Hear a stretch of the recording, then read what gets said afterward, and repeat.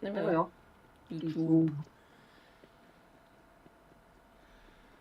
I suppose I better check my setup. Might be an idea.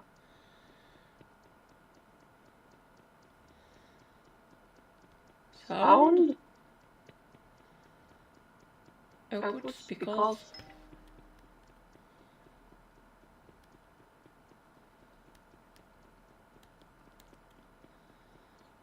Input microphone. Excellent.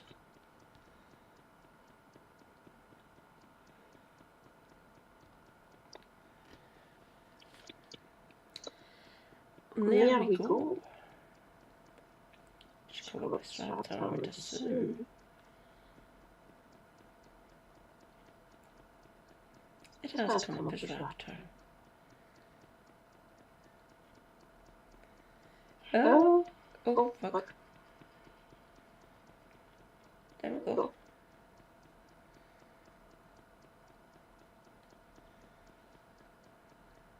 Hello, comrades.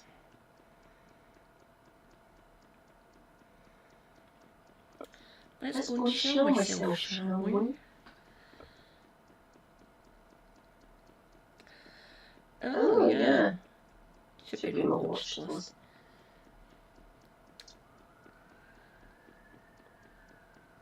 Let's go to... Where is my lovely Shanna?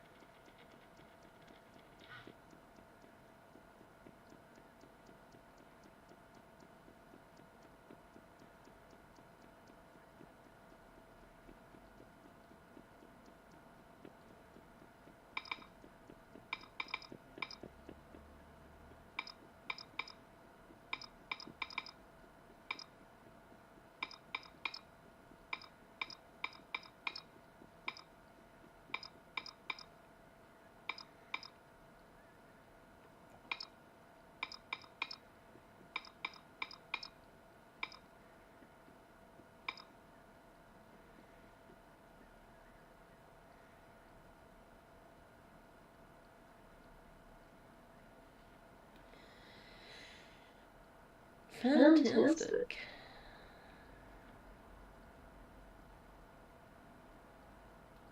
Oh. Is someone here? Go ahead, comments. Go ahead.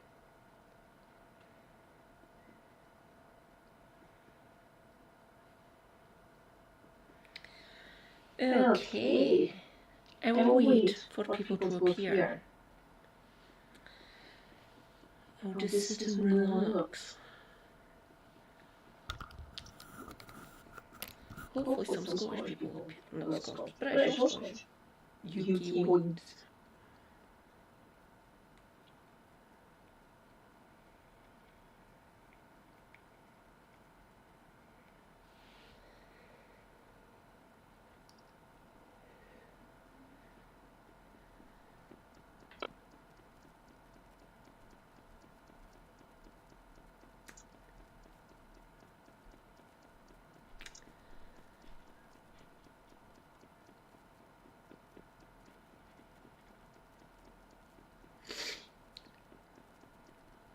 Yeah.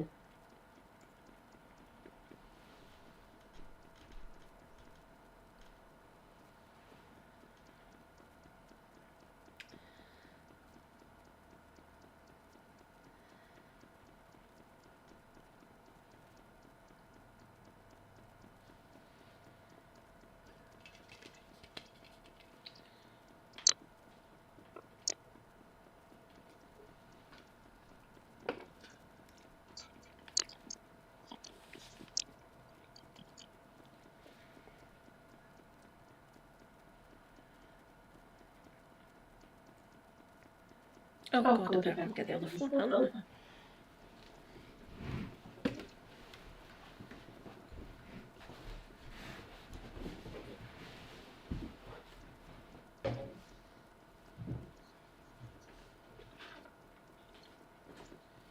This is good actually.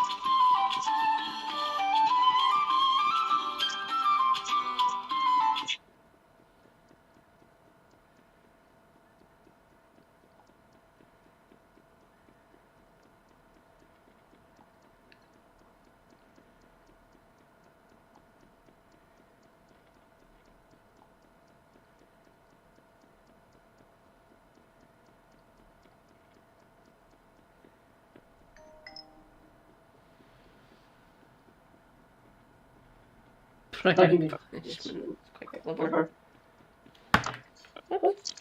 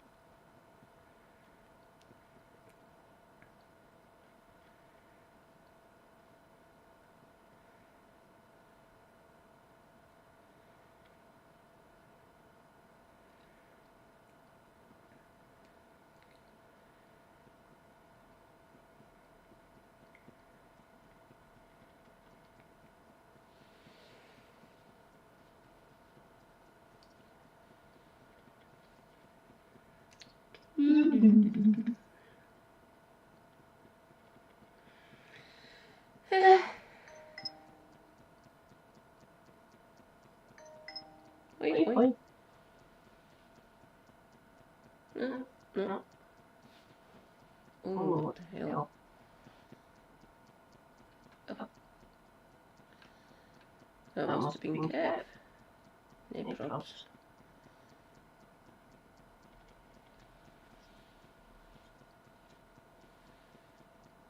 Hmm.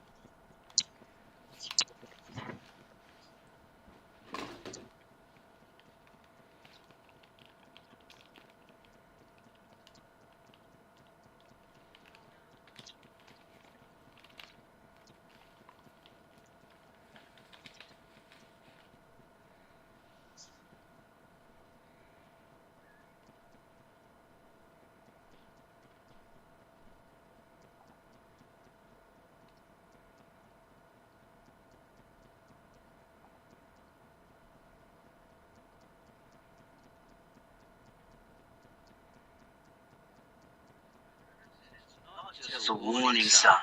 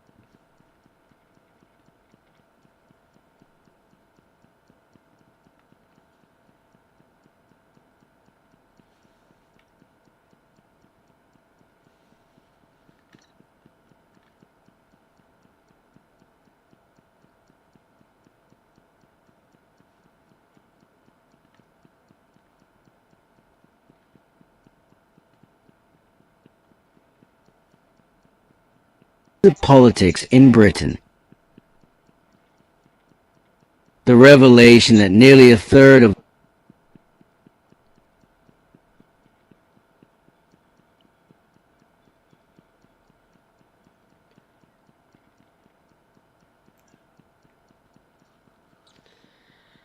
least I can do, since I'm borrowing this fucking content.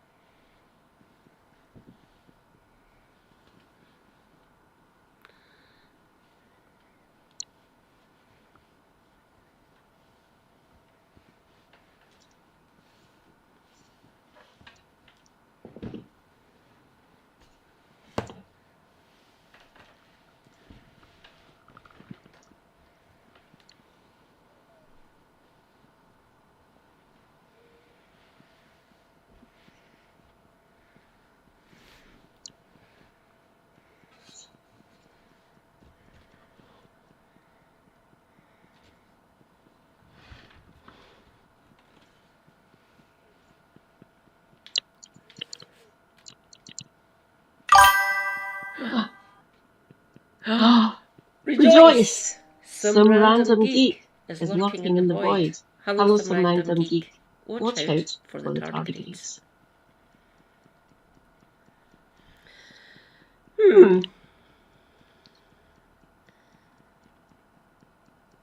He lurked at work, working with what to do.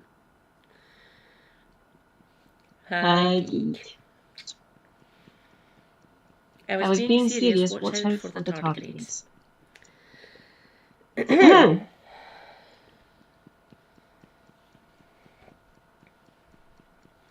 Having the windows open does seem to be helping the laptop, which is odd. But downside, your lovely mad cat gets cold. Hence blanket. It is the same colour as our sofa and the lovely armchair that Super Hubby uses that I've borrowed. Do not worry, I give it back to him in the morning. It's not really comfy. It is good at keeping me straight, though, must admit. Peter, my posture is fucked. Oh God, I still haven't put that fucking form in like a numpty. I keep on forgetting to give form to Super Hubby so I can re-up my appointments with physio to see if they can help the hips. Because 46, too fucking young to get a hip replacement. 2.5 hours, I think they said surgery is. Family member has had a hip replacement. Shall we get into this one? I will keep calm, but I will explain why this person is incorrect. The channel only started in October. So my channel is slightly over. Slightly. Take it away, British updates, dude. Labour voters would consider backing Jeremy Corbyn's nascent left-wing movement represents not just... I thought that I'm going to have to put the subtitles on for myself. Subtitles, please. Shall we? The revelation that nearly a third of Labour voters would consider backing Jeremy Corbyn's nascent left-wing movement represents not just a warning sign for Sir Keir Starmer, but a potential catastrophe for progressive politics in Britain. This isn't... They're going to be the progressive politics that them and the Greens, and to a certain extent some policies from the SNP up here in Scotland. That isn't progressive at all. That is right wing. Seems to be getting a lot of things happening here. What's happening? Oh, Johnny Jordan. Hello, Jordan. President Sunday has went live. Hello, President Sunday. Let's see. Blue Wanderer is live. Oh, my original mod. Vitingale is live. Vitingale, good people. Rolling Left. D&D. Our lovely Dr. Christy Winters is part of that. And Glottal. The lovely Glottal. We stand Glottal. Glottle's a brilliant artist. He has a pet on his channel called Waddle. Waddle is good. We love Waddle.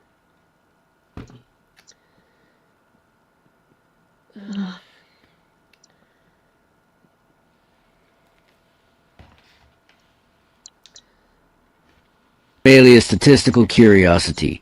It's the opening chapter of what could become the left's most self-destructive story in a generation.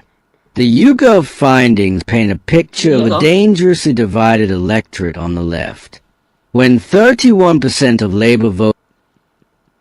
Dangerously divided electorate, I will give you that part of it. Not on the left. Scum and Red Ties, and Lib Dems aren't progressive. Sorry. Hopefully you will learn and grow and find out. If you are on the younger side, it seems a bit odd. If you're...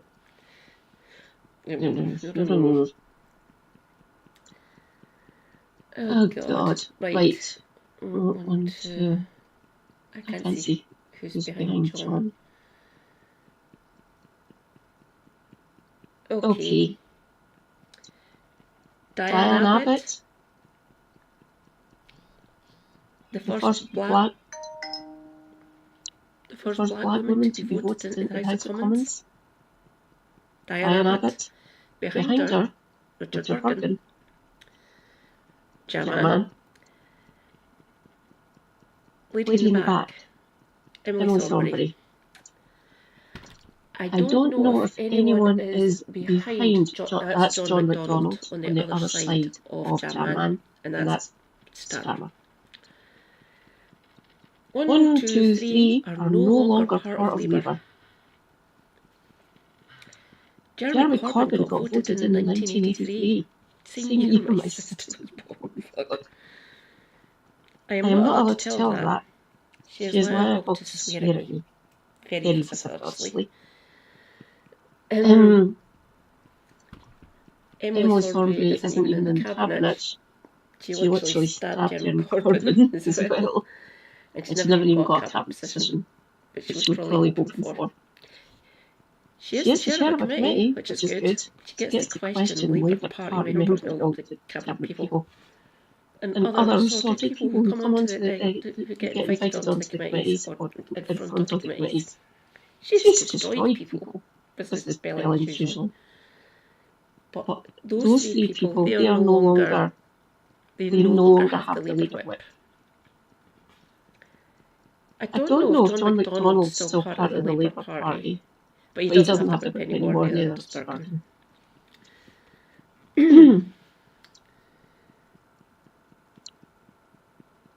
Emily does. Diane still has the Labour whip, oddly enough. And obviously, Prime Minister now. So this photo is at least 5 years old. At least 6 years old, actually. 2019, yeah. Because Starmer took over as Labour leader in 2020. So these 3 gentlemen no longer have the Labour whip. They voted against starving children. The rest of the party voted for starving children. This is the Labour now. Those 2 are Labour. Their policies are Tory policies. Voters express willingness to abandon ship for Corbyn's new venture. We're witnessing the early tremors of an earthquake that could reshape the political landscape. Add to this the 40% of Labour voters considering the Greens, and even the shocking 12% contemplating Reform UK, and the contours of disaster begin to take shape. Keir Starmer is a liar. I might actually show that one next. The one from Helena. Should still be somewhere in my history. Might be quite a bit down. I did watch that a couple of days ago, so it should be somewhere in there.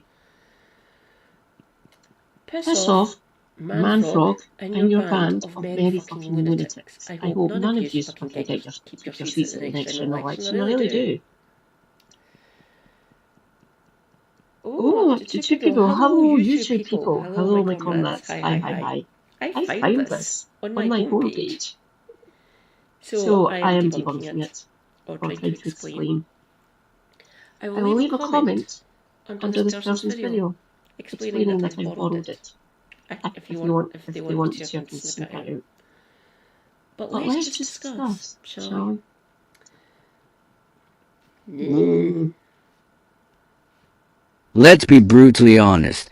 This fragmentation plays directly into Nigel Farage's hands. Reform UK's current poll position isn't merely a protest vote. It's becoming a viable electoral force.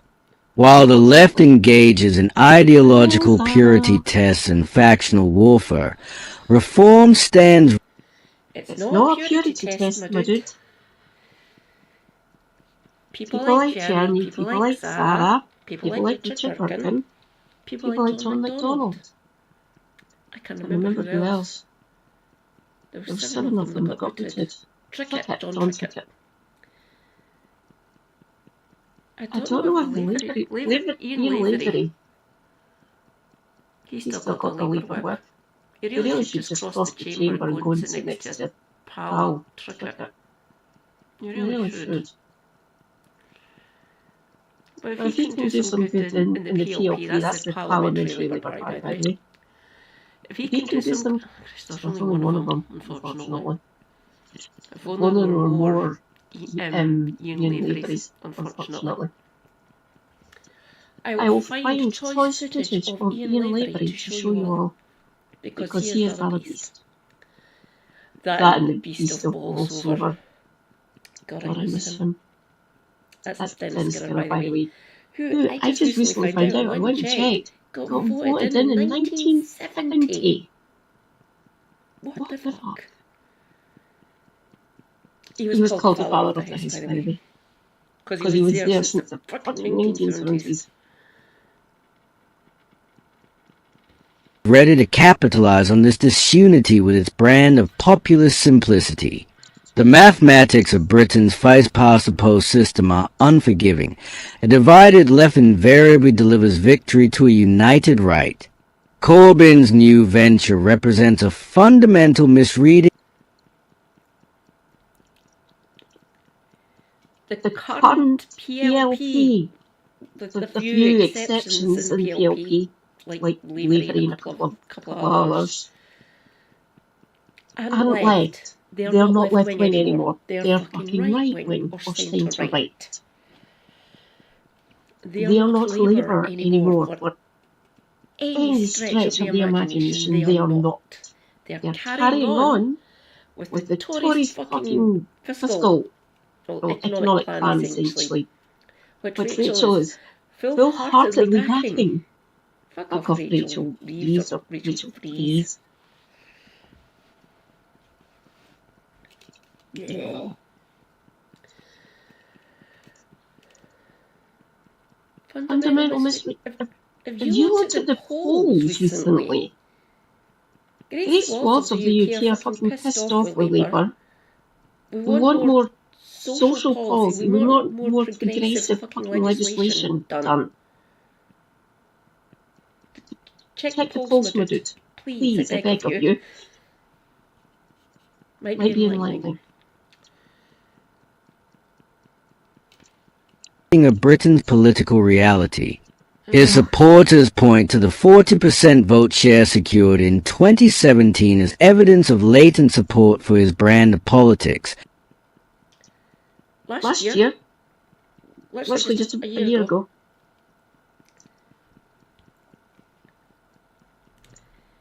This Labour Party, who are now in government, got 34, I repeat, 34% of the vote.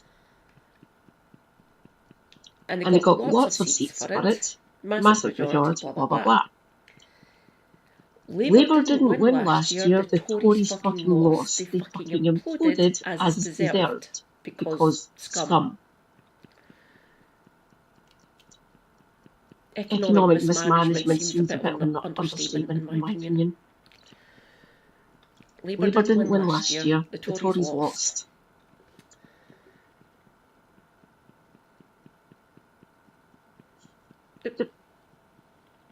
We want renationalisation of rail, mail, water and energy. Overwhelming support for those things. Water is nationalised. It's in public hands up here in Scotland. Rejoice, that is based. Travelled a little bit different. Thanks first, you absolute bastards. Conveniently overlooking the subsequent electoral catastrophe of 2019. That election wasn't merely a setback. This monster was running a shadow election campaign unbeknownst to then Labour leader Jeremy Corbyn. He didn't know anything about it. They kept it from him. On the right of the party, which basically means the centre of our politics here in the UK. Or centre-right, essentially. They were running a shadow general election campaign in 2019 because they're fucking traitorous bastards.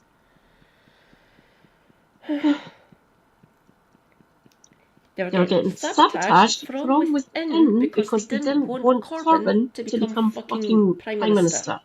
They are scum, and I do not trust them.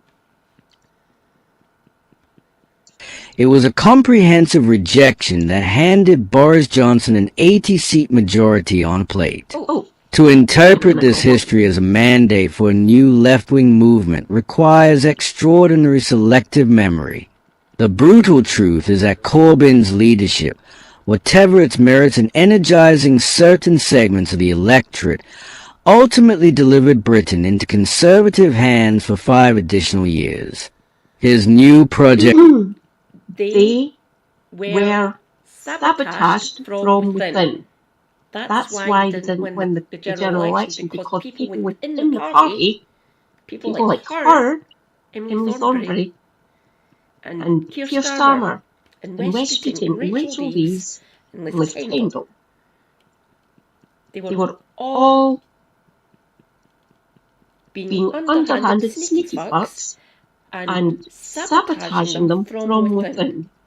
Stealing campaign funding from different constituencies that they could have fucking won easily. They are scum. I have no time for them. Risks repeating this pattern, not through malice but through a fundamental misunderstanding of electoral arithmetic. Principles without power achieve nothing beyond moral satisfaction. Starmer's difficulties are undeniable. His government popularity has collapsed with historic speed, a testament to the challenges of transitioning from opposition to governance. The inheritance he received, a broken economy, crumbling public services, and a fractured international reputation, was poisoned from the...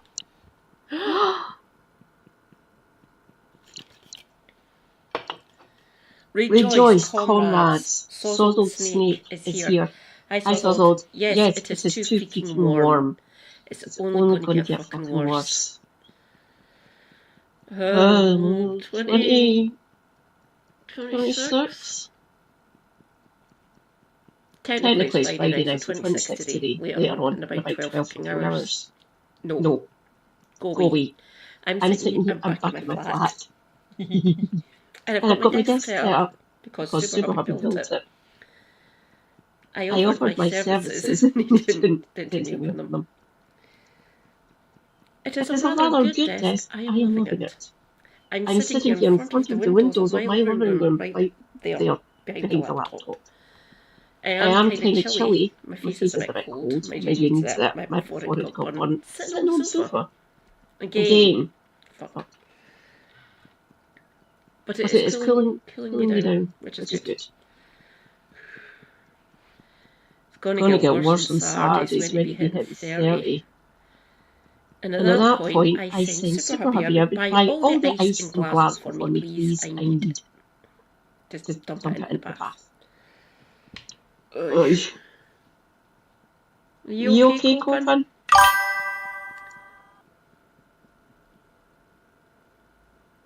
Ding, ding, ding, ding, ding, ding. Yes, damn if we're being randomly born somewhere. God, I can't handle that, I really can't. My mum called me earlier on, just before tea time, back and forth, I think. Yeah, it was 4:15 she called me. Said, how you coping? I'm not getting me out of this fucking house. Perth. Thankfully, it's a little bit cooler. It was 25 at some points today. Matt finally cooled down. At about 7ish to about 18. I think it is currently, let me check, it's down here. It is currently sitting at 15. Oh no, it's just dropped again, 14. And it is the back of midnight. Super Hubby, but he hates it. Fucking hates it. And I don't blame him. He doesn't burn too badly. He burns a little bit. He doesn't peel or anything. Then he starts getting tanned. I burn like a bastard. Mind you. Haha. 5 for 50. Third ball now.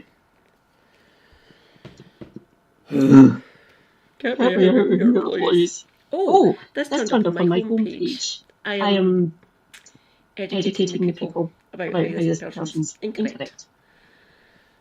I can go back to the beginning if you want, Swaddled, if you want to see it from the start, because some of the things he's already said. I put it on Kev's stream suggestions. Hopefully he'll watch it at some point just on for himself, see what he thinks. Which will be good. Kev needs to see this. So does Helena, come to think of it. This YouTuber is under the delusion that this government is left-wing.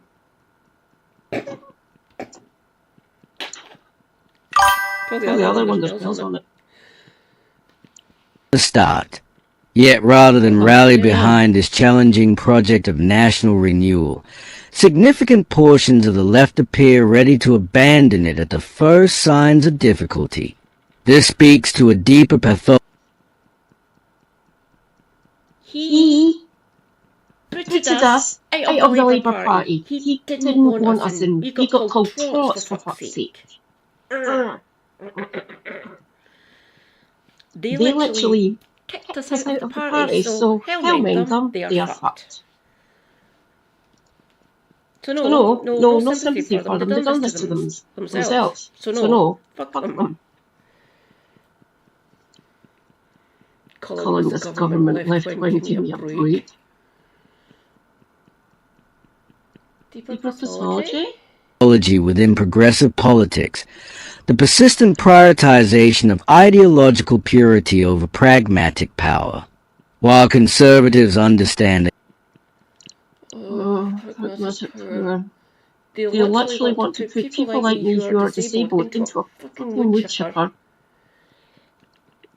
I can give you evidence, British updates, about the stances that Rachel Reeves and Liz Kendall have taken in the past, especially towards people like myself.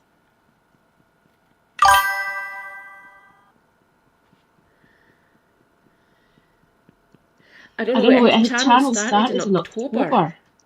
He's literally quite new. He's got a few videos. They're all roughly between 10 and 15 minutes long. I'll see what other ones we could maybe look at. Hello, Carpy Pax. Rejoice, comrade. Carpy Pax is here. Hello. Oh, not again. Is it noticeable? I'm not entirely sure what to do. These aren't on, by the way. I was using these from a phone earlier on. Didn't really need them. Oh, let's turn them off.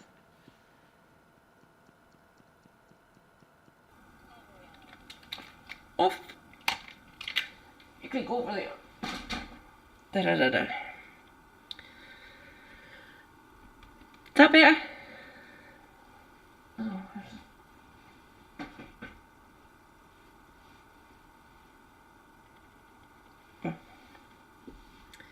Hopefully that'll be better.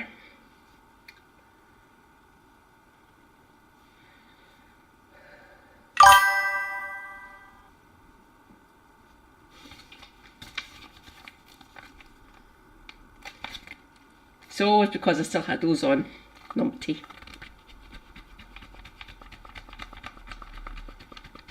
The airs went off still, or not good.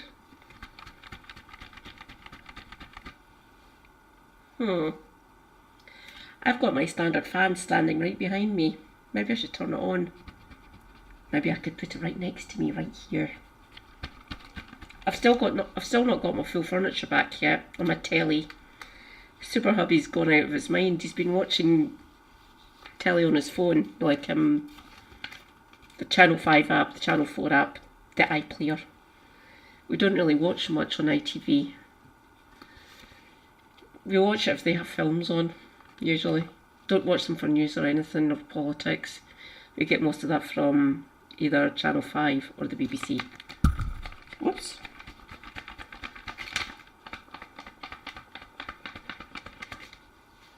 Oh. Instruction leaflet for table. Rather thick. This was a bargain. £35.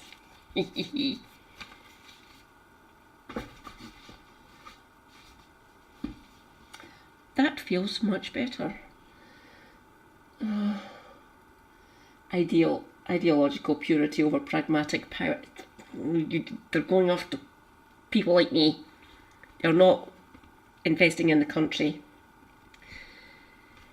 I'd rather be ideologically pure and support the country than be pragmatic and sell everything out, literally, and sell lots of people down the river.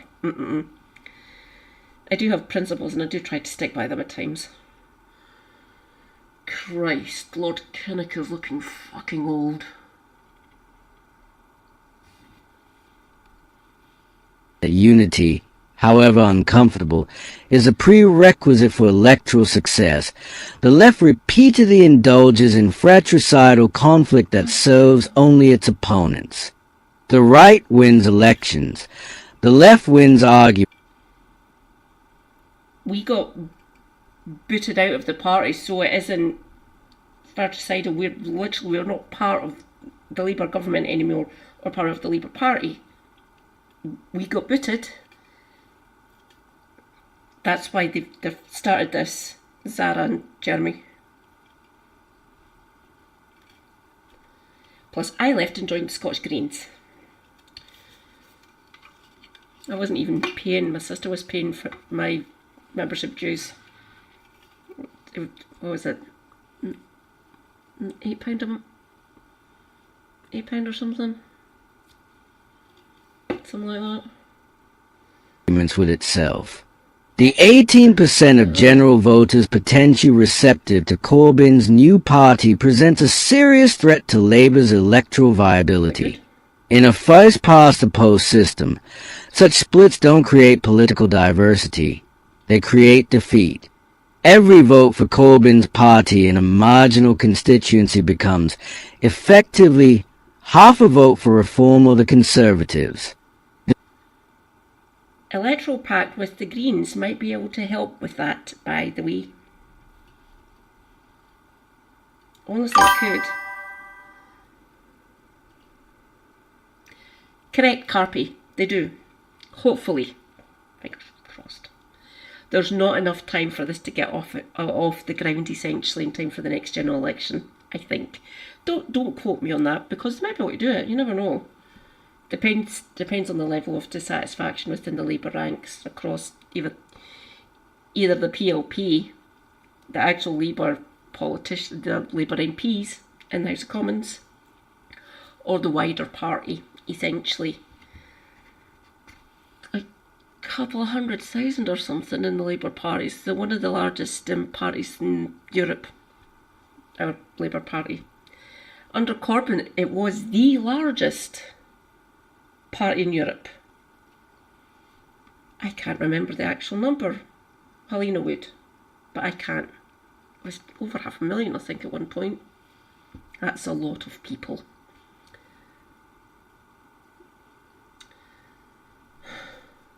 If they do an electoral pact with the Greens, England and Wales, and up here in Scotland, so it'd be the Scottish Greens, on an electoral, it's a bit more difficult up here. There's the SNP, who are left-leaning, essentially. Don't get me wrong, they still have pretty garbage policies in certain areas. But on the whole, for a lot of the infrastructure, the social safety nets, it's better up here in Scotland.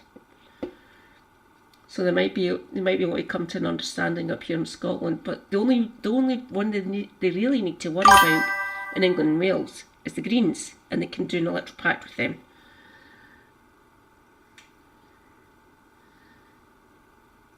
Oh yeah. Well, we know Macron's a bastard. Oh my god, did you see the photo of them? I never actually realised how old his wife is. Bloody hell. He's only a few years older than me, I believe. No. Aye. Sure, he's only 50 at the most. So also, is he in his 40s?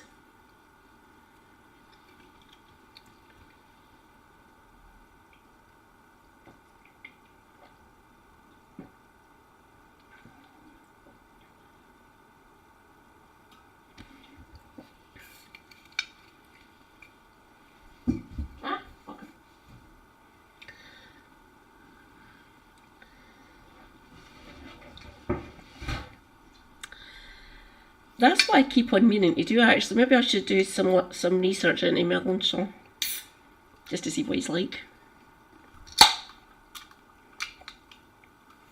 Oh, tonight's poison of choice is Inch's Cloudy. It is rather delicious and chilled to within an inch of its life.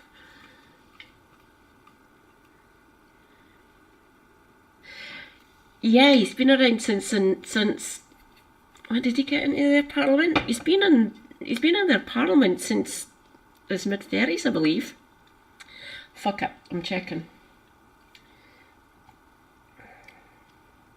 There's no one on my YouTube yet. Oh. Excuse me, sorry about that. Emmanuel.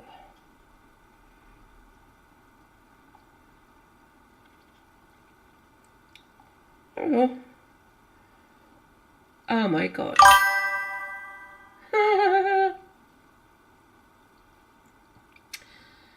21st of December 1977, so he's only 2 years older than me. Holy fuck. When was he voted in? Give me a minute.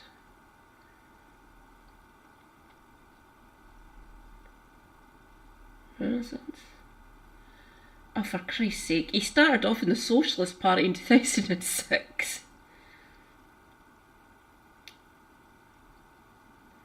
Do do do do do do do do. Let's see.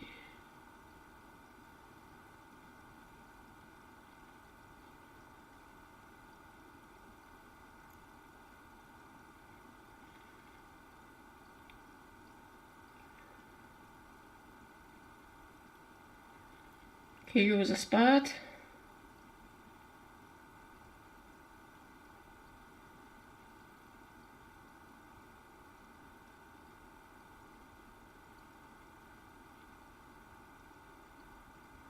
Two 2009. 32. So yeah. So 15 years. Yeah, he has been around forever. Fucking hell.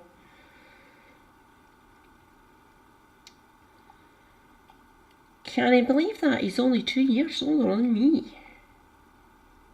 Don't get it, there's one's younger than me, for fuck's sake. I'm older than Waze. I am not allowed to say to my sister ever again that she's older than West Streeting.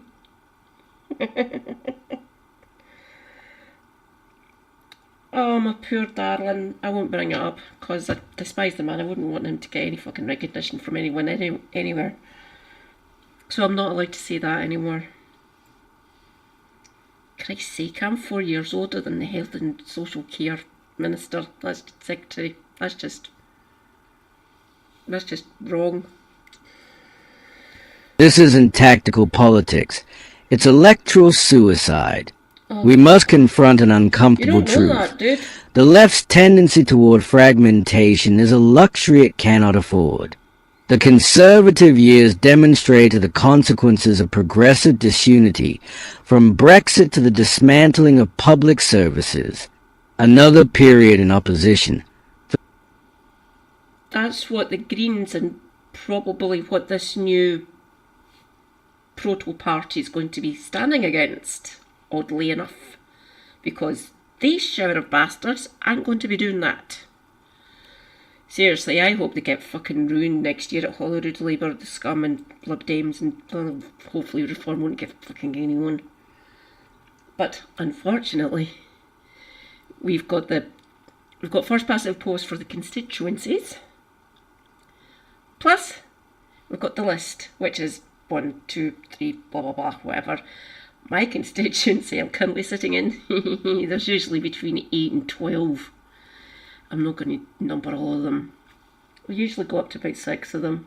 So the 5 mains: SNP, Green, Labour, Lib Dem, Scum. There's usually a couple of independents. And sometimes, there's always Monster, Raving Looney. And sometimes there's Scottish Socialist Party, but I think they're not viable anymore.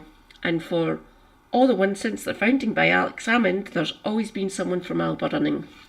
Not that they're viable either. I don't know what's happened to them since Alex Salmond died. Be good to check up on them, see how they're doing, see if they're going to run anyone in any of the constituencies. I had problems with Salmond. Facilitated by left-wing division, would compound these damages beyond easy repair.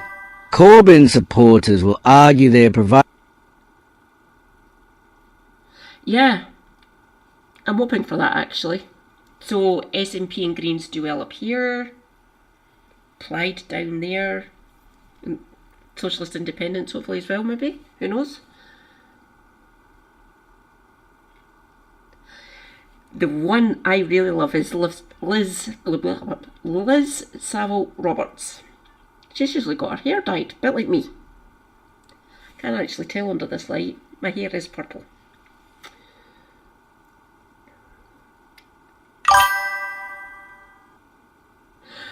Rejoice, comrades! It's the Morton is here. Hi, Morton. Great to see you, comrade. How you doing? I will be, don't worry.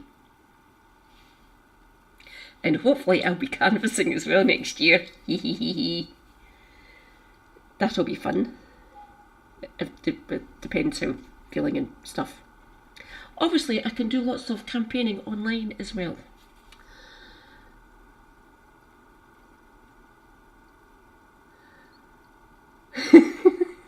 Maybe I should. I'll get through the video first.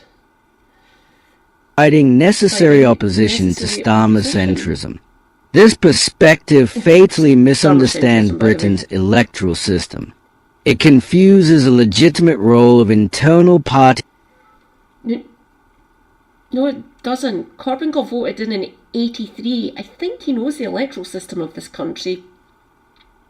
Again, first past the post, utter fucking garbage. Confuses a legitimate role of internal party politics. Democracy to shape policy direction through party democracy in Labour. Holy fuck! When they booted out the left-leaning or the socialists in the NEC and stuff, and in the PLP, it ain't a democracy anymore.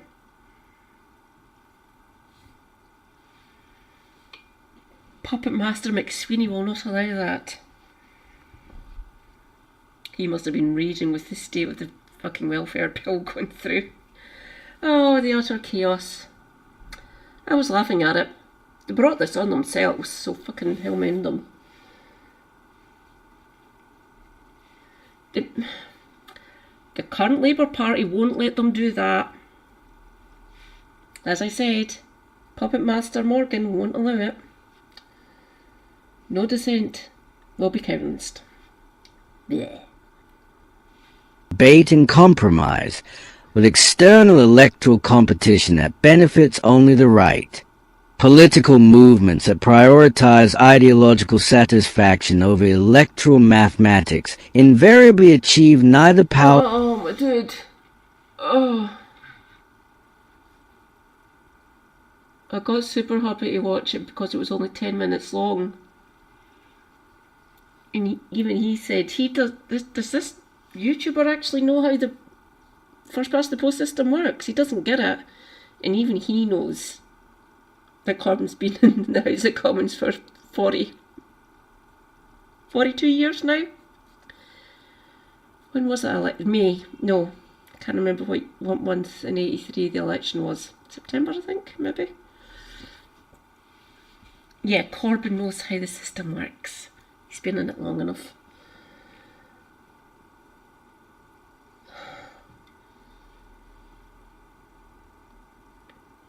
Hopefully it will push Labour, or at least give them a good electoral fucking fright that they'll change their ways.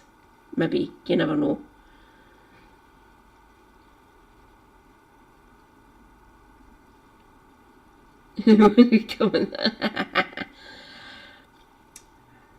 Carry on. person or British Updates YouTuber. Nor principle. The historical precedent is clear.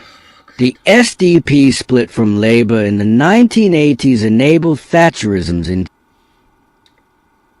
He is talking about the Gang of Four. Oh, might be a good idea to actually show a video about those four. Shirley Williams, Roy Jenkins, David Owens and David Steele. Oh no, yeah, that's the SDLP. Entrenchment. More recently, left-wing disillusionment with New Labour contributed to Conservative dominance from 2010 onward. These aren't coincidences, but predictable consequences.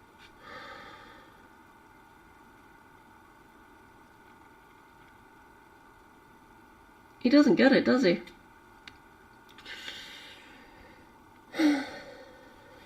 Of progressive fragmentation in a winner-takes-all system. What's particularly galling is that this potential split comes precisely when unity is most essential. Britain faces a profound challenge. Why would we want unity with people who starve children, freeze pensioners, and try to feed disabled and sick people into a wood chipper? I don't want unity with these bastards, I really don't. Coming after people like me after fucking 9 years of austerity and bloody Gideon and IDS. Literally trying to starve us. Over 330,000 excess deaths under austerity. Thank you. No, not going back to that. Fuck off. No, not doing it. Not joining with these bastards. Ever. Just come out and call us useless fucking eaters and be done with it. You're not going to get us back. Especially me. I lived through it. Under the coalition, then 4 years. Afterwards. Fuck off. No, not doing it. You're scum to me. Scum.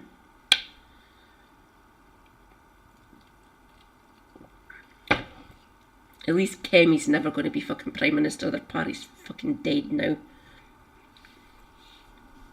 Ha.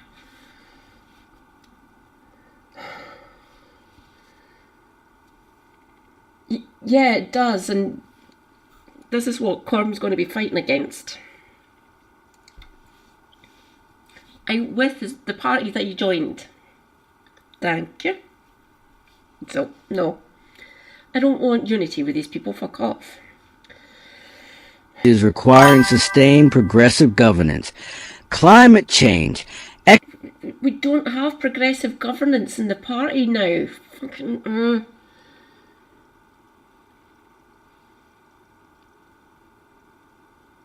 Yeah, that was Kendall. She said that back then.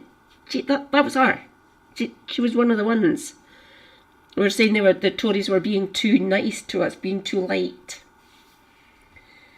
So as far as I'm concerned, Liz Kendall can fuck off. Yeah. I'm trying to think who else in Labour were actually saying shit like that. Reeves wasn't in Parliament at that point. She didn't come in until 15.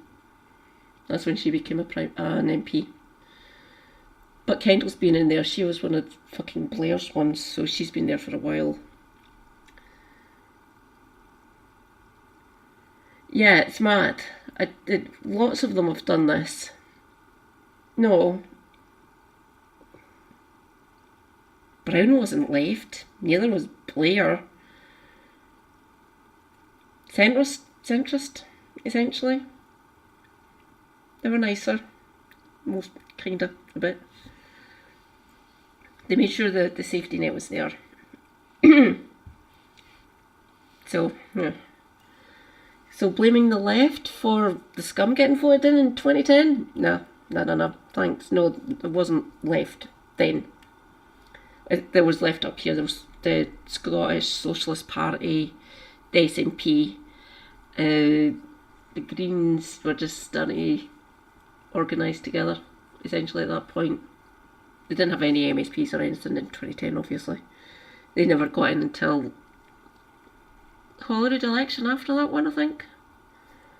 Was when they first got their MSPs. All list. So no, you can't blame the left for that catastrophe. Trust me, I didn't vote for it. Scotland don't vote for the Tories. We did vote for Labour. We did, because we trusted them. I didn't, even though my sister paid my dues. And I just said to her, you didn't even need to send me the mail. Just get it sent to you, to your house, and just vote for the most left-wing candidate you can for me in the party elections and stuff. I never went to any of the conferences for Scottish Labour. Most of the time I wouldn't have been able to travel, let alone... She said she'd pay for me, but I don't travel well. Even when they came to the ones in the Scottish Labour, when they came here in Glasgow and surrounding area, still didn't fucking go, even though I could get us straight to it mostly. Didn't want to go. Didn't want to bang into Yanis Sarwar and give him a slap. Economic inequality, technological disruption. These aren't problems that can be addressed in a single parliamentary term. They demand the kind of long-term policy continuity that becomes impossible when the left repeatedly resets its electoral progress through internal division. For Starmer, these poll numbers present an existential challenge. His government must reconnect with its base while delivering tangible improvements in people.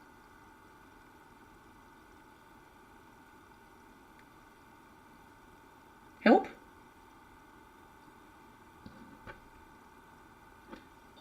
People are leaving the Labour Party. They're not liking the policies, my dude. Yep. I said it earlier on, have you not noticed the polls?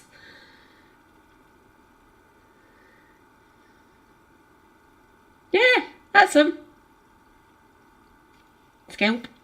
No violence. Obviously, no violence. I hate the man. He's list, by the way. His second in command, Jackie Bailey, actually has a constituency. She might hold on to her seat. And the way it works, he might actually retain his list position. See how things go. Best part of a year yet. So it's May next year. First or second Thursday, by the way. So watch out. Look out for that. Don't worry, I will be covering it. I will probably be swearing it into my laptop about it. I managed to do 8 hours last July. Christ, that fucking killed me. I'm going to see if I can go longer. Takes longer because of the list system. The constituencies should be easy enough. They should be done over the night, essentially. We usually get all the constituency seats by lunchtime on the Friday. Mostly. You'll not be surprised. Hey! Rejoice, comrades. Linton 10 has arrived. Hi, Linton. Mwah. Great to see you tonight. How are you doing? I found a new channel. Yes, getting boiling. It's cooled down now here in Glasgow, thank fuck. Going to get hotter over the weekend. I'm going to be fucking hiding. Plus, haha, factor 50. For those of the paler nature, please, if you need to go out, use sunblock. I'm not wanting you to get sunburnt, sore and itchy and bleh. Like I said, I burned, then I peeled, then I burned, then I peeled, and I burned. Ad infinitum. Yes, she did. I don't know how she fucking managed it. I thought I'd done quite well with 8, even though it nearly fucking ended me. I will rival her.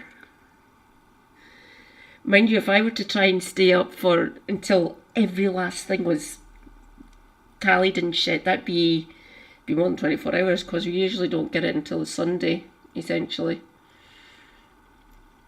And some of them even the Monday, and I ain't streaming for an entire 4 fucking days. Get to hell. No. the way the list system works, don't get me wrong, proportional representation is better. I do like it. It is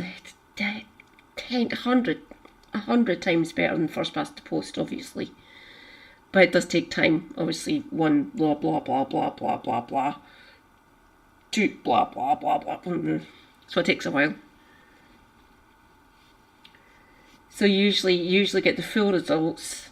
You'll get the constituencies Friday, depending on, hopefully, any weather conditions that might delay shit and stuff like that. But we usually have all the constituencies done by the Friday afternoon. Usually. But the list takes longer. Usually don't get that until the Monday after. So, like 4 days. Takes a while to count them, obviously.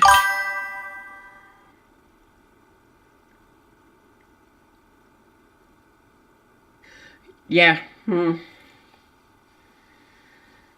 don't really need to worry about Tories up here, and hopefully we won't need to worry about reform either. I will keep you posted, don't you worry. Reform don't even have a fucking office up here in Scotland yet. I am worried. Aberdeenshire, North East, and round about the borders, essentially. Like Dumfriesshire, Gillette, Coopershire, in that general area around there, along the border, obviously. Maybe in Edinburgh as well, I don't know. We won't get Glasgow, hopefully. Mind you, in saying that, two of the people on the list for my constituency, my area of Glasgow, for the list system, they're both Tories. Oh God, I can't remember his name. And Annie Wells. I know where their office is. It's on Maryhill Road, which votes overwhelmingly Labour. Or SNP. Hopefully SNP next year. Or Green.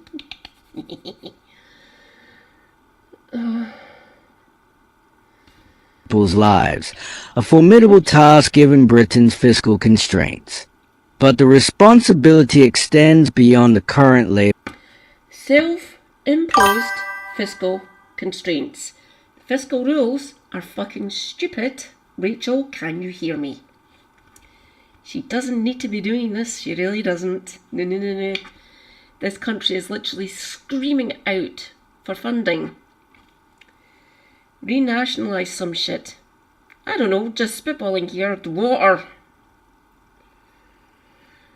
Clean it up. Tell the shareholders. Fuck off. Tell the CEOs. You're lucky you're not going to fucking prison. Oh, I'll be fine. Don't worry. I'll be staying in and that will be going on. Thank you, Sozzled. Always a joy to see you. You keep safe as well from fiery yellow orb. Please don't get burnt.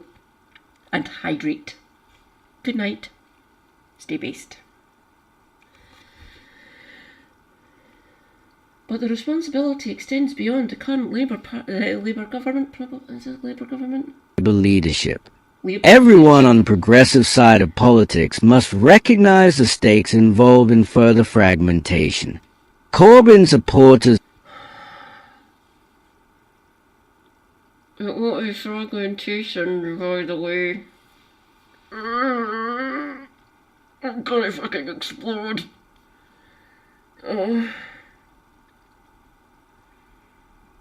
Corbyn and all the people around him, especially Zara, we're on the left. Sock Dem. I will give them that. Sock Dem's okay. I'm good with Sock Dem. I'm not going to hound them because they're not Marxists or MLs or Maoists or anything or anarchists. I'm not entirely sure how many anarchists there are in the UK. A few, I would assume.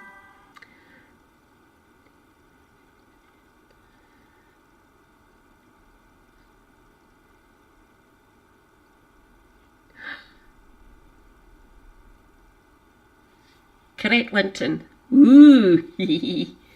So you won't be the only green in the village. Sorry, I couldn't help myself. That'll be good. 2 of yous. rejoice. That cheers me up. Thank you, Linton. Thank you.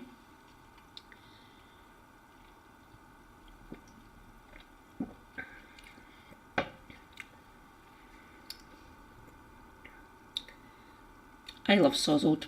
He's brilliant.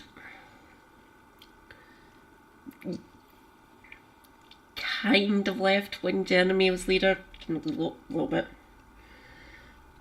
But they're not left now. No way, shape or form. Nah.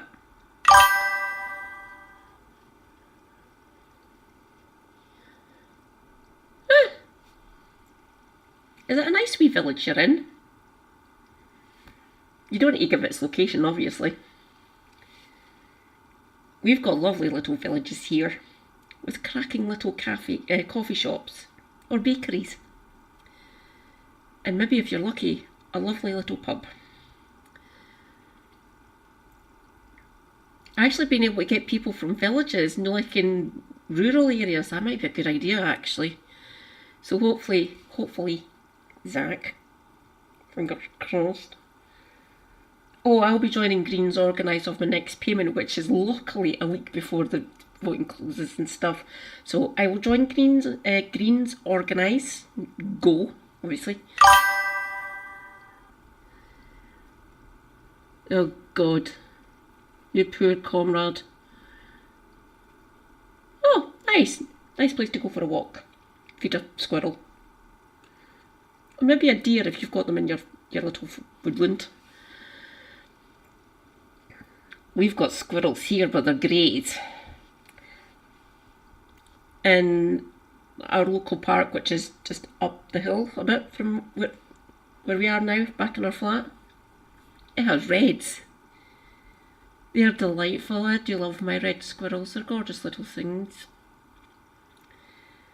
The grey squirrels are a fucking menace. And they're big. And they eat a lot.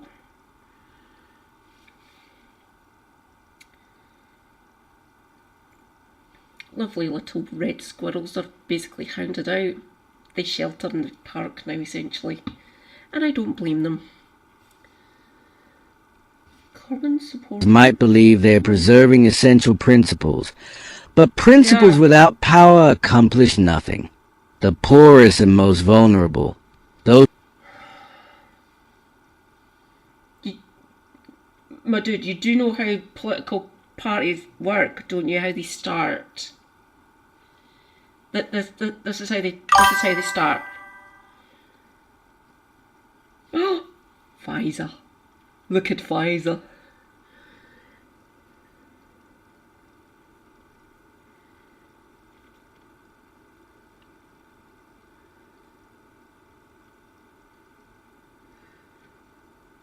Oh God. Ugh. I hope you had a shower or a bath. Well, shower probably would have been better than a bath rather than sitting in muddy water. Not too hot, not too cold. Just get all the mud off you. I don't really do well in the damp. And we're in line to get a thunderstorm on Sunday because we've got this run of 5 days of hot weather up here. It's this thunderstorm because of the dirty great big mountains to the north of us. You might know it. It's called Ben Nevis. So when these thunderstorms come in from the Atlantic, the heat comes in, sits over, makes everything hot and sticky and blah. But then it breaks because the heat rises, creates more moisture up there. Then it breaks and we have a thunderstorm. I don't like it. I wouldn't say I'm scared of lightning. I don't. You can't get blindness, and I do kind of worry about getting hit by lightning. I know it won't happen if I stay inside the house. Mind you, weirder things have happened. So no, when it's a thunderstorm, staying right inside. Because it's literally a torrent. It's like a biblical downpour, essentially. And I don't go out in that sort of nonsense. Not good. Ugh.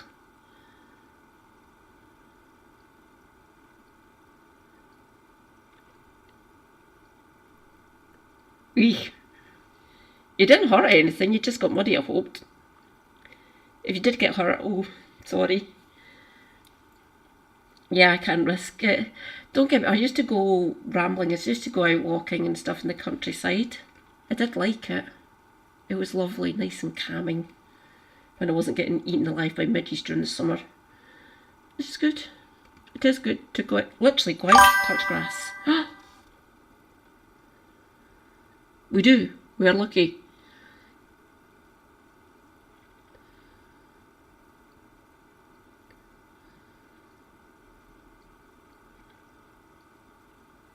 Oh, stop it, Streamlabs. That's not swearing. Ass isn't swearing. It's a description of a body part.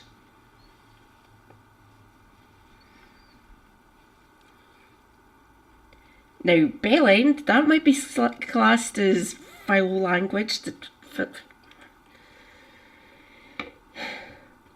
People who swear have got more words, by the way. We've got a larger vocabulary, essentially. Studies have been done, oddly enough. It's rather funny. Yeah, you should come up. Trust me, it's beautiful up here.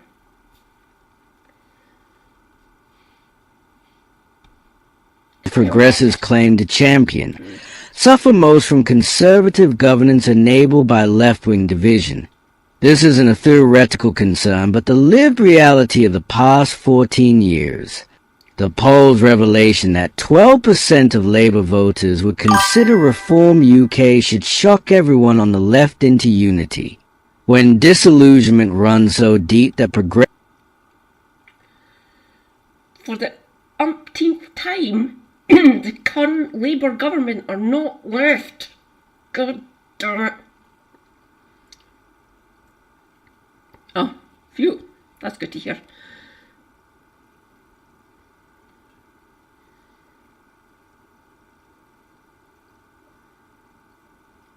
Oh.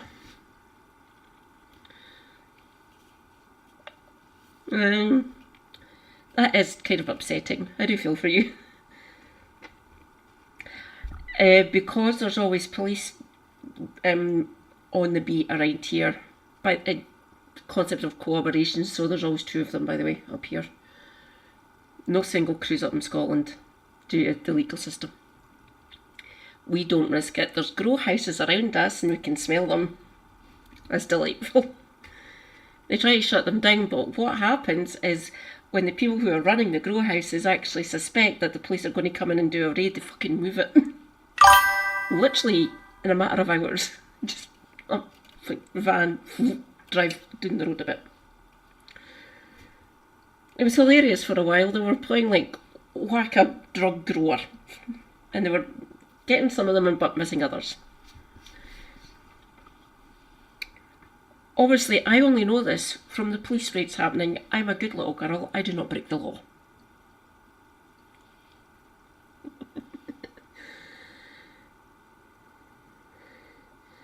And this one runs so deep that progressive voters contemplate supporting a party fundamentally opposed to their values. The situation has become critical. This isn't merely about electoral strategy. Britain's becoming multipolar, my dude. I'm seeing it with Mark 1 eyeball on a daily basis. I can help you if you like. Reach out to me. I can show you how it works. In both, all over the UK, I can't do Northern Ireland. I do need to speak to a couple of my friends who live over in Northern Ireland who can help me with that sphere of politics, essentially. But I know Scotland very well, obviously, I live here. And I know England. Lots of different constituencies and stuff like that. Plus comrades who live in England and Wales. I'm desperately trying to remember people from Wales. I only remember Specs, Bean Farmer. I'm sure there's others. I'm sure there is others. So Specs, Welsh, good Welsh comrade. I can explain to this person. The reason this party is starting is because of what's been happening over the last 15 years, last 40, since I've been alive, essentially. Thanks, Maggie, you witch.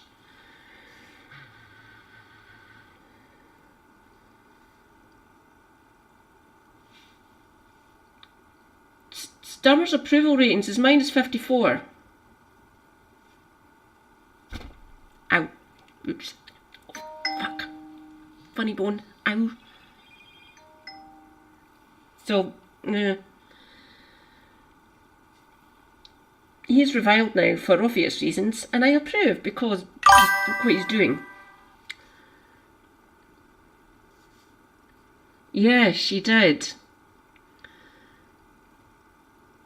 Greatest achievement was Tony Blair.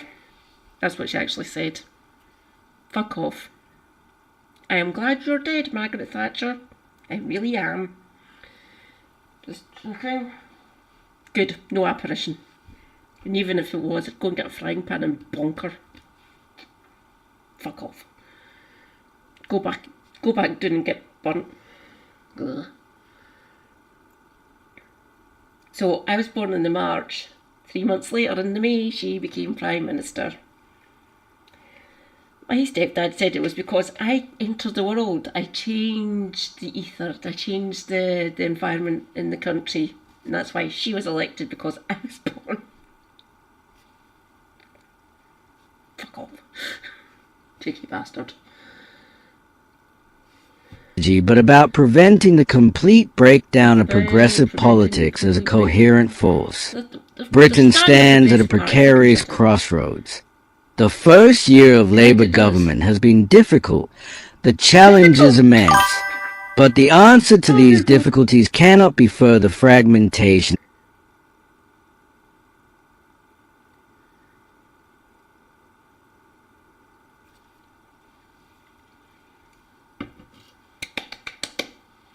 Well said, Linton. That one is getting pinned. Pin it. Pinned. Baseness gets pinned. There you go, Linton. Rejoice, you've been pinned again.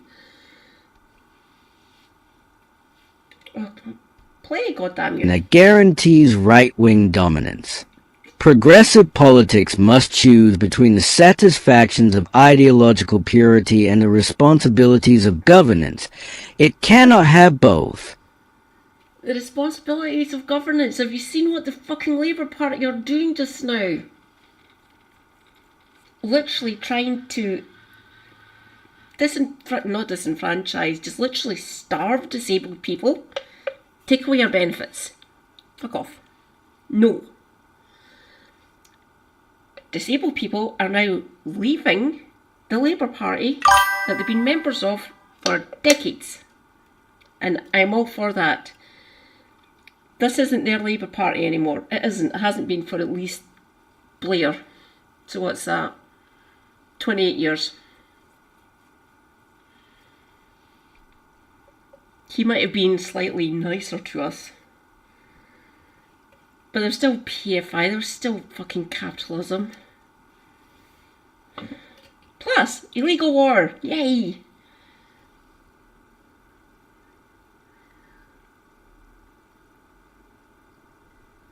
Yeah, that'll work.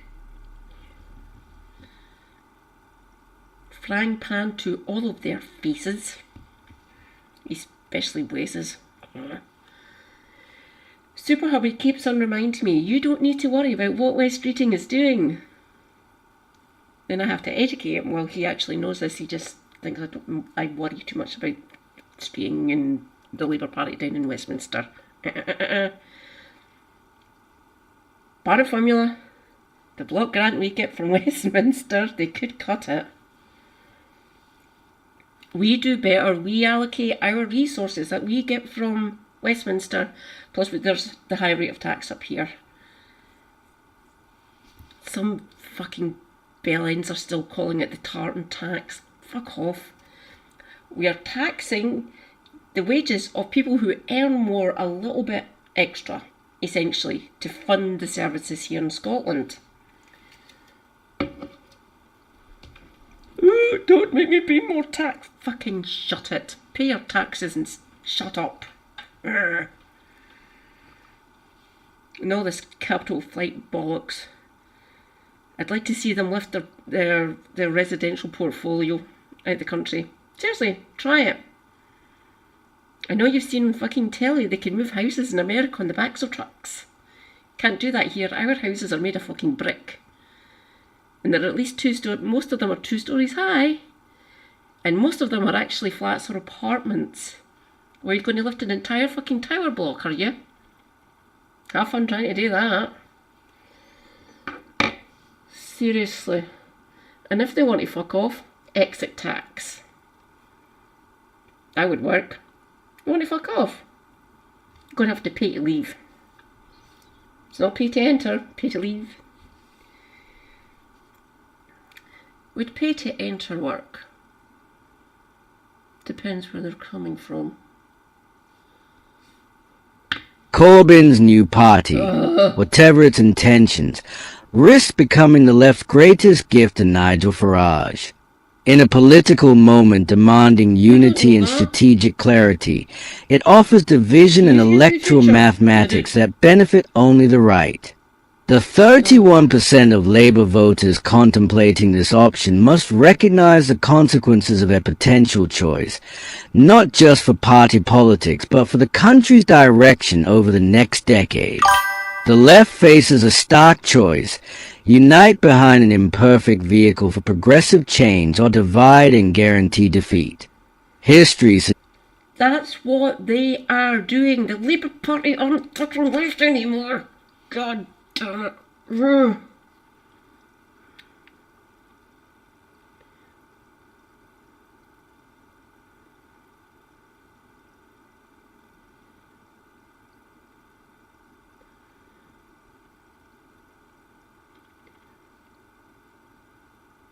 Yay! Victory! Well done, Linton. Round of applause for Linton, everyone.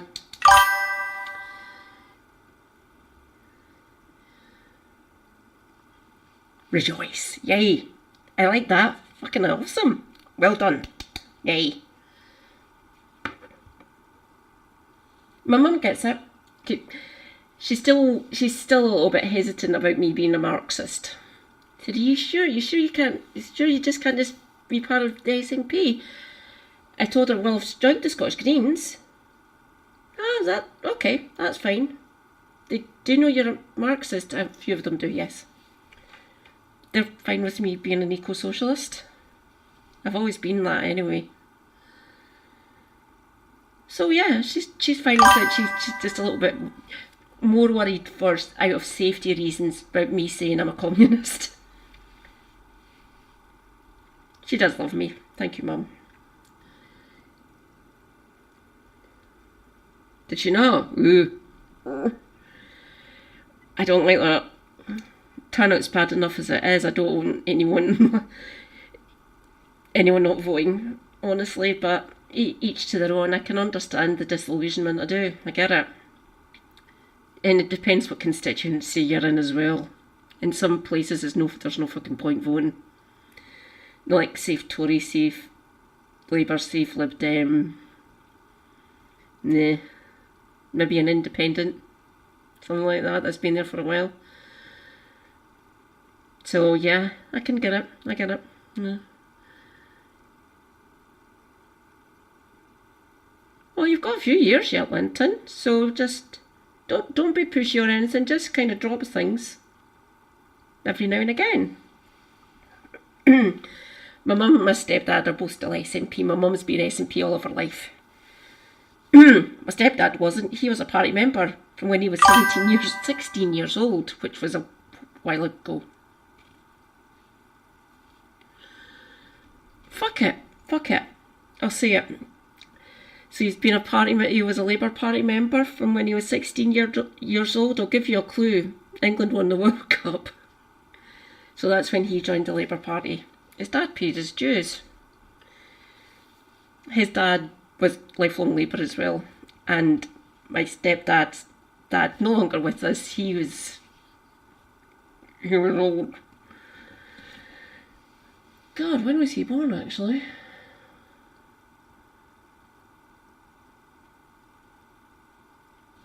He was older than Gran, but he wasn't as old as Granda. I think my stepdad's dad was born in 1917 or 18, I think. So stepdad's granddad actually fought in the first.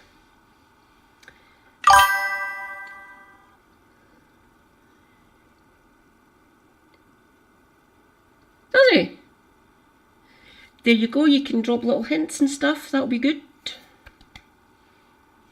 Again, you've got until 2029, obviously, you've got a good few years to do this with your parents. I'm glad my mum votes SNP. Plus, the MP they've got up in Perth, Pete Wishart, he is good. He's a good egg. I like Pete. And their MSP is the First Minister, Swinney. So, oh God, will he still be here next year? I'm keeping a close eye, because I'm not entirely sure he will be. I don't know who will take over from him as long as it's not fucking Forbes. Ugh. I have major problems with Kate Forbes. Suggest it will choose the latter, but the urgency of our current moment demands better. Politics isn't about perfect ideological expression, but about achieving tangible improvements in people's lives. This requires power, and power requires unity. The alternative isn't righteous opposition, but prolonged irrelevance while others shape Britain's future.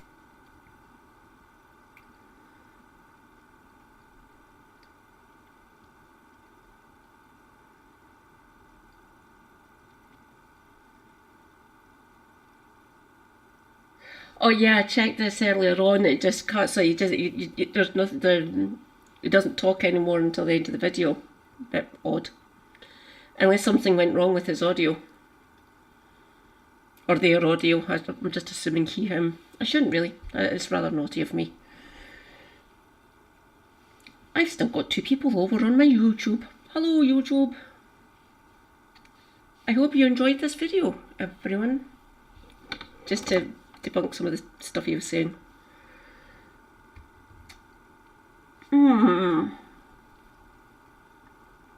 SDP.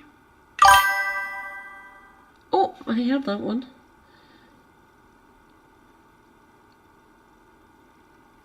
Yeah, that's what I'm thinking as well, Linton. Oh, is that TLDR? That's TLDR. Oh, it's been flip. Huh. No.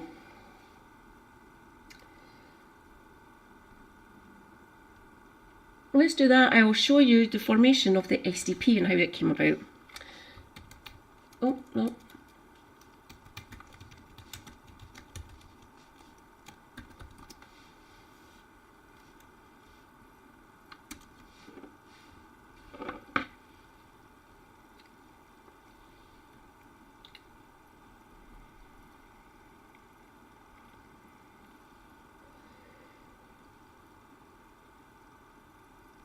Oh, it is a gang of 4, I thought that.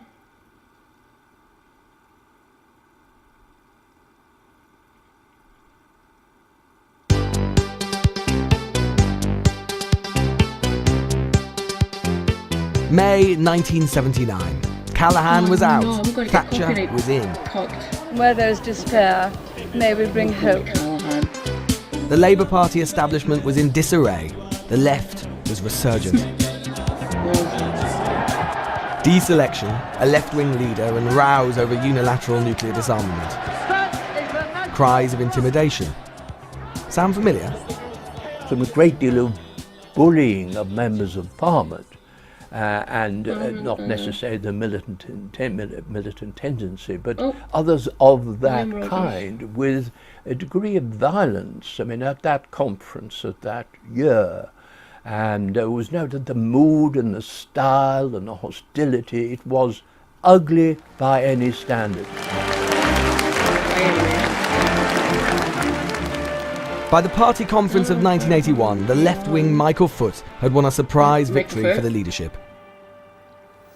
Good evening. At Labour's special conference at Wembley today, historic decisions and a major surprise. For the Labour right, led by the Gang of Four, the fight had become too much to bear.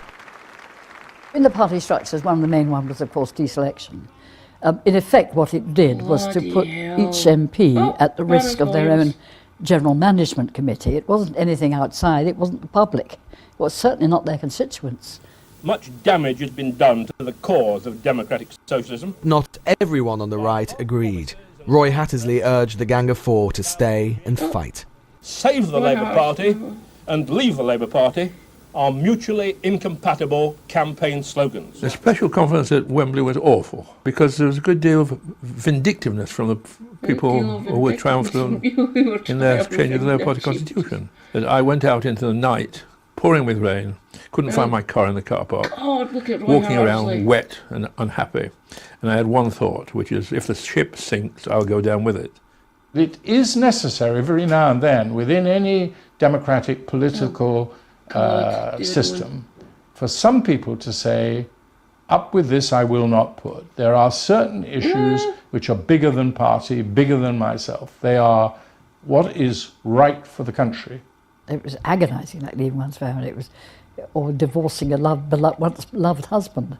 Absolutely. And there was a lot of emotional pull in the whole thing. I had a letter from one person who wrote to me afterwards and him saying, no, I'm very, very sorry, Bill. It now means the end of our old practical relationship, but I hope we will not forget our feelings towards each other. And I mean, very easy to weep for that, really. But once you've made your mind up, it all becomes different and actually becomes challenging, exciting, a test of your strength and a test of your commitment.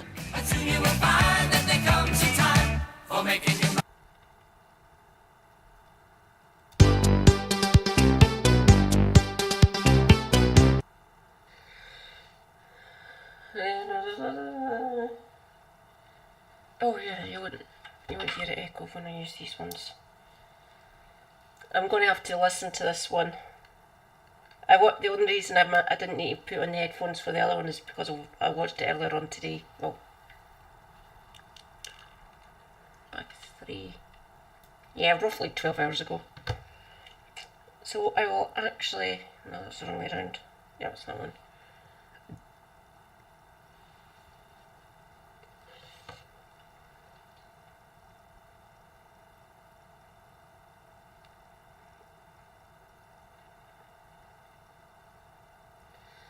Don't worry, YouTube people, I'll still see your chat here on my laptop. Right, where are we?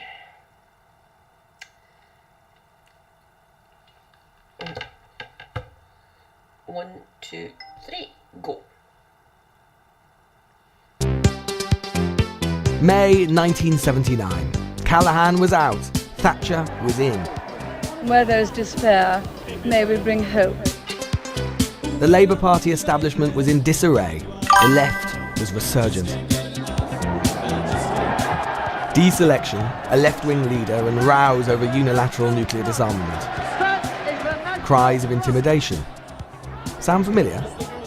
From a great deal of bullying of members of Parliament and not necessarily the militant tendency, but others of that kind with a degree of violence. I mean, at that conference, at that year, and there was noted the mood and the style and the hostility. It was ugly by any standard. By the party conference of 1981, the left-wing Michael Foot had won a surprise victory for the leadership. Good evening. At Labour's special conference at Wembley today, historic decisions and a major surprise. For the Labour right, led by the Gang of Four, the fight had become too much to bear. In the party structures, one of the main ones was, of course, deselection.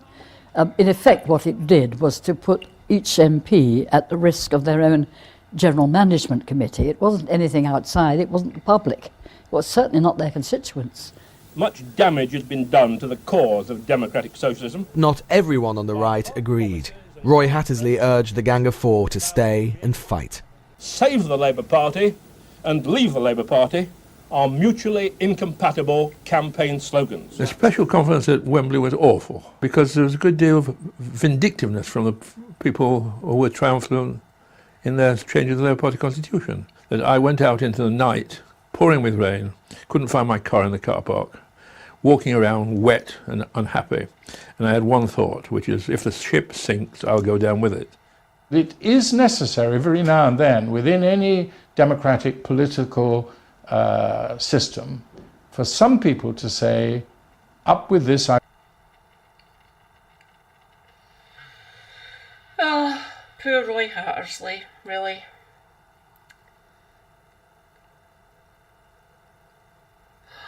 Has he got another video about it? I watched one yesterday from him, technically 2 days ago now, I watched it on Wednesday morning. Yeah. He's rather clinical, isn't he? Still doesn't look his fucking age, he's 41 now. Mind you, I'm lucky. I shouldn't be swinging for him, really. Not that would, obviously he's gay. But yeah, he's good at it. He's absolutely fucking clinical at taking down people who are described beginning with the letter Z. That's all I'll say. Yeah, he was rather clinical at taking her down, wasn't he? So, yeah.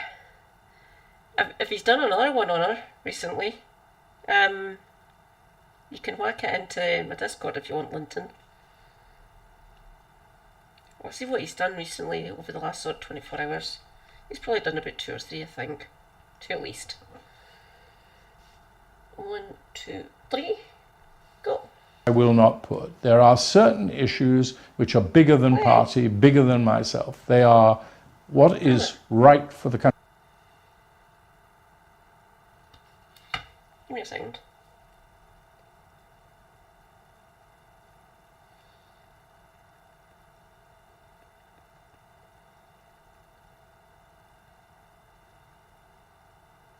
Oh no. Restart.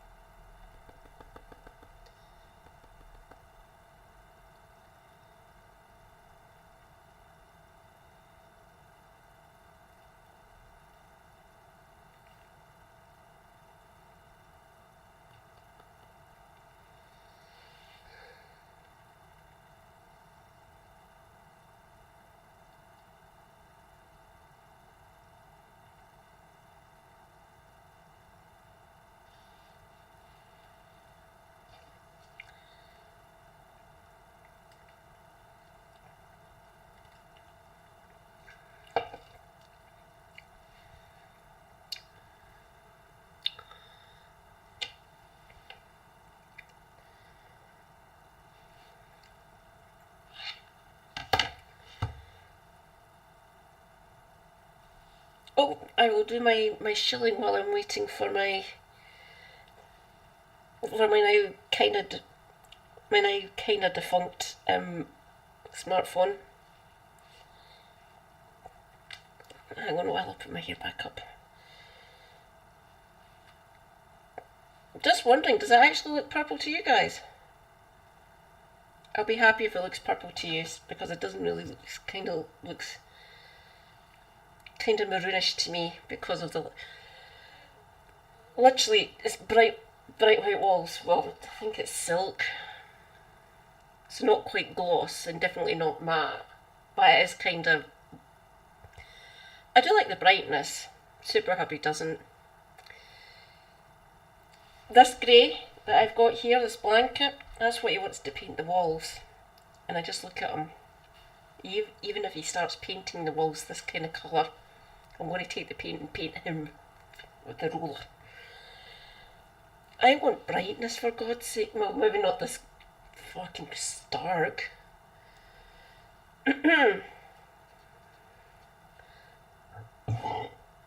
Excuse me. Sorry about that. Oh, maybe my cardi, maybe a soft pink, or maybe like my top. Oh, lilac. I'm open to suggestions. I will be buying stencils, like the little plastic sheet ones, and little pots of paint or little tubes. So suggestions for colour, because we've got black bookcases and wrought iron bookcases and stone sort of shelving on them, and just plain black ones from IKEA. So colour suggestions for the stencils, or options for stencils. I personally want to do like either seascapes, like waves or something, not oh, I've got rather lovely curtains that are velour, that are the same colour as this blanket. So maybe something like a silver, or maybe like a soft pastel colour. That would be nice. So feel free to offer suggestions. Right. Oh, no.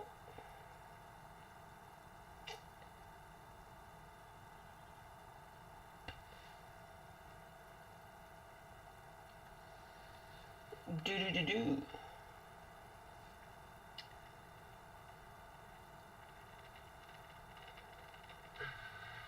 Country. It was agonising, like leaving one's family. It was, or divorcing a once loved husband. Absolutely, and there's a lot.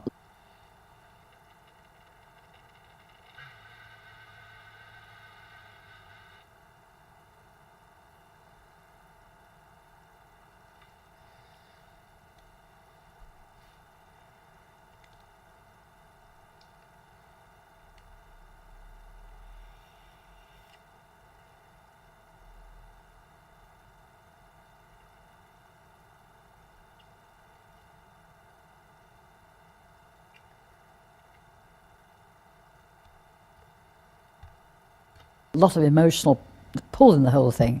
I had a letter from one person who wrote to me afterwards, and him saying, "No, I'm very, very sorry, Bill. It now means the end of our old practical relationship, but I hope we will not forget our feelings towards each other." And I mean, I just saw my other Barry section. Chamber with liquid. Barry bit. So this part, the one that's actually the same colour as the mouse bit up here, is charged. I will be back momentarily. You'll probably see me on camera anyway. It's just behind me. Oh god. Give me a second, please, comrades. Do.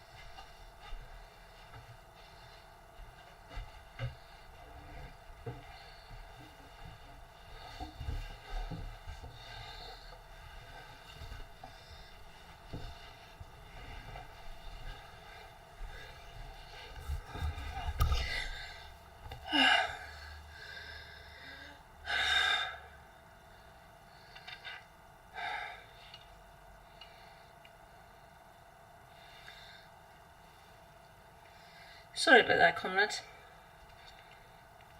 Feeling better now.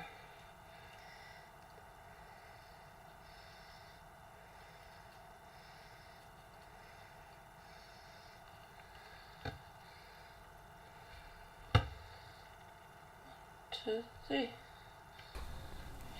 Very easy to weep for that, really.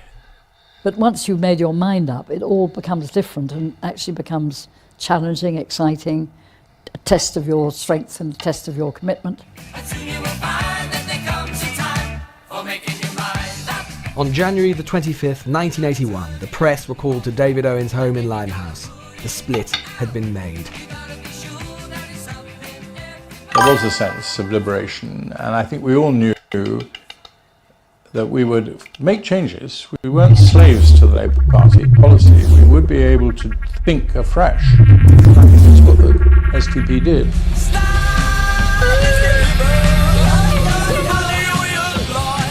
Before long, the SDP was soaring high, polling over 50% in opinion polls. Thank you for the 20 bits, Linton. Mwah.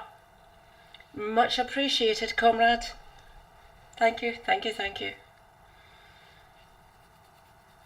If you can, please do subscribe, give bits. I can't do super chats on my YouTube yet because not monetized. That's a long way off. But yes, bits and subscriptions here on Twitch, much appreciated. Do not, I repeat, do not make yourself skint on my behalf. Do not do that. It is appreciated and I do love it, but don't do that. Self-care first. Look after yourself, look after your household. Look after your family and extended friends first.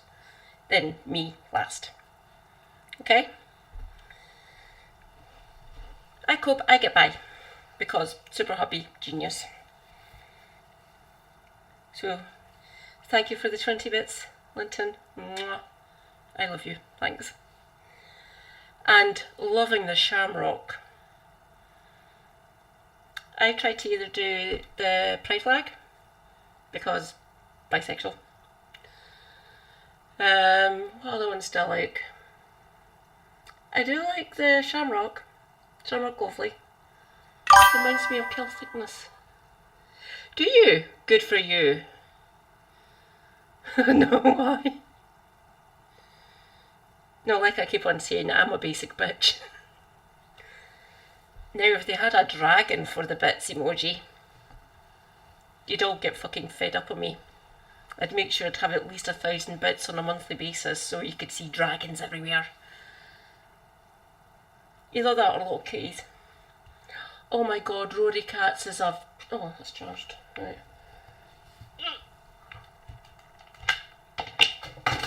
Ah! Motherfucker. Nah, I'll get them later.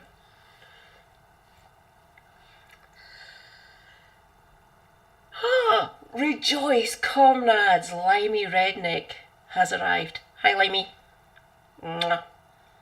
Much appreciated, my comrade. Gang of 4. You might have heard of them before. Right, 1, 2, 3, go. Liberal They scored spectacular by-election wins.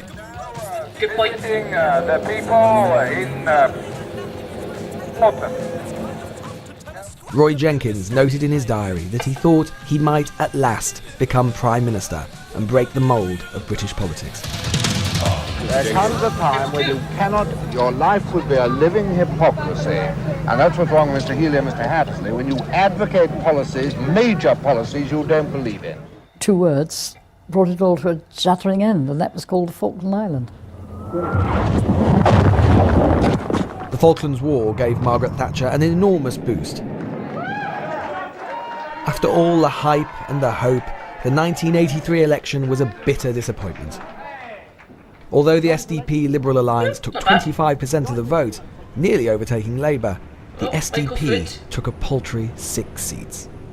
When you look at the electoral system, first past the post, makes it very, very difficult for a party to create, start, and in one fell swoop become the government. That was, in my view, never possible. We had to build it up. And we had to build it up by taking Labour votes, and we had to smash into Labour in the 83 election because they deserved to be smashed into. And the failure to do that was namby-pambyism, really.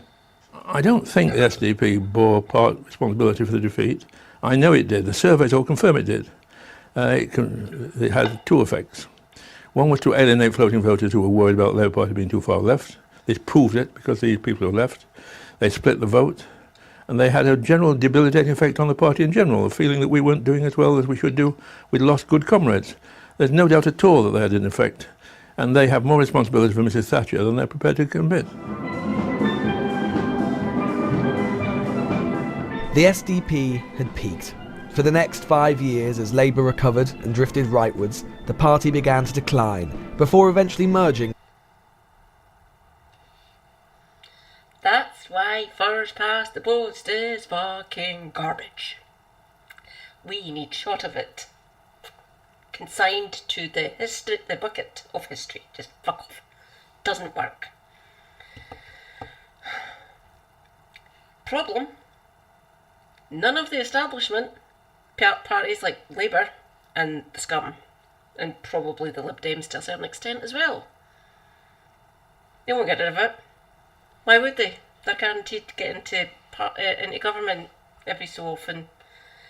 So Labour are currently fucking up, pissing everyone off, lots of different demographics across the land. Because we've fucking fed up of austerity. This country's screaming out for fucking funding and they're not fucking doing it. Plus attacking minorities. Brilliant! Way to go, you've managed to piss off the left and the right. Well done, Starmer, good for you. Round of applause. Adults are definitely back in the room and they don't know what they're fucking doing. They're all stoned. Or drunk. Or pick a euphemism.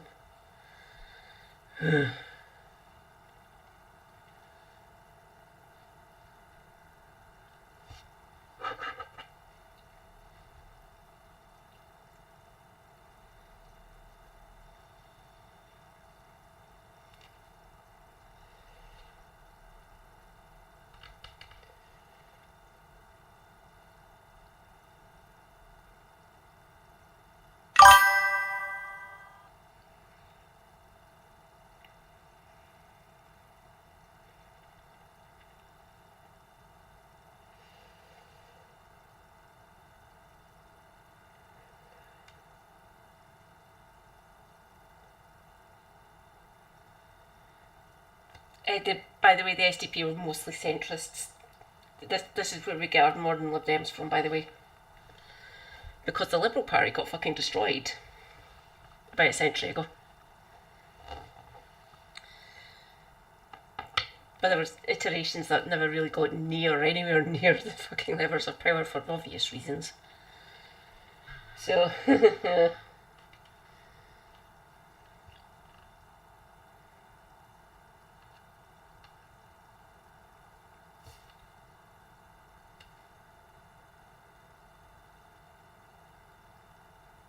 With the Liberals, David Owen fought on alone. Relationships among some of the Gang of Four broke down. And now, 35 years on, for these political veterans who've seen it all before, could it, should it, happen again?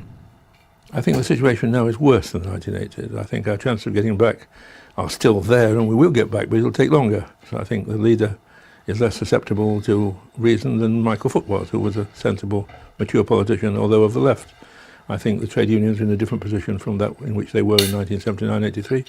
But somebody's got to carry on the fight, and must carry it on internally, not externally. The lesson of the Gang of Four is you don't win by leaving, you win by staying and fighting.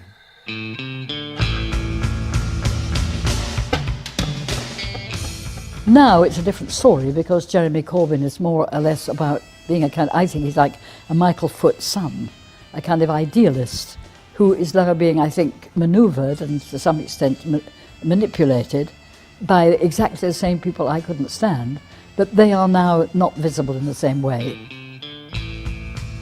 You know, under fixed parliaments, there's not going to be an election until 2020. This is I 9 years wouldn't old, by the way, everyone. give a thought to a new party until the end of 2017. I don't think it's dead. And it may have been buried, but I think it will struggle back.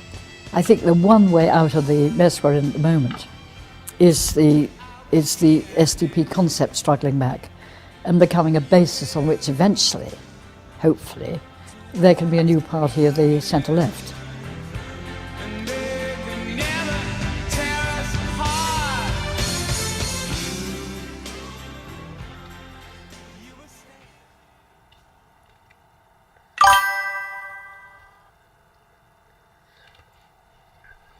Gang of Four.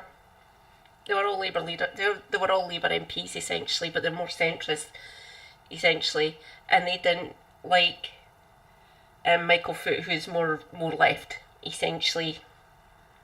And Shirley Williams was correct.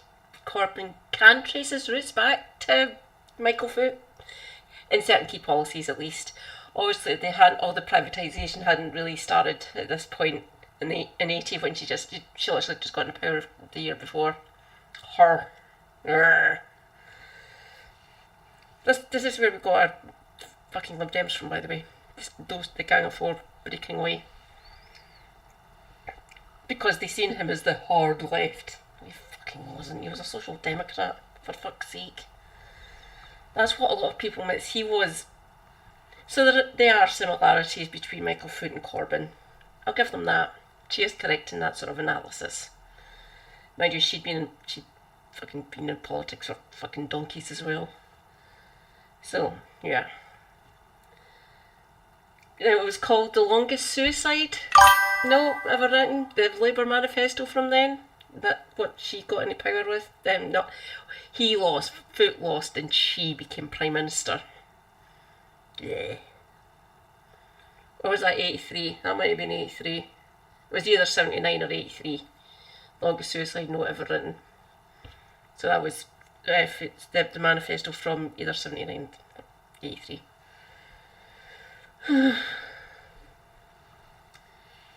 Oh my god, who is this? Alan, history nerd. Oh, the Labour files. Hello, Charles Kennedy.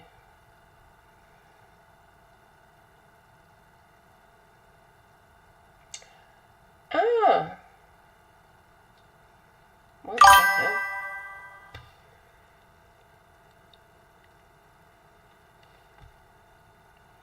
'83, Limey. I was 4. Oh, Vin Diesel's playing Peak. Have fun, Vin Diesel. That. Oh god, it's Gresham College. I'm not going to fucking watch that one. And why have they got the flag for the British Union of fucking fascists?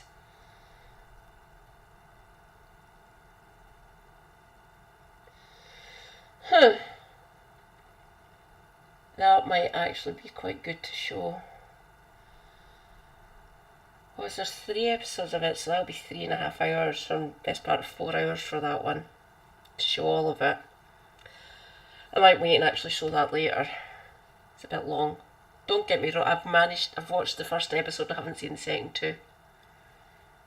That one is fucking amazing, by the way. If you haven't seen the Labour Files, go and watch it. Just check out Al Jazeera's YouTube channel and you'll find it.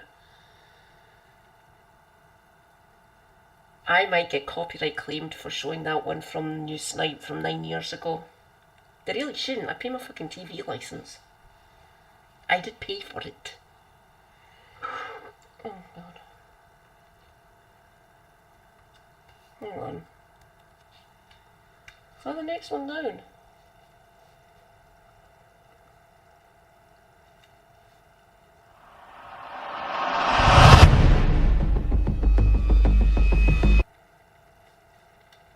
Go back.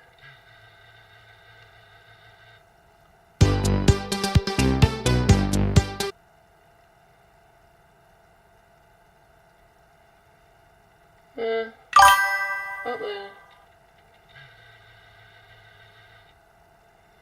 Oh, that's not one. Right.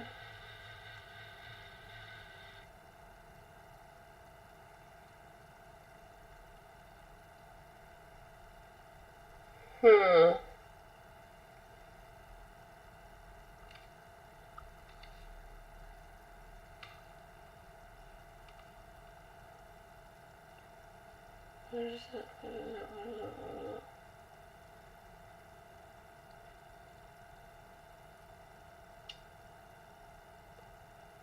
Huh.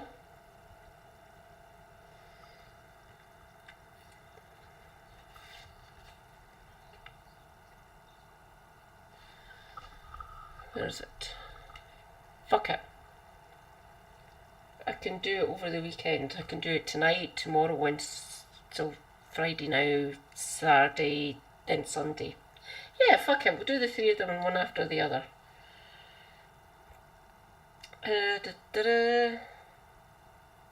Keyboard might help. Al Jazeera.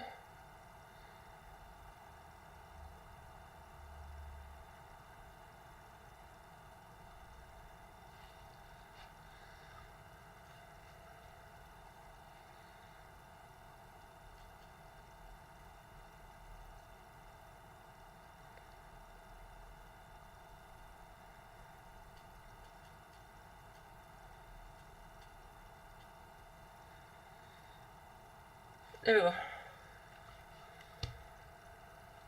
Where is it? Oh, there's it.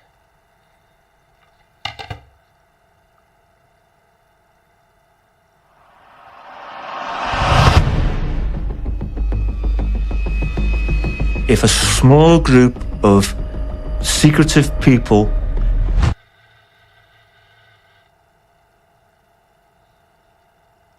manipulate and control one of the two great parties in Great Britain, what will they do when they have control of MI5, when they have control of all the levers of the state? Are they suddenly going to believe in justice, in proper investigations?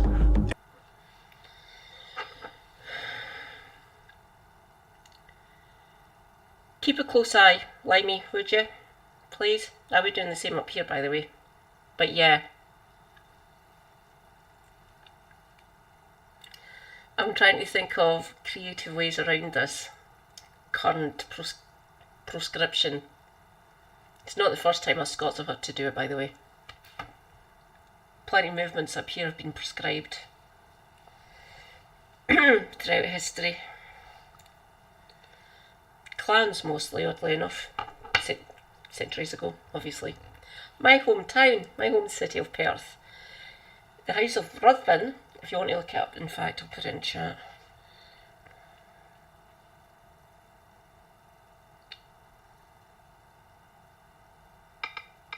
Oh, House of Ruthven.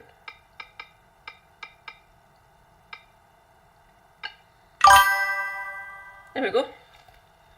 That was the one up in Perth. They got prescribed because they were fucking idiots. They were a shower of fucking crooks, essentially. Clowns, yeah. But then they were a clan, they were minor nobility, blah blah blah blah blah. Perth used to be quite important for the Scottish Crown. We're all mostly Republicans in Perth now, mostly. Don't get me wrong, there's still some fucking royalists up there, including some family members. But they're boomers and they're... My auntie, that's my mum's older sister, by the way. She's a monarchist.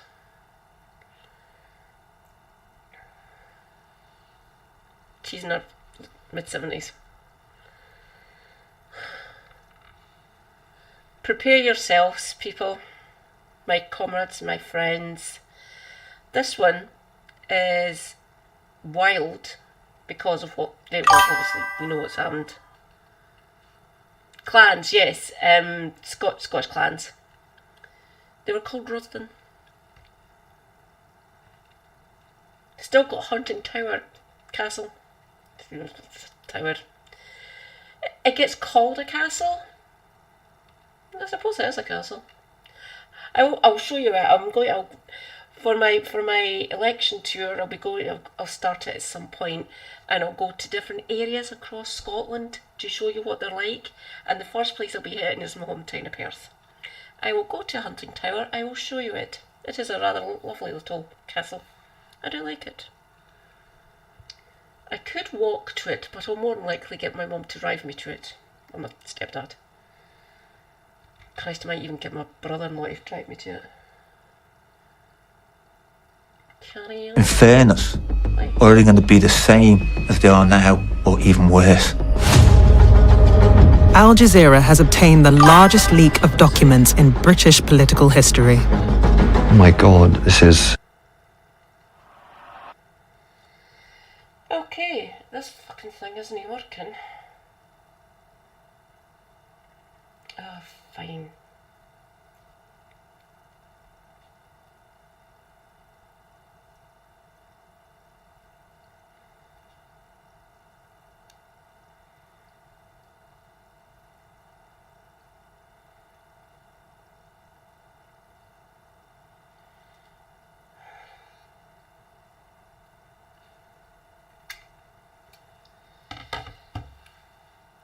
Okay, my lovely Twitch comrades, I will still see you here in the chat here.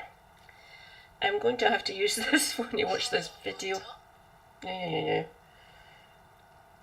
So, carry on typing away. Ask me anything, obviously.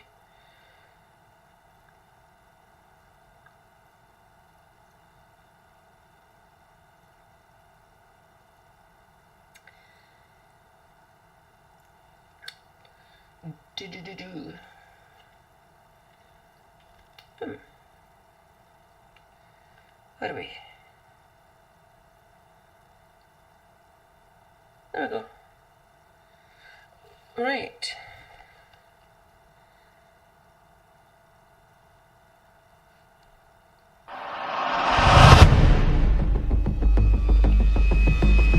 If a small group of secretive people manipulate and control one of the two great parties in Great Britain, what will they do when they have control of MI5, when they have control of all the levers of the state? Are they suddenly going to believe in justice, in proper investigations, in fairness, or are they going to be the same as they are now, or even worse? Al Jazeera has obtained the largest leak of documents in British political history. Oh my God, this is unbelievable. It is absolutely shocking. Hundreds of thousands of internal communications expose how operatives secretly take control of Britain's Labour Party. The Labour Party is a criminal conspiracy against its members. Free speech was shut down. They tell the inside story of how Sir Keir Starmer, who could be Britain's next Prime Minister, leads a lawless party. I've waited 17 months to appear in front of you in this hall as leader of our great party. Confidential documents expose tactics to discredit and expel rivals in the party. People are actually quite dangerous who are in with the Labour Party. They were playing with people's lives here. They reveal how Starmer's predecessor was undermined by a smear campaign from within. It disabled him as a politician and as a potential Prime Minister. Really nice to see you here. Goodbye. How British democracy, known as the Mother of Parliaments, is being undermined by spying and dirty tricks.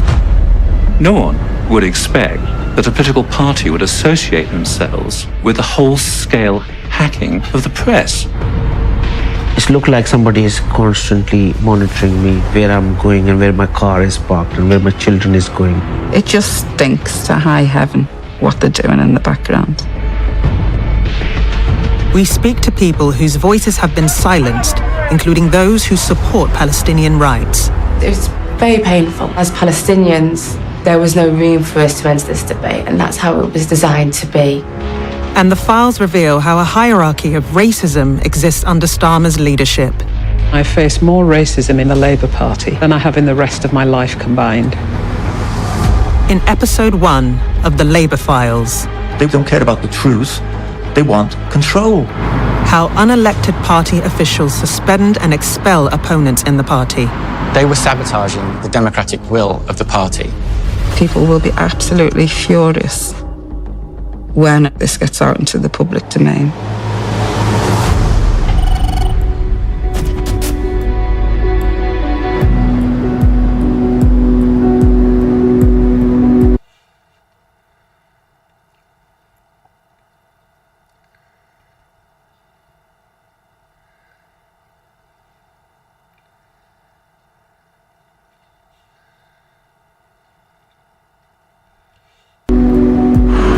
I love the city of Liverpool. Even though we've not been as rich as other cities financially, we've been very rich in terms of our perceptions of each other and our aspirations for a city that...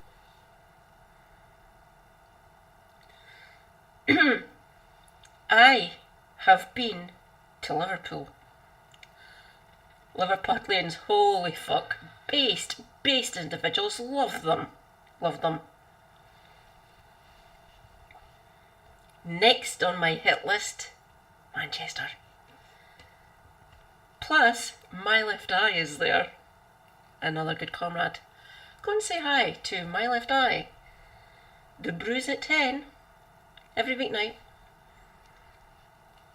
He is a base Mancunian, obviously, because I follow him. I am a member of his channel. He knows that I borrow his stuff as well. He is cool with it and brings in new comrades to watch him. The only one I can think from Liverpool is Sean. Sean's good. We like Sean. Check out some of his videos. His one on Palestine?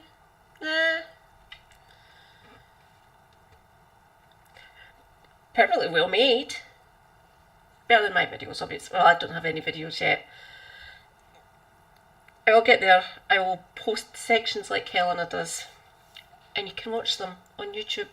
I will publish them. And hopefully they'll get some traction. I will be happy if I get into double digits views. I'll be happy with that. I will. So I can only think of Sean. I have no idea where H Bomber Guy's from though. Southwest, I think. If I remember correctly. So there are recommendations for you. My Left Eye, base Mancunian, and Sean, rather good leftist from Liverpool. And obviously we've got Kevin from Birmingham. And Helena, who is in Nottinghamshire. Broxburn?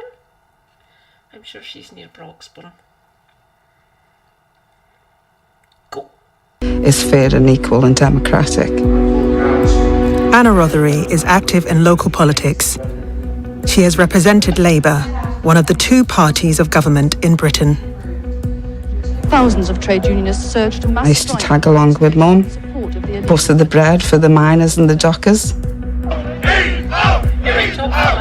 Liverpool is a bastion of Labour, a party born from trade unions and the working class. The city stands in contrast to southern counties of England, which overwhelmingly favour the right-wing Conservative Party. I think we're always known as a fight-back city. You know, we are very steadfast in terms of fighting against injustice. We don't quit. We continue to fight until we see the movement that we need to see. Build bridges, not walls. In 2015, Labour Party members across Britain elect a new leader. He has a radical vision that challenges Britain's establishment. The wonderful campaign that I was involved with, that I was so proud to lead, brought a lot of people back into politics because they believed there was something on offer for them. Membership of the Labour Party doubles. The files tell the story of how the hopes of many new party supporters are crushed. How established politicians and party bureaucrats use the media to destroy a movement that sought to change British society. It's no secret that quite a lot of papers had it in for Corbyn. They were open. They wanted to hear that Corbyn was a thug, or his supporters were thugs. And so they didn't probably investigate these claims with the professionalism which I'm including myself in this, should have done. This is obviously a very disappointing night for the Labour Party with the result. Corbyn loses 2 elections. I will not lead the party in any future general election campaign. The Labour files tell the inside story of what happened to Corbyn. When he is elected 4 years earlier, he has no control over the party's bureaucracy. As leader of the opposition party in British politics, Corbyn has his own office. The General Secretary, Ian McNicol, is in charge of the party staff at its headquarters. It includes a legal unit then headed by John Stolliday. Below him are teams that deal with complaints and suspensions from the party. From the moment Jeremy Corbyn was elected, he faced complete opposition and resistance from the party's staff, people who are paid to do the work of the party. The party headquarters is at a central London building called Southside. The senior staff of the Labour Party were operating a different strategy from that which the leadership, the democratically elected leadership, had decided upon. So they were sabotaging, if you like, the democratic will of the party. In Liverpool, the files tell the story of a city deprived of its voice. They closed ranks and went, we don't want anybody who's got an ounce of time for Jeremy Corbyn. The Labour files show how, behind the scenes, party bureaucrats prevent Rothery seeking higher office. She has a Jekyll and Hyde character. Someone who can be quite rational, and then in seconds turns into a screaming banshee. It did. It's a vile comment to make. Such a horrible comment to make about a woman. You know, a screaming banshee.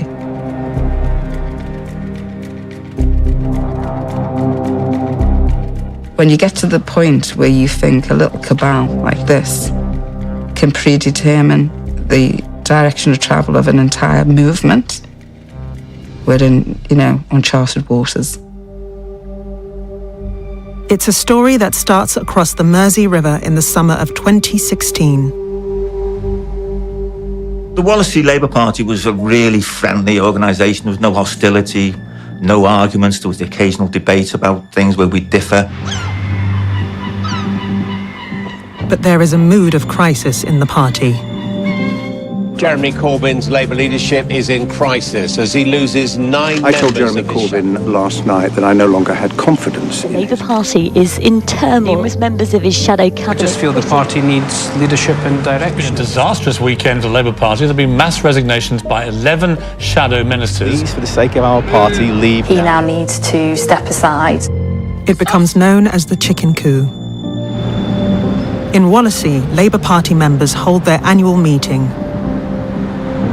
A year earlier, they had nominated Corbyn as party leader. The Member of Parliament for Wallasey is Angela Eagle. She is unable to attend the meeting.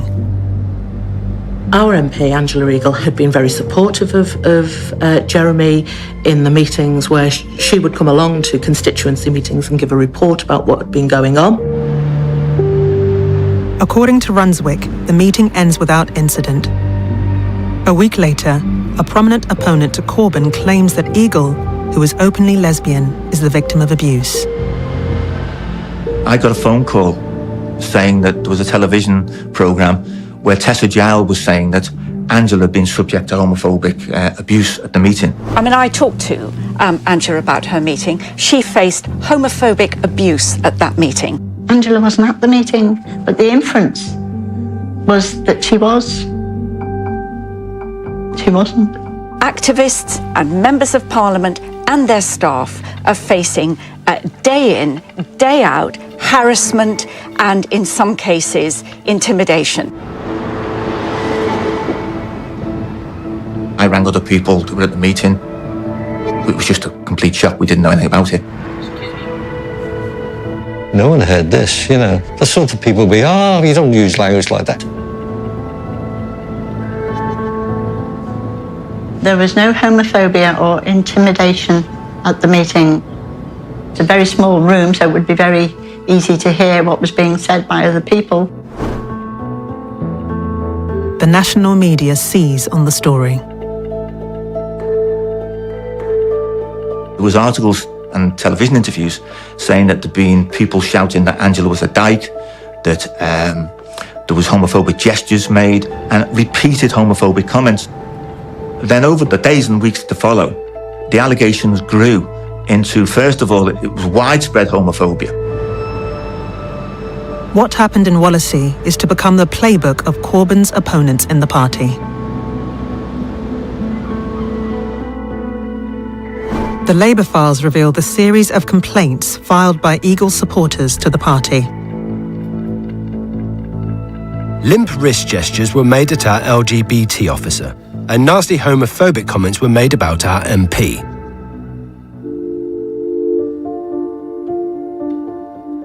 I did not see any limp wrist gestures, and there were no homophobic comments made about the MP.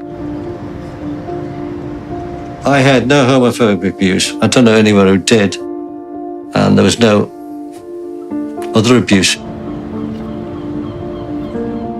I've never seen such tosh in all my life. The room was full of trade unionists who are well aware that their jobs were on the line if any slurs about homophobia or misogyny were found to be true. I just was stunned. It didn't happen. And yes, I did repeatedly say that these things didn't happen because they didn't. As simple as that. And I'll say that forever. My daughter got married the day after the meeting, and she married a woman. I wasn't alone on the top table with a relative who identifies as bisexual. So it just seemed strange that anybody would think that we would allow that to go on. And here you have people who seem palpably decent, men and women, in order to damage the local Labour Party. A real horrible hatchet job is being done on the local members. Eagle then reveals her intention, not to support Corbyn, but to challenge him. Today, I'm announcing my decision to stand for the leadership of the Labour Party.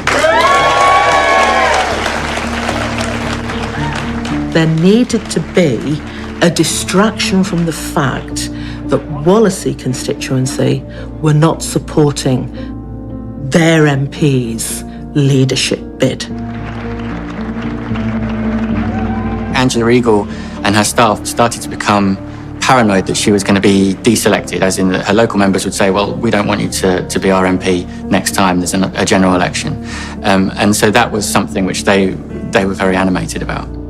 I'm looking forward to having a debate with Jeremy Corbyn about the things that really matter to our country. A councillor, Paul Stewart, compiles a dossier of complaints from 17 people claiming they heard homophobic comments. It must have been said very loudly. Now, those 17 people heard it, other people in the room would also have heard it. But didn't hear it because it wasn't said. Stewart sends the dossier to party headquarters. I have also attached a slip of paper that was handed to me previously by a Momentum member. Momentum was an organisation set up in 2015 to give some kind of organisational form to the movement that supported Jeremy Corbyn. Stewart claims the note is evidence of a plot by Momentum. How to take control of Labour Party meetings. It's not the kind of note that I've ever seen anyone circulating seriously. This is a note caricaturing what the militant tendency was accused of doing in the 1980s. At this year's Labour conference, militants and its supporters seem to have had as high a profile as ever. The militant tendency was a radical left faction that was accused. Yeah, like me, she is. She's a Blairite.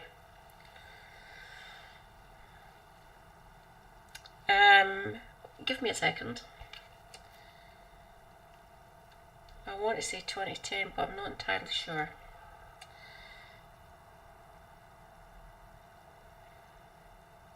Oh, no, Angela. Angela, you go.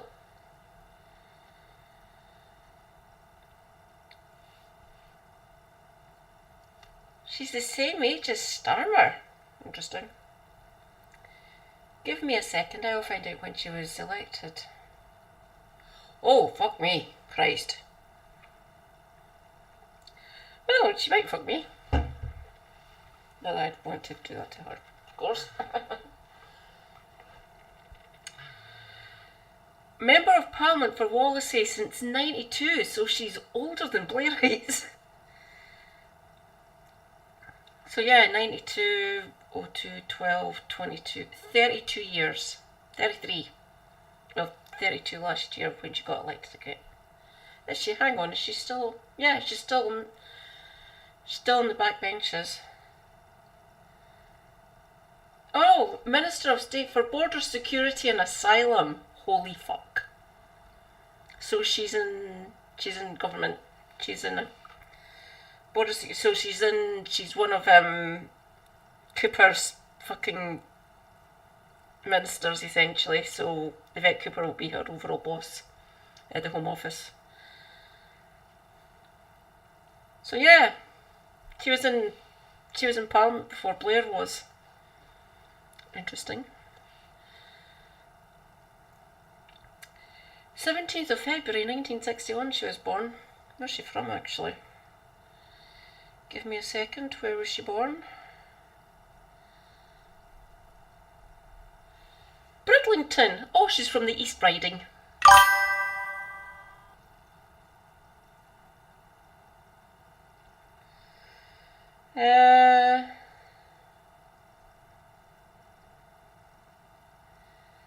So Bridlington. Fair enough. Domestic partner Maria Exel, and her sister is Maria Eagle. Pretty sure she was in Parliament as well at some point.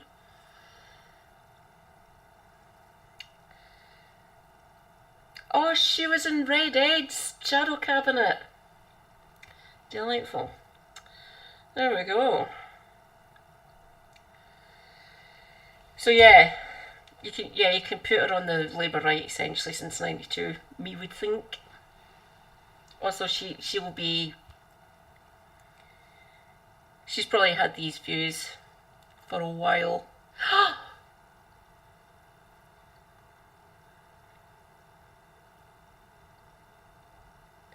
Rejoice, comrades! Reza Lindsay has arrived. Hi Reza, hello. I hope you were sheltering from fiery yellow orb. It is set now. Thank fuck. Can't be arsed. It's going to get worse. Technically today. Hi Reza. Mwah. Great to see you. Is your MP a Blairite, Reza? I can't remember if you've got a Labour Member of Parliament or not. I think you might actually, come to think of it from where you are.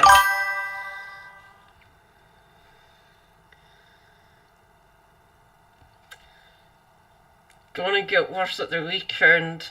So 26 or 27 today here in Glasgow. Fuck me, it's going to be 30 on Saturday. So if anything needs to be bought for the household, Super Hubby's getting sent out and I'm staying inside. Plus, oh god, where is it? Haha! Factor 50. Factor 50, people. Factor 50. Especially if you're as pale as fuck as me. Don't risk it. If you have to go out and get anything, be it a loaf of bread, half a dozen eggs, or a pint. put on sunblock. And keep a close eye on your skin as well. I do not tan.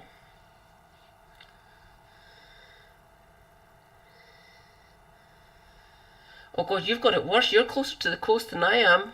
The coast for me would be, well, essentially it's the Forth estuary, the Clyde estuary, and the Irish Sea essentially. But I'm 52 miles away from the coast here in Glasgow and up a hill.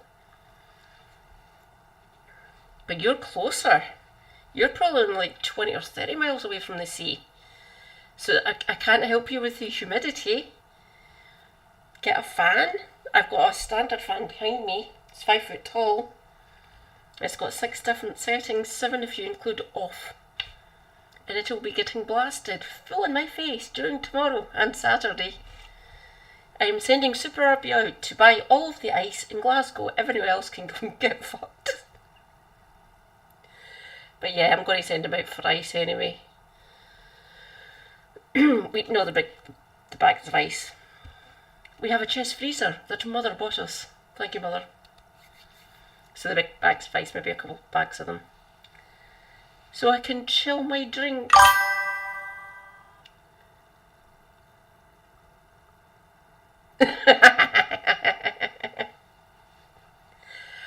Oh my God.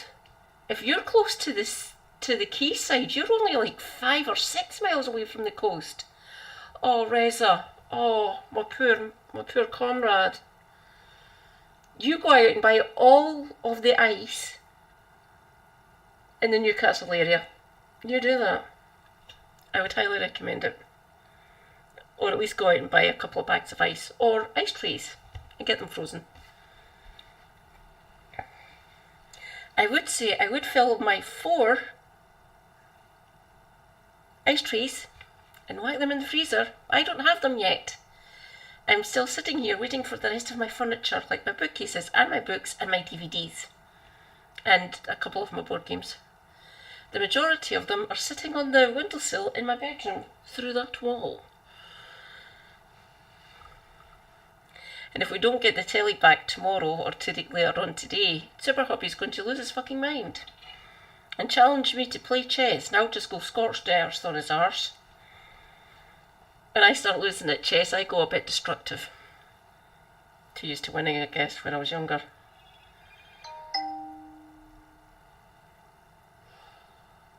Oh, a comrade of mine has just messaged me.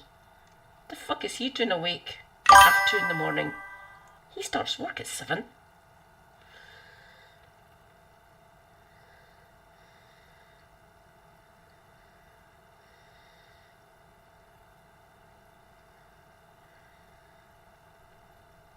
Yeah, I've got that bookmarked. I've got that on my own private watch list.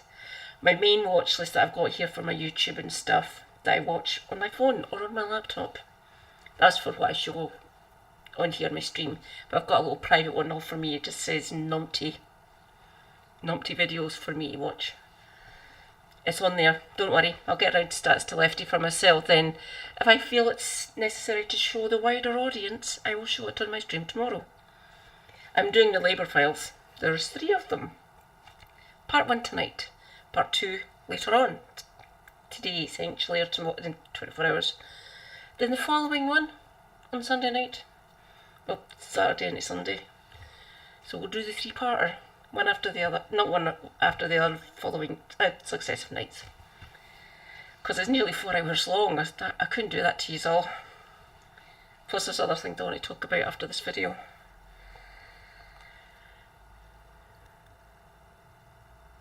You do that, yeah. What bit? Just put it in general, that'll be fine. I keep on meaning to do like the Good Place or the Great Video or something.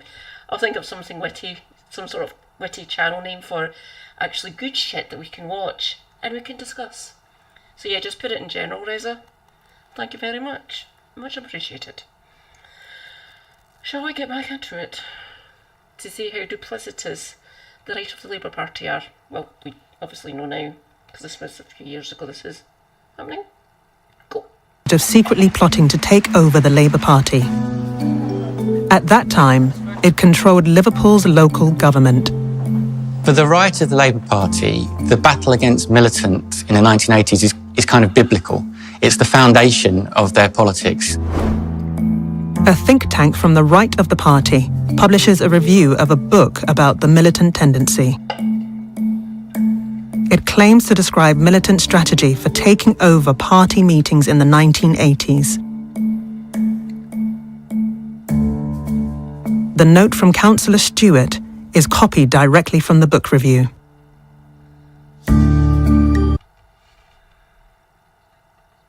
I'm 20 seconds out on my phone. Give me a second or a few.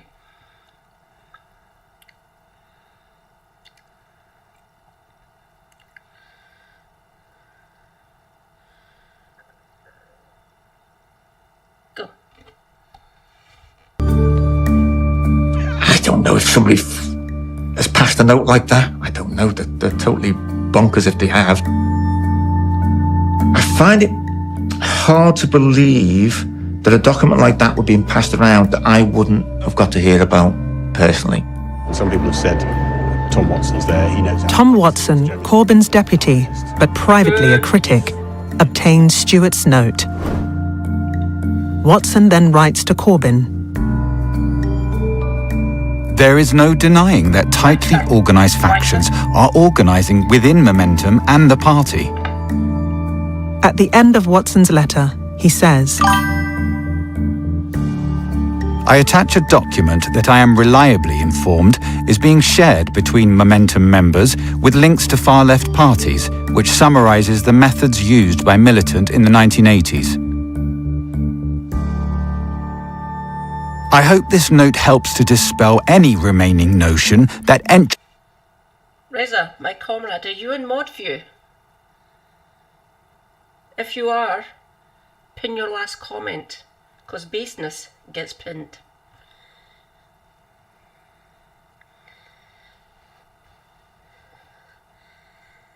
Yeah, well, we know this. Ghouls, monsters, total fucking idiots, and liars. But yes, snakes, very good description of them, essentially. Shall we continue? patriotism is a conspiracy theory. Paul Stewart's note ends up in the national media.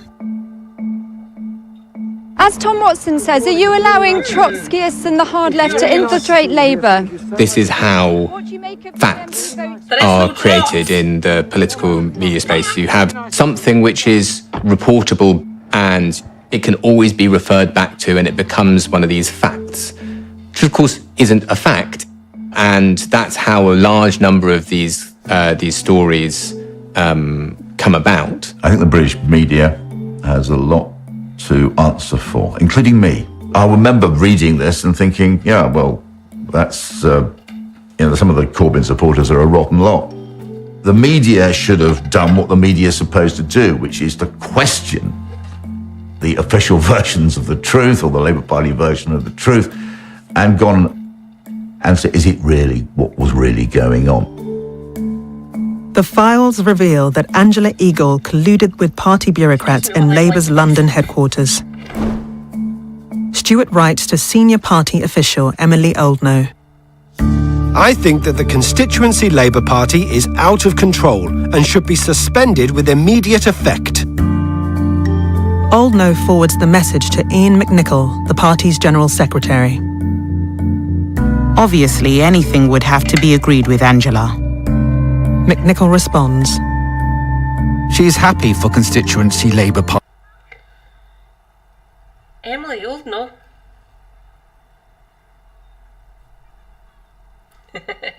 Ashworth's wife. Delightful. Seriously, bunch of bastards.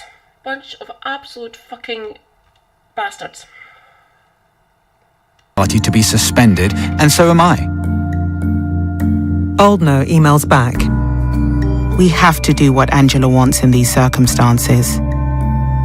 Now, That's new to me, because up until now, I've always said that I could never prove that Angela was involved in any of this, because I couldn't. Southside suspends Wallasey Labour Party.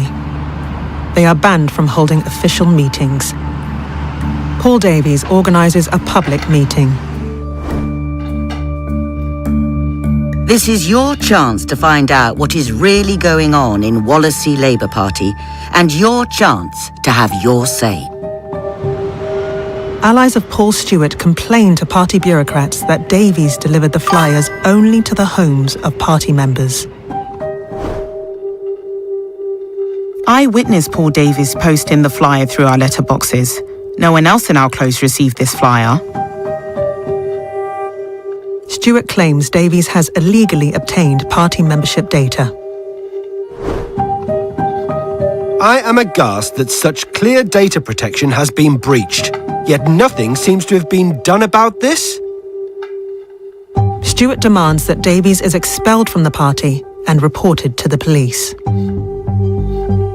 The police and/or the Information Commissioner's Office should be informed of this clear breach of data. But Davies was not in Wallasey on the day they claim. I was in London, which is unusual. I don't go to London very often. I've gone to see a show, if I remember rightly.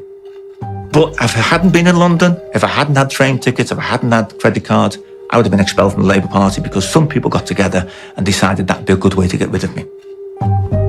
A party official emails a colleague who handles investigations. Well, if he wasn't even in town, bit lucky we didn't suspend him. Well, I like him. He's got a sense of humour. It's a bit lucky they didn't suspend me. If that had been me, I'd have been saying, well, how did this happen? Well, they know how it happened. They know that people are getting together to construct evidence against little old me. Metadata from the files reveals who wrote the complaints against Davies. Right. So, if you've got the original email or document, you can get to who authored it. And the author is the email address of Paul Stewart, because I've emailed him. So Paul Stewart wrote that document for one at least of his relatives and friends to sign. Davies dares the accusers to take a lie detector test in front of journalists. Party headquarters suspends him from the Labour Party for 2 years. John Stolliday leads the legal department.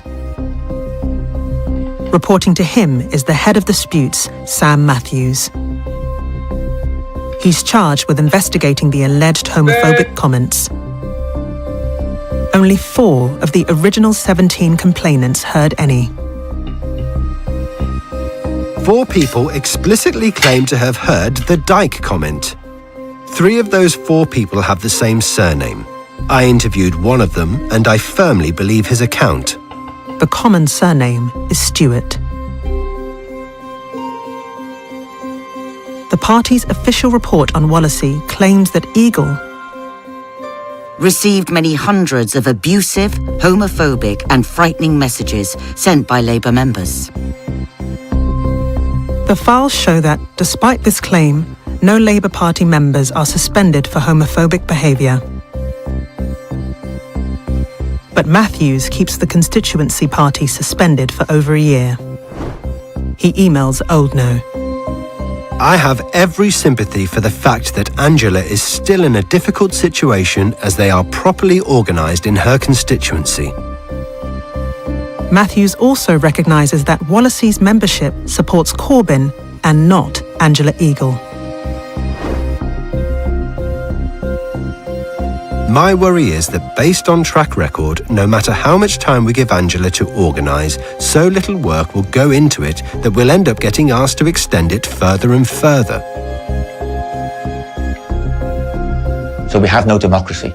If you have an inner core of 6, 8 or 10 people nationally with their tentacles spreading out to the various regions, saying who can be a candidate, saying who can be a member, then you control the body politic of one of the major parties in this country. And I find that is undemocratic. Basically, it's a coup by a group of people to take over one of the major political parties.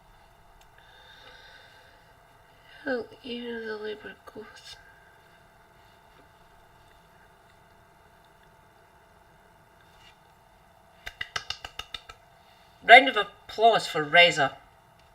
Beast. Yes, it does. I will deal with the downfall of Labour, Scottish Labour. Remember, no violence. Hound them online if you like. Ask them why they're doing this shit. Email, right?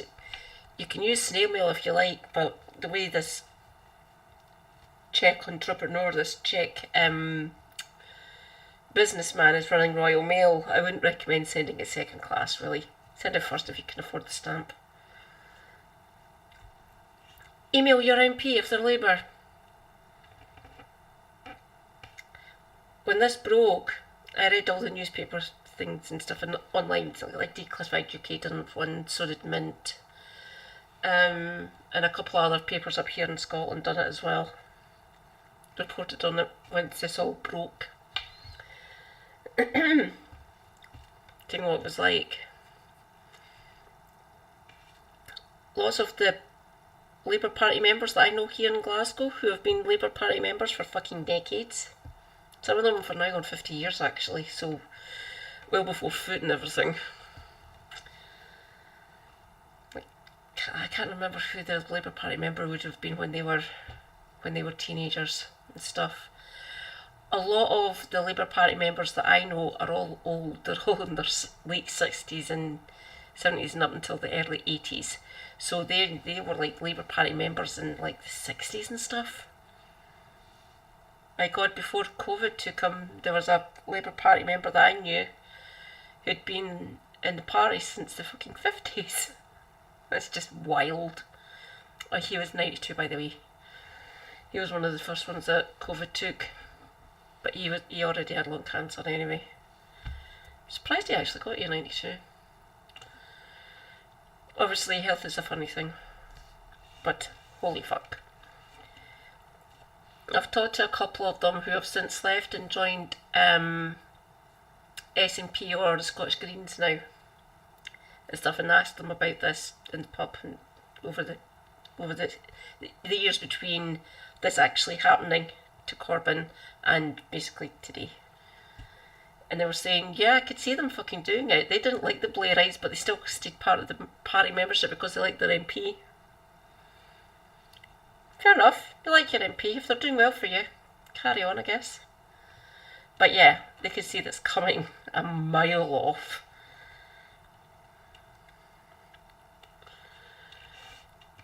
The rot was basically there, and this whole thing started probably in the 90s, essentially. Calling Momentum militant tendency, give us a fucking break. They were nothing like them. They don't need to do that sort of stuff. A well-maintained social media presence is all you need. Well, to a certain extent. Obviously you need to get on the ground and fucking canvas and shit like that. But the comms coming out of Momentum was actually quite decent. For a more up-to-date version, just look at what Miliband is doing. His comms is quite fun. He's doing well. I can see him getting purged. Go. It's in print.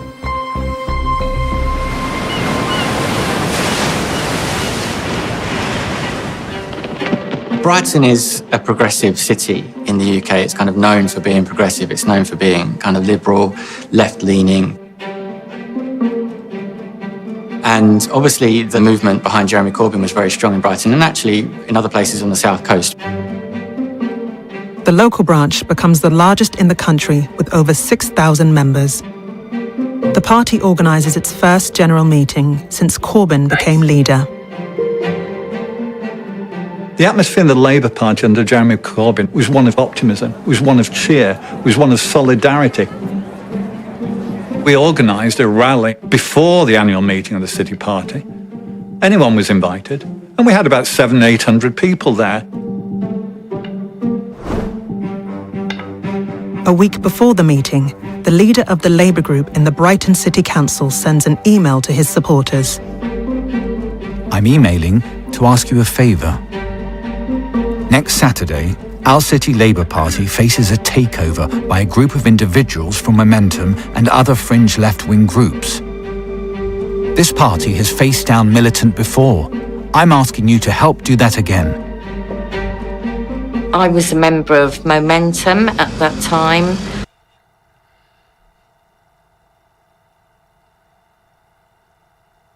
Excuse me?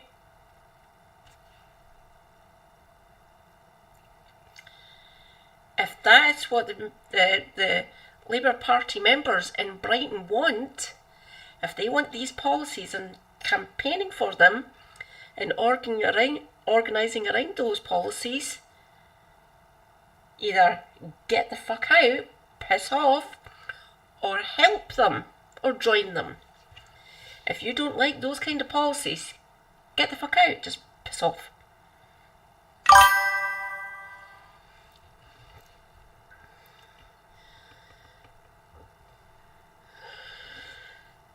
Do we want to see what's actually happening behind the doors? It'll probably be much the same, it might even be kind of worse in certain policy areas. Benefits, for instance, health, social care, MOD, things of that nature. Christ knows what's fucking happening. Excuse me, sorry about that. So, double-edged sword, really. Don't get me wrong, I'd want to know. I just need to manage our expectations, really. But the way they're fucking up currently in government, I am enjoying them actually being absolute fucking stains on humanity, essentially. But while this is happening within the party, the country's getting fucking going down rack and ruin. So not good. Get your shit together, Labour. What the fuck? Oh god, I quite believe it, Reza. Quite believe it.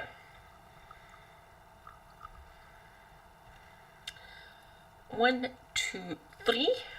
And we decided we would run a left slate, which we did. We went into that meeting open, honest, transparent, to make speeches, and when we were elected, we were very pleased. We all had 65% of the vote. 2 in 3 people attending it, a record turnout, a record majority, had won. Fantastic. But actually, in retrospect, we went into that meeting like lambs to the slaughter.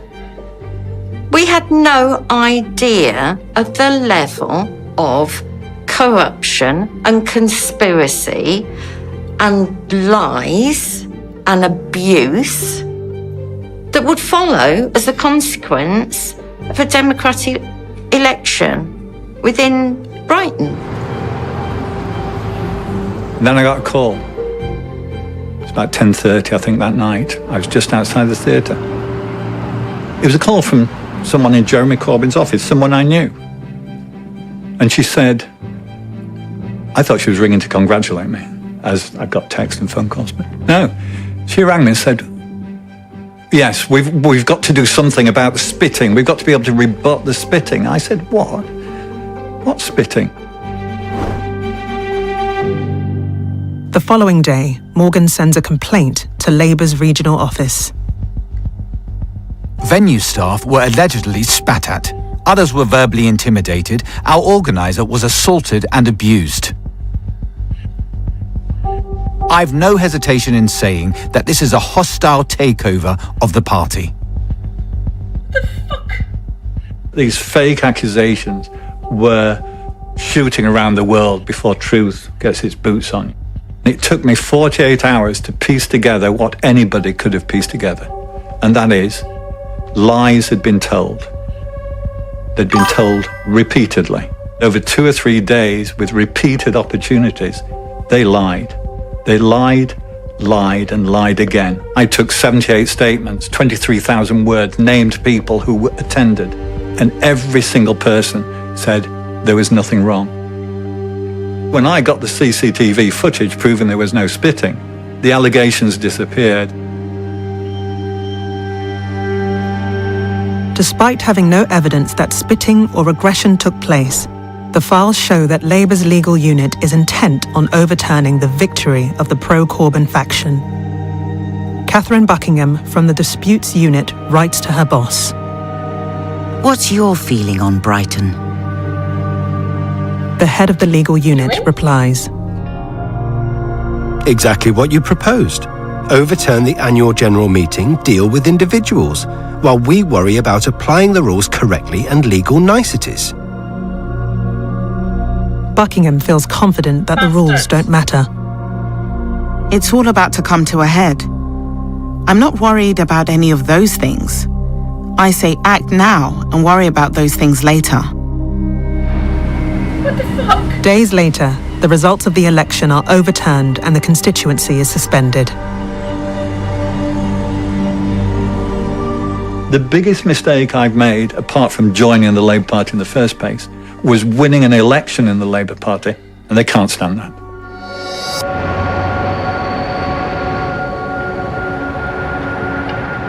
In a residential suburb of London, Labour Party members meet to discuss the role of their local MP in the so-called chicken coup against Corbyn. Feelings were running quite high because there was a perception that the MP in Harrow West, Gareth Thomas, had been very unsupportive towards Jeremy Corbyn, the leader, and had resigned from the shadow cabinet. And there was a motion that criticised Gareth Thomas for this. And various people spoke in favour of it, but I actually spoke against it because I didn't think it would be that helpful. Pamela Fitzpatrick says the mood suddenly turned sour. Michael Borio, who was a councillor, became very agitated and stood up and started shouting primarily at me, and was very aggressive. I didn't respond. I continued to respond to the chair, and I remained calm throughout that time. And the meeting ended, and that was that, really. Fitzpatrick is suspended from the Labour Party. No reason is given. I was really, really upset, in tears a lot of the time, actually, over this. The files reveal that a complaint made by Michael Borio led to Fitzpatrick's suspension. So I've got an email here from Councillor Michael Borio. I haven't seen this before. None of this I've actually said, which is quite shocking.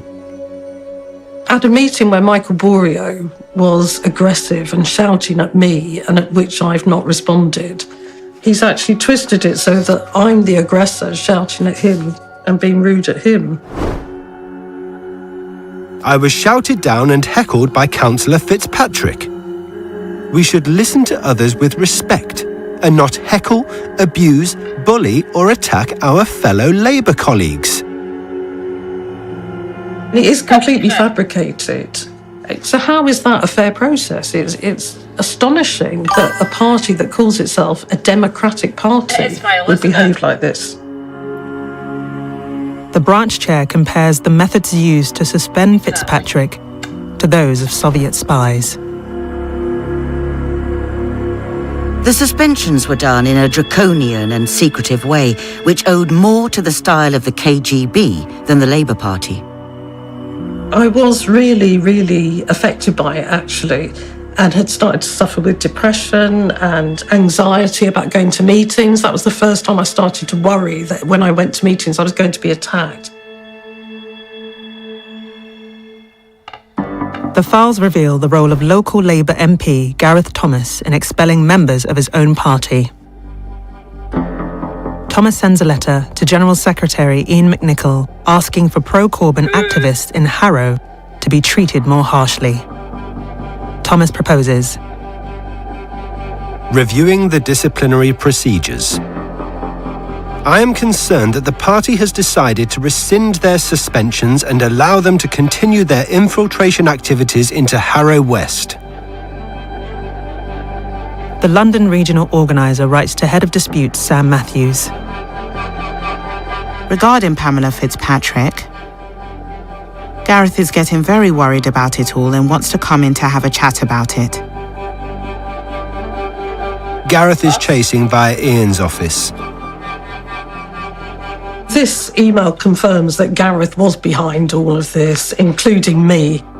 He publicly will say that he's very supportive of me. He's actually written, whilst he was planning to get rid of me, he's written letters in support of me that he'll send to local people to tell them that he's actually supporting me.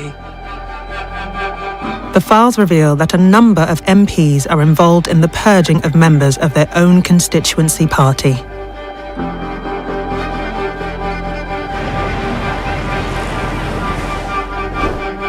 The MP for Hove is Peter Kyle. He sends an email to the governance and legal unit. Rebecca Massey, I would like to direct you in the strongest terms to investigate and to remove the member from the party.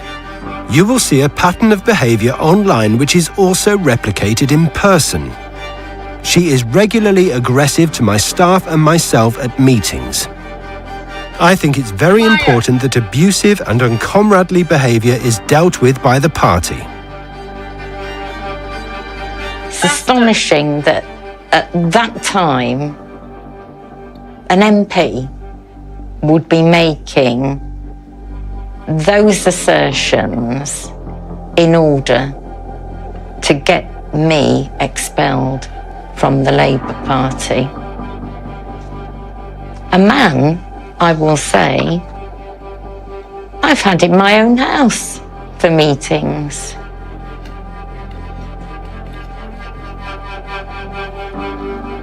I'm not an aggressive person. Rebecca Massey avoids disciplinary measures and is elected as chair of a local branch. A former MP, Ivor Kaplan, is in the same branch. He complains to the regional office. I must immediately request that this person's membership is suspended and subject to further investigation. Kaplan sends a link to an article by a group known as the Campaign Against Anti-Semitism. Massey's tweets describe her view of the influence of the pro-Israel lobby in Britain. The article states that Massey is dedicated to the demonization of Israel. It also alleges that a problem of anti-Semitism in the Labour Party rests squarely in the black hearts of individuals like her. There was a whole article about how I was an anti-Semite. I began to be traduced. February the 3rd, 2017 was the day that anti-Semitism was used for the first time in Brighton and Hove as a weapon against pro-Corbyn candidates. Because it was on the 3rd of February that the Campaign Against Anti-Semitism published a shocking article about Becky, immediately amplified, retweeted, and drawn to the attention of media. From that initial one story, there have been 6 years of abuse following, always referring back to that initial story. And that's gone on for six years now. A month earlier, Al Jazeera broadcast an investigation into Israel's attempts to influence British politics. Using an undercover reporter, Al Jazeera's investigative unit exposes Israel's clandestine activities in London, a city that's become a major battleground. One of Israel's main targets is the Labour Party. For the first time, its leader is a champion of Palestinian civil rights. They'd be very happy to see Jeremy Corbyn no longer leader of the Labour Party, for sure. It's a covert action that penetrates the heart of Britain's democracy. A senior political officer at the Israeli embassy discusses with a British civil servant how to deal with MPs who were critical of Israel. Can you give us some MPs that you suggest that you would take down? The investigation forces the Israeli ambassador to apologise to the British government, and the diplomat is sent home. The diplomat in question no longer seems to be a functionary of the embassy in London. And so whatever he may exactly have been doing here, his cover can be said to have been well and truly blown. The undercover operation also shows how a former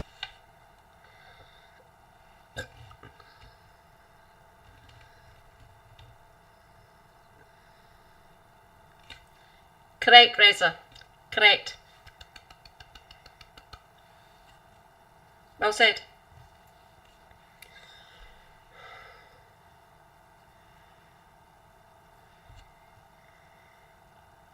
employee at the Israeli embassy becomes leader of the Jewish labour movement. Hi guys, so I've been introduced. I'm Ella, I am JLM's barbecuer in chief and new director. Should probably hire someone political who actually knows, what they're doing. Before that, I was at the embassy working with Shai. They all know where they belong. Shai is the name of the disgraced Israeli operative. Ella Rose discusses methods she favours to deal with rivals within the party. Jackie Walker is a pro-Corbyn activist who supports civil rights for Palestinians. Saw Jackie Walker on Saturday and thought, you know what, I can take her. She's like 5'2" and tiny. I'm very over them and their existence. As far as I'm concerned, they can go down a hole.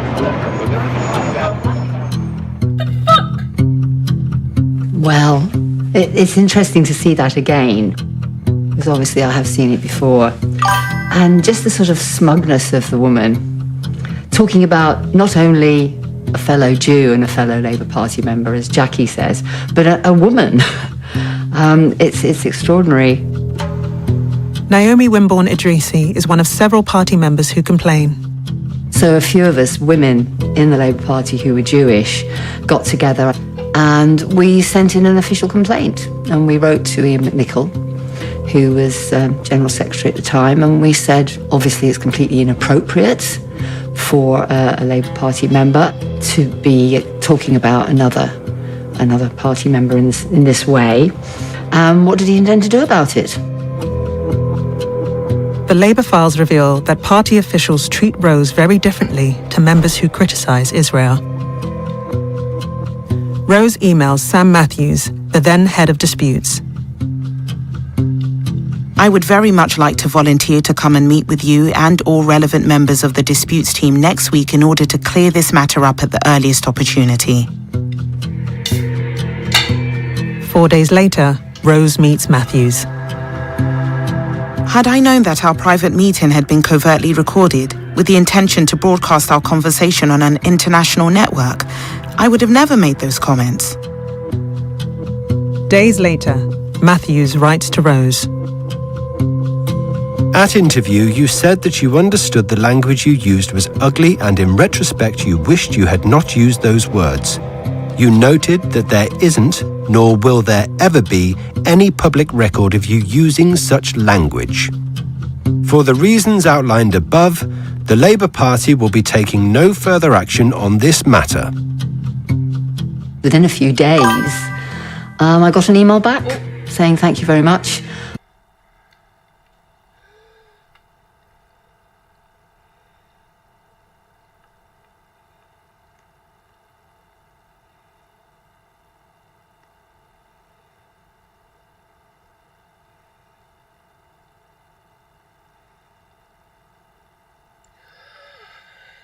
Quite believe it, Reza. Quite believe it.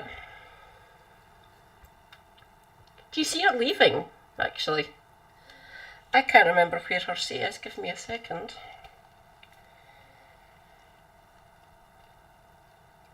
She's in the north, isn't she, Reza? Not in your area, but somewhere north of... Is she Stoke or something? Give me a minute. Angela... Rita.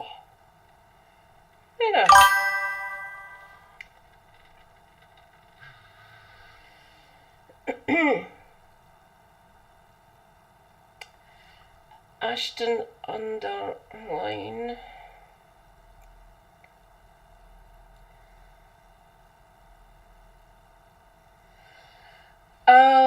right. Oh, she's a Mancunian. She's just outside Manchester in Ashton-under-Lyne. That's a rather big population. The electorate is 72,000. So Ashton-under-Lyne, Royalston, and Duncanfield. So yeah, just outside Manchester, essentially. So, oh, that means Auntie's her mayor. Delightful.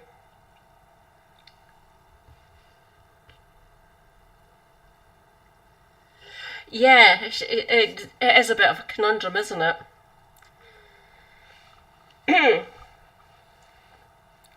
I do still class her as a class traitor, essentially. Best person to ask would be Owen, oddly enough. They grew up near each other, apparently. Hang on, when was she born? Where is she? Angela Reno. I'm sure she's from the area. I'm sure she's representing the place where she grew up. Angela Reno. Do. Yeah, she's literally representing the area that she grew up in. Delightful.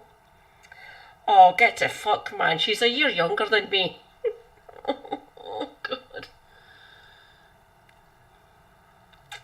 Our lovely Chancellor is only 1 month older than me. Frightening. 46-year-old being a fucking Chancellor. Mind you, there have been younger Chancellors throughout the centuries.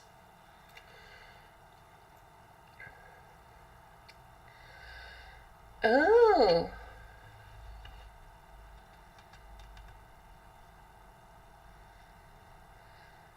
Oh my God. I keep on forgetting that her partner was Sam Tarry. Oh, working class. Stockport College. Good for her. So she is literally a local lass, representing the people that she grew up with, and everything, blah blah blah. Must admit, I do like the photo of her on her Wikipedia page. I have a thing for gingers. Super Hubby isn't ginger, he's dark blonde. But with fiery yellow orb, his hair is getting blonder by the day, and I feel threatened. Mind you, my hair's purple at the minute. So yeah, she is literally representing the area she grew up in.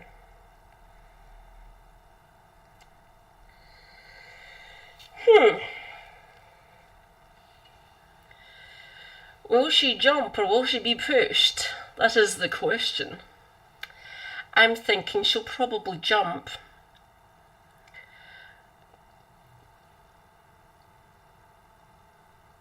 Of course there is. Of course, there will be, Reza, trust me on this, there will be.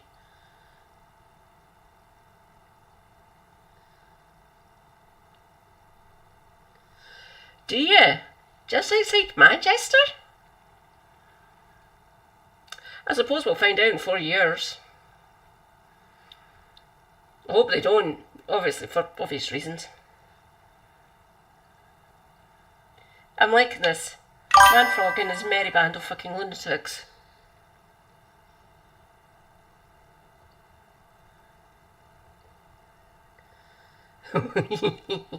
Fingers crossed. That would be deliciously delightful. Mind you, we will watch and see what happens. They used to say a week is a long time in politics. A day is a long time in politics, going on in the current shenanigans happening in the Labour Party, at least. I'm not hearing much happening in Scottish Labour. I've still got friends and family members who are Scottish Labour Party members. They're keeping a close eye. They've promised me they will jump ship at some point because they don't like Annis either. These were people who joined when Richard Leonard was Scottish Labour leader. I like him. He was good. He was an Englishman. but he was head of Scottish Labour. And they'd done the coup to him. They'd done that to him earlier. 2008? 2007? Something like that? Best part 20 years ago. They basically done this, so they already had the fucking blueprint to get rid of what they see as activists or infiltrators. So they done it up here first, just like Margaret Thatcher did. Delightful. That's why I don't fucking trust Labour. They've already fucking done it to Scotland before. Keep on using us as fucking guinea pigs. Get the fuck.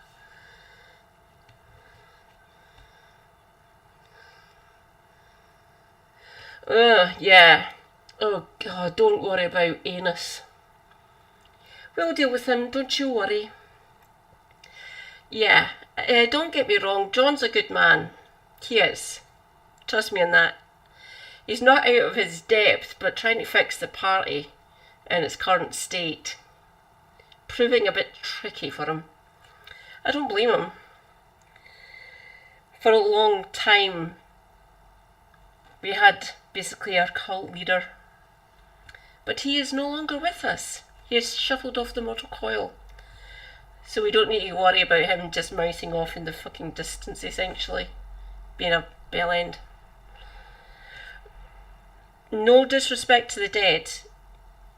He did do some good things for Scotland. But I am glad Alex Salmond is no longer in politics.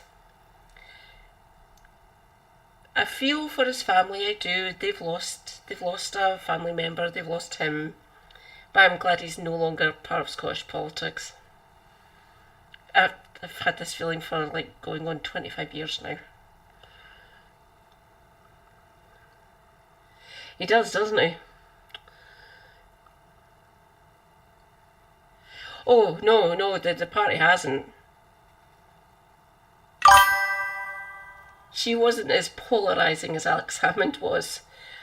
And some of the best things for Scotland happened under her leadership, essentially, while she was First Minister and leader of the party. But yeah, a lot of party members are feeling a bit lost now that she's no longer party leader. I did like Hamza.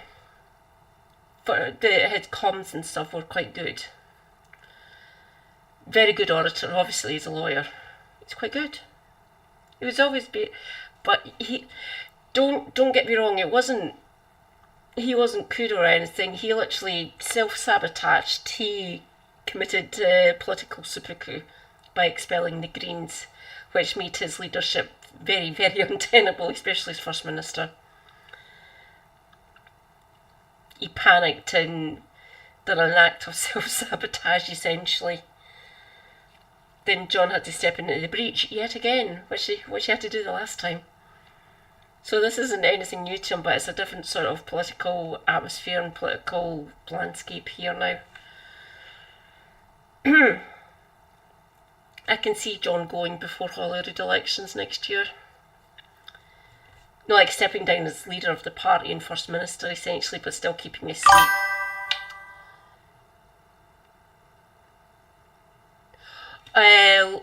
Labour's more unstable up here, especially here in Glasgow.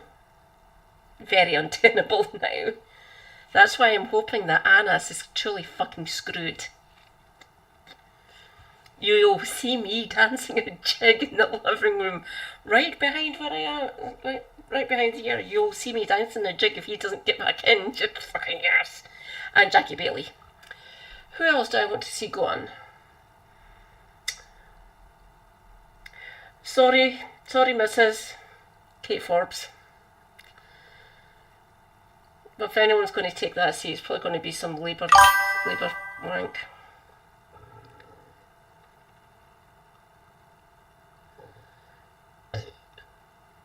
He is trying, but he is struggling.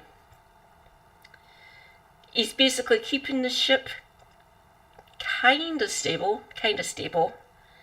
and carrying on with basically running a country. But the party itself and the party politics here in Scotland is completely out of fucking whack. That's why I can see him going, really. Hopefully, this will put, well, I was hoping it would put paid to them, but they won last July, unfortunately. Oh, no they didn't. Labour didn't win, the Tories lost. Distinct difference.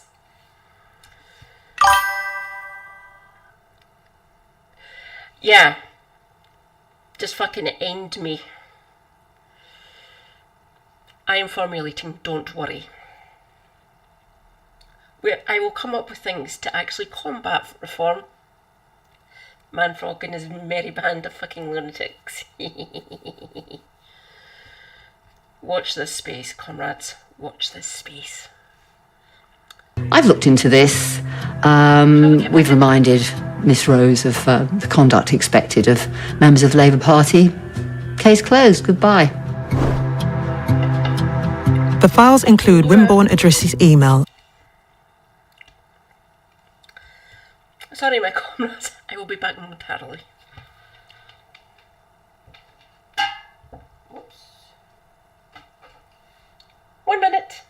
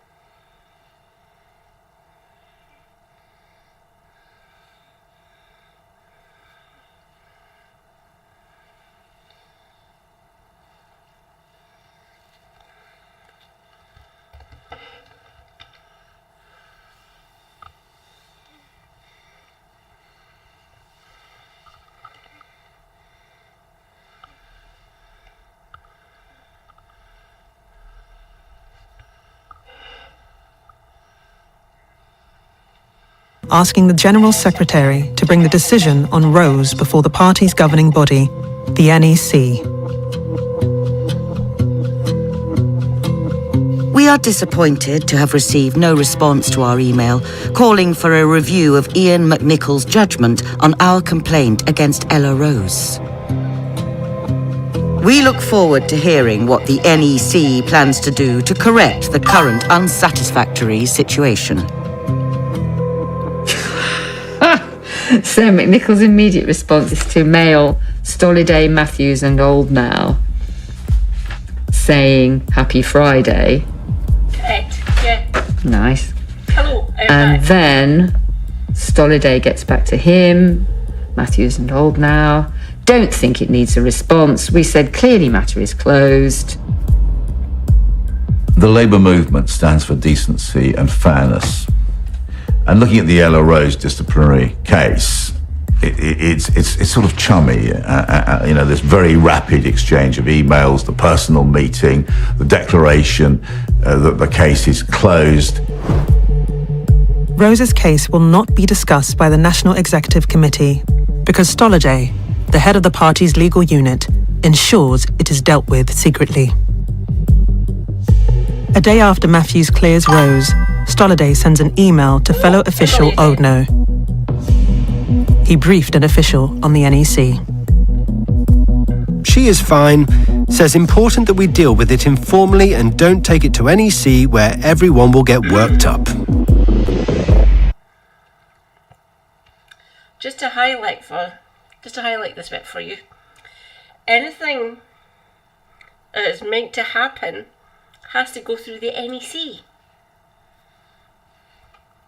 So keeping it from the NEC is against party policy, against party procedure, which is older than these fucking scumbags. It's been like that for a good few decades before these individuals started doing this. They were set up like this for obvious reasons, so the party is democratic. They didn't. They subverted it, kept it hidden. They are duplicitous, two-faced fucking cunts. So fuck them all. Literally subverting the will of the party. Thousands and thousands of members across the land. These people think they know better than. Bastards, all of them. Correct, Reza. Thank you. Feel free to pin that if you want to. You might not be allowed to because of the C-bomb, but fuck it. That deserves to be pinned. Scum. Utter scum. Get rid of the fucking lot of them. Labour is meant to be a democratic party. It isn't. Not now. You're all bastards, and I want you to all fuck off. Now.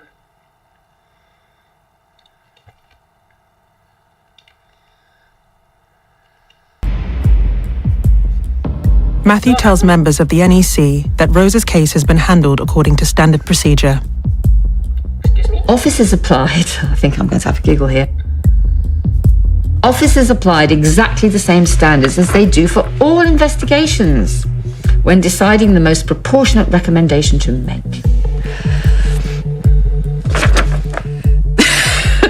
Sorry, that's hilarious really, isn't it? Never mind. It looks like an example of abuse, and it's sort of thing that ought to have gone to the NEC. As far as I'm concerned, they can go blindfold. It looks like there's a set of double standards going on here, that Ella Rose is being treated in a different way, more friendly way, after abusive behaviour, which she acknowledges, than people in Brighton and in Wallasey, etc.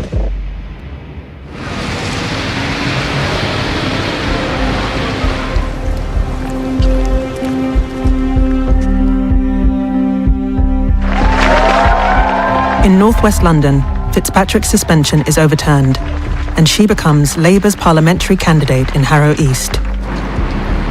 The constituency debates whether to affiliate to Jewish Voice for Labour or JVL.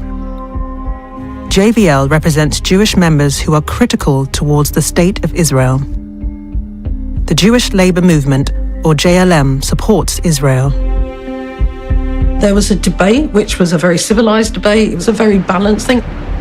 They voted overwhelmingly to support Jewish Voice for Labour. Fitzpatrick suddenly receives a flurry of aggressive tweets. The next day, there were comments on social media attacking me for Harrow East having affiliated to Jewish Voice for Labour and asking me to condemn Jewish Voice for Labour. It just kept getting worse and worse. And then it was, well, your silence means, you support it. Your silence means you support Holocaust deniers. And then it turned into you.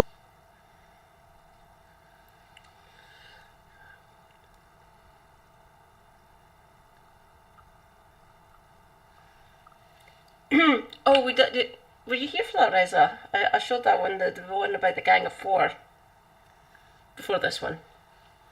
But yeah, pretty much similar. History doesn't repeat, but it rhymes. Seems to be a lot of rhyming happening, doesn't there? Yeah, parallels, no actual fucking policy stances. Have to remember, when he was voted into Europe, he sat with the right-wing fucking far-right bastards in the chamber. He wasn't like trying to place himself in the centre or anything. No. He went to the right. He sat next to fucking Holocaust deniers and fucking Nazis. Obviously not outright Nazis, but that's changed now. But when he got voted in, fucking years ago now. He doesn't look it, but Farage is a fucking dinosaur in politics. He's been going since the late 90s, essentially. Oh, by the way, he's a fucking Thatcherite. Obviously, evident. No.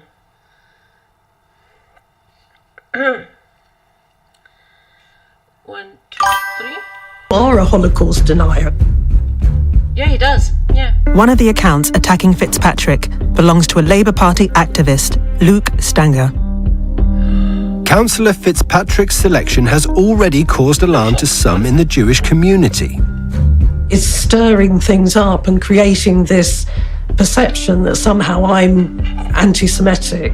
It's really upsetting for me. Really, really upsetting. Stanger contacts an employee of Fitzpatrick's on Facebook. I have been asked by a moderate councillor in Harrow to help build up a social media dossier on her, which can then be leaked out and will hopefully result in the suspension of her candidacy. Fucking hell! She seems a nasty sectarian mouthpiece for the hard left. I did some research and then found that there were other people that he attacked. I'm one of many women who's been on the receiving end of Luke Stanger's abuse over the years. He started pretty much kind of constantly and relentlessly writing abusive tweets about me. He uses words like crazed, deranged, repellent, rancid, grandma, this kind of language. Now, this isn't the language of political discourse, and nobody could argue that it is. But that's the kind of language that Luke Stanger uses. Come on, you Spurs! Happy day! Luke Stanger then became associated with a group called Sussex Friends of Israel. And Luke Stanger would appear with some of the characters from Sussex Friends of Israel, where there were pro-Palestinian stalls or leafleting. Luke Stanger would appear and he would walk around filming. He's one of those people that just seems to be able to act with impunity, that whatever he does is going to be acceptable to party officials. And you can't help being suspicious, really, about, who's backing him, who's supporting him. How does he manage to continue in the way he does? After multiple complaints are filed, the Labour Party suspends Stanger. The party sends Stanger a questionnaire inviting him to respond to the allegations. Really? Stanger rejects the accusation that he has broken any of the party's rules or codes of conduct. Metadata in the Labour files reveals that Stanger didn't write the letter himself. Is he? Okay.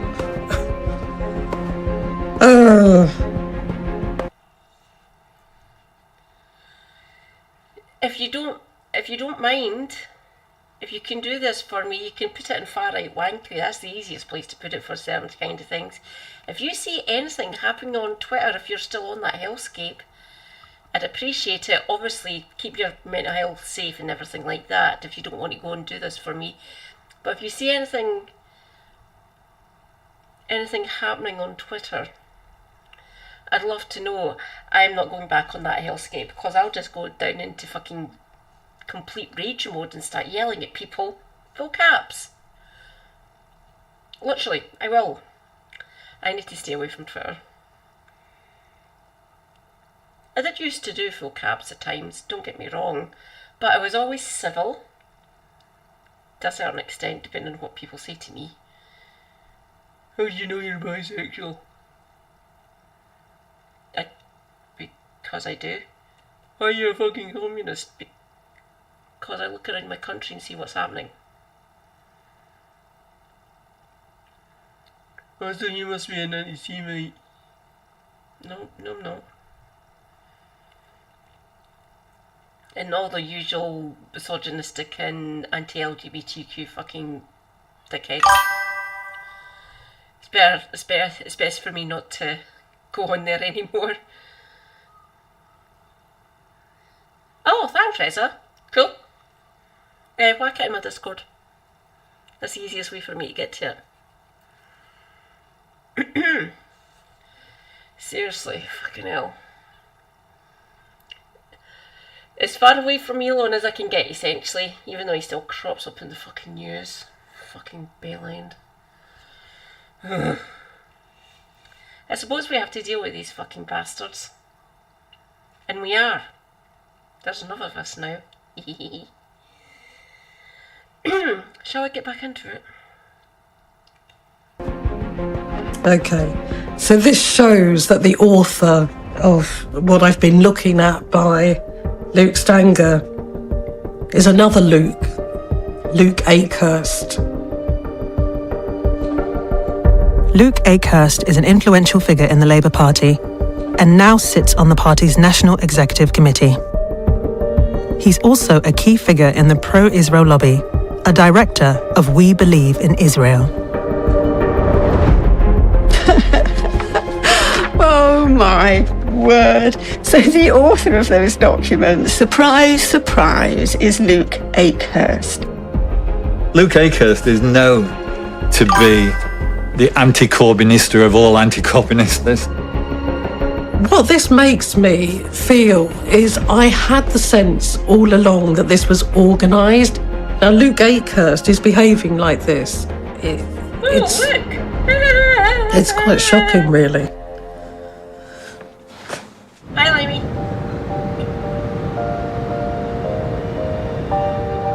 We've always had a diverse mix of communities in Liverpool. Bring it. The proudest thing I would say is that I've made politics accessible to people. I've shown them that, you can represent communities. It was about making sure that we did have the political representation and have a say on how the city was run. The Labour files reveal how Keir Starmer's enforcers take control of the selection of the party's candidates.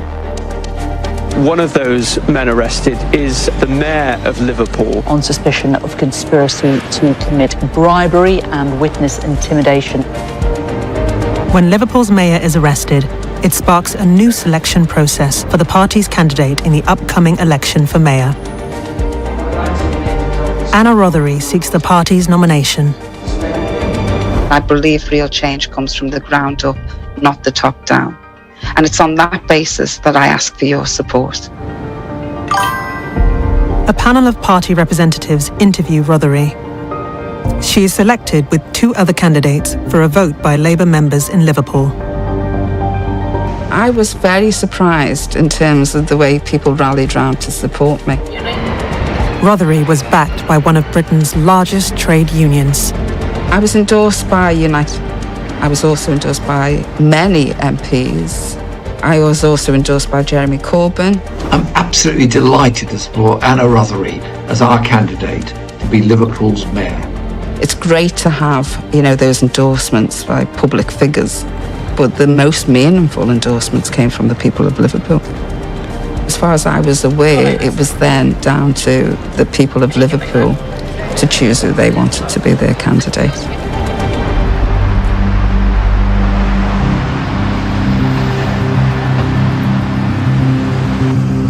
Former leader Jeremy Corbyn is one of the latest victims of the purge against the left of the party. He was suspended from the party's ranks in Parliament. Will you be restoring the whip? I put a statement out last night, thank you. In Britain, it is called having the whip removed. Thank you very much for coming. Rothery speaks out against the party's treatment of Corbyn. I'd like to see the whip restored to Jeremy and the constituency Labour Party officers who have faced arbitrary suspension to be reinstated. Rothery's statement lands in the inbox of senior officials at party headquarters. One of our Liverpool candidates. Not ideal. A fellow Labour councillor in Liverpool also emails London headquarters. Anna continued to call for the restoration of the whip to Jeremy Corbyn. This action has seen constituency Labour Party members suspended, but we're turning a blind eye to this? Party officials in Southside discuss dealing with Rothery. Anything to do or see here? I don't see anything that's really actionable in this. Well, they're obviously trying to filter for information that's going to be detrimental. It seems as though they're trying to discredit me as a viable candidate. Then something unexpected happens. The next thing I got, an email saying we're going to have to hold off in terms of the elections. The panel want to invite the 3 candidates back to another interview. I didn't really understand what was behind it. I just thought it was just maybe they wanted to check some facts. A letter arrives in the inbox of the new Labour Party General Secretary, David Evans. It comes from Alan Dean, a former Labour councillor in Liverpool. Dear David, I've been asked to contact you in relation to Councillor Anna Rothery and her unsuitability to stand as Labour's candidate for the position of elected Mayor of Liverpool. I'm firmly of the opinion that she would be a disaster, a disaster for the city and the Labour Party if she were to become the elected Mayor. It went on. Her sudden conversion to and support from various senior Corbyn. Fuck it. I will do part 2 after this if everyone's up for it. I'll show it anyway, but I'll repeat it again tomorrow. But I want to see the second part. Feel free to stick around, but not at the detriment of your sleep pattern, obviously. But I'll be going on to the second part after this one. Second part, I think, is where it gets really fucking juicy. Just to show how big of bastards they are. Really. We've already seen it, obviously. Do not trust Labour. 1, 2, 3. Minister MPs is of huge concern for the direction she would take. Well, you know, it's all beginning to slot into place. You know, the more I'm reading, I'm thinking this was a concerted effort by very senior people to, you know, to disparage, you know, me as an individual. The letter makes comments about Rothery's family. I don't even want to repeat that. It's just so untrue. It's you know, and you know, it just tells me that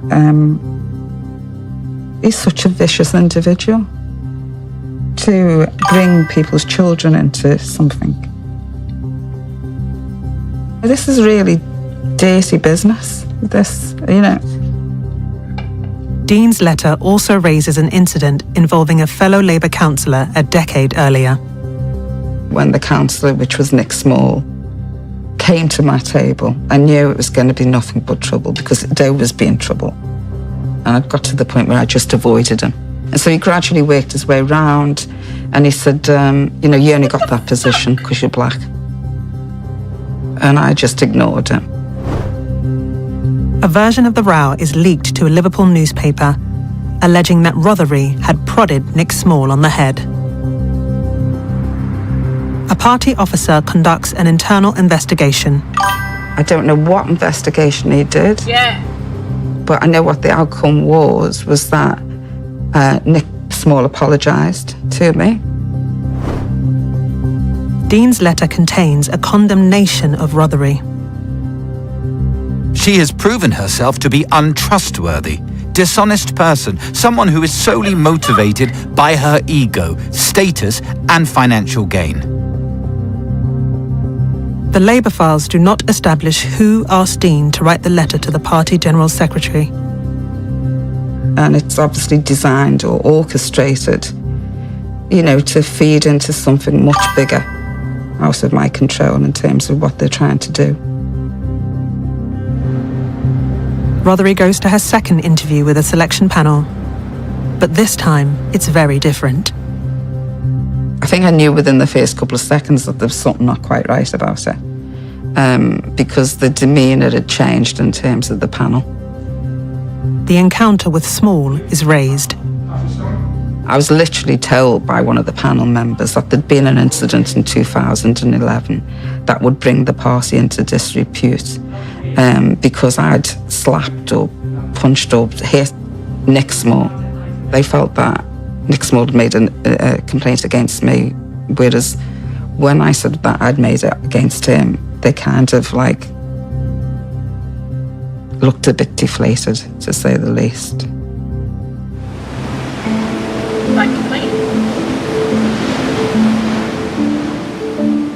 I was walking with my youngest boy to the nearby school. Near the school, I saw Luke Stanger. Luke Stanger remains suspended while the party investigates his case. According to his notice, a suspended member shall not represent the party in any position at any level. Social media posts show him campaigning for Labour MPs during the 2019 general election. He saw me, I saw him. I didn't know him, I knew of him, and I didn't want to talk to him. Then I received a private message from Luke Stanger, which was a shock.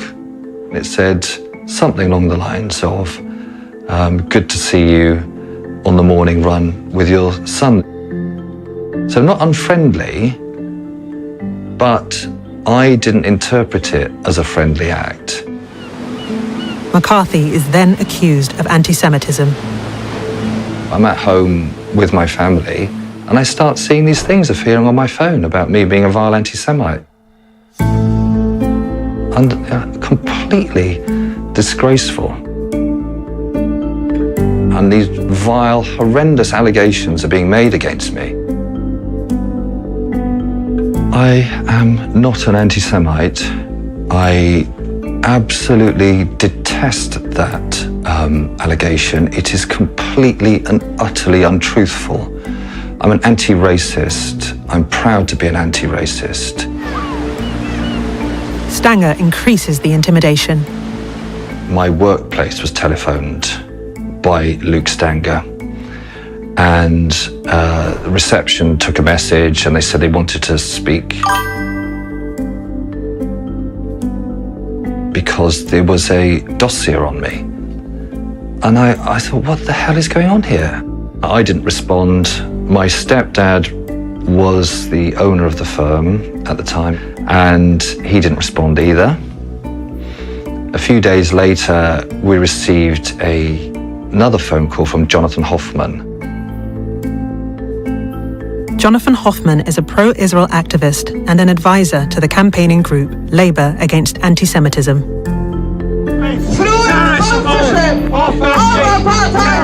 He's been convicted of aggressive and bullying behaviour. Jonathan Hoffman said something along the lines of that he had a dossier on me and wanted that to be shown. Then the dossier was sent through to my stepdad, my pa's private email address. And that dossier was horrendous reading. It was awful. It was interactions of me with someone online where that person said they wanted to behead my family.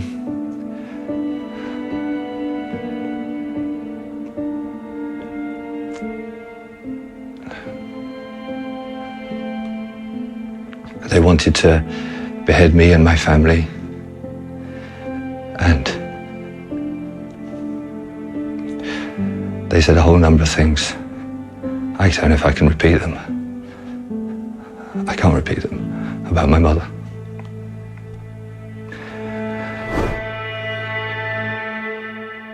To make those threats against me and my family, and to say those things about my mother. My stepdad read that, and he was very upset about reading all of that. I can't talk about most of it. My mum worked for the NHS. She was a good person. As long as it doesn't dox you. Can you say who that is again, Reza? In Liverpool, Anna Rothery decides to seek legal advice. This is scumfuckery of Her lawyer accuses the interview panel of subjecting her to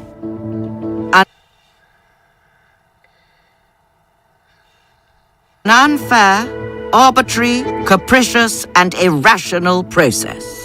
They seek legal redress. Our client will seek an emergency interim injunction to enable her name to go forward on the ballot to Labour members in Liverpool. And so we decided that we would ask them to halt the process in terms of the vote, etc., and to give them time to put a case forward as to why I couldn't stand. Rothery's lawyer reminds the Labour Party that it has a legal duty to preserve all relevant documents in your control, including any documents passing between you and the other panel members. The panel decides to exclude Rothery and both other candidates from the shortlist. We were basically told that they were reopening the contest and we need not apply. The party tells her that the decision was taken after giving careful consideration to the additional information presented to it. I still was, doing the duties of Lord Mayor. I just felt completely deflated and undermined. I felt like it'd been a full-blown character assassination. I still can't make head or tail of it, even all this time after. Rothery's lawyer seeks an injunction. He asserts the legal right to view evidence. Please disclose all additional information presented about our client. The party's lawyers respond to Rothery's request for disclosure of documents. We decline to provide the disclosure requested. None of the documents you seek from the Labour Party appears to be relevant to the decision to remove your client from the shortlist. Alan Dean's letter is never presented to Rothery's lawyer or to the court. Nor is a letter sent by Nick Small repeating the allegation that Rothery had prodded him at a dinner in 2011.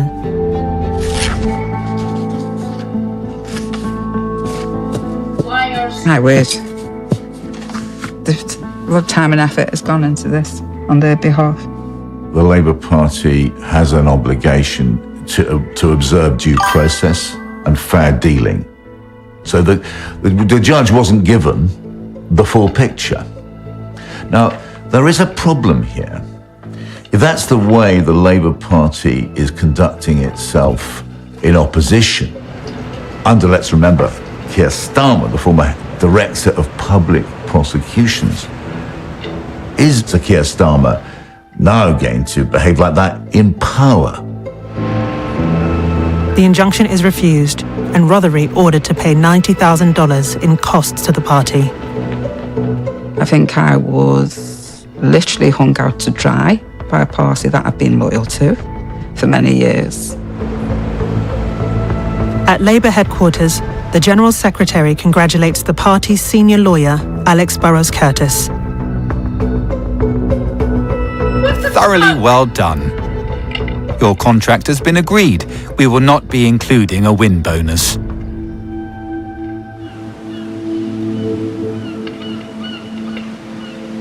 The activist Luke Stanger is seeking to overturn his suspension from the party. He is represented by an expensive City of London law firm. Mishcon de Rea are hired to challenge Stanger's suspension. The Labour files reveal the support that Stanger enjoys amongst senior politicians from the right of the party. He receives character references from 14 MPs, 30 councillors, and dozens of party activists. Gareth Thomas, the Labour MP for Harrow West. I was very sad to hear of Luke Stanger's recent suspension from the Labour Party. I hope his case can be concluded soon and he can continue to be a good friend to Harrow Labour in future years to come.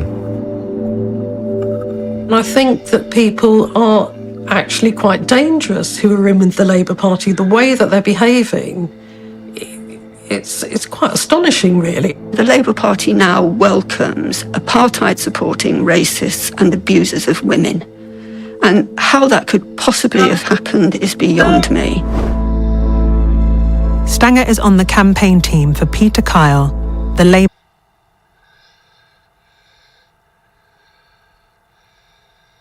Did they? Good for the Durham miners, good for them. Based.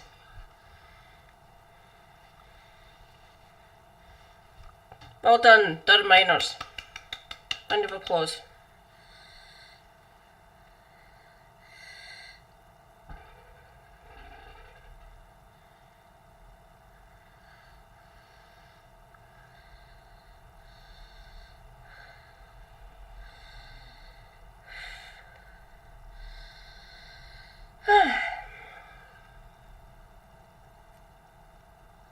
The MP for Hove.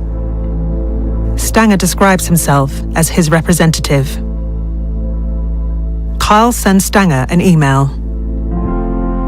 I have always found you an amazing, active campaigner on behalf of the Labour Party.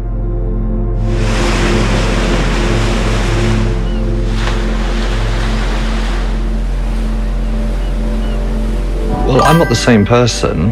That is certainly true. In terms of security, I'm always thinking about locks on doors, windows. Where is my family? I'm always worried about them. And so on me and my family, all of my family, we are frightened as a result of what's happened to us.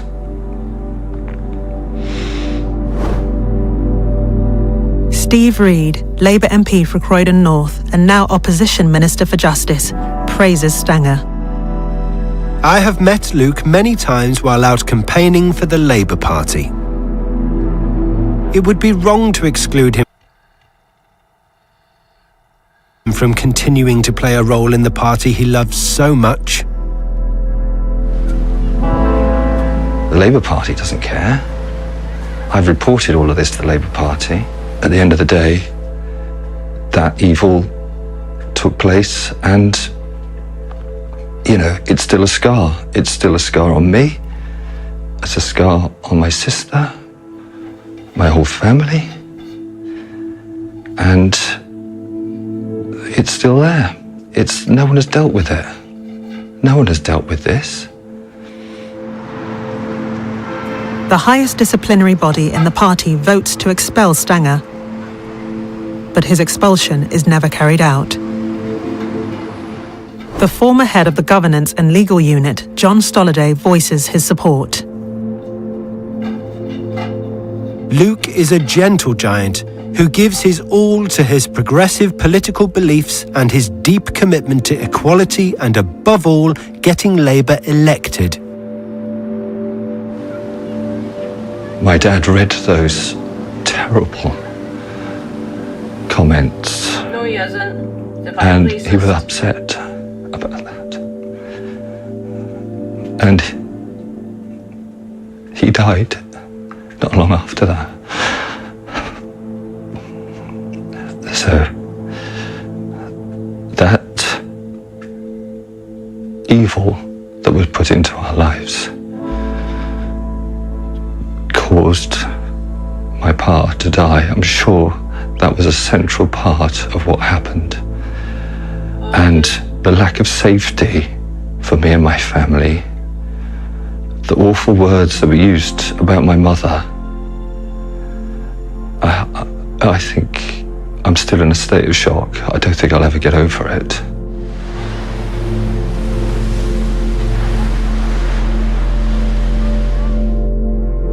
It's a completely despicable place to find ourselves after people have made so many sacrifices over so many decades fighting for a party that represents the working classes, to end up at this point where we're being betrayed by our own party. It's a big no-no in my eyes. The Labour Party is a criminal conspiracy against its members. It acts unlawfully. It libels its members. It gives no natural justice to those accused of offences, and it tears up the rule book, the Constitution, on a whim.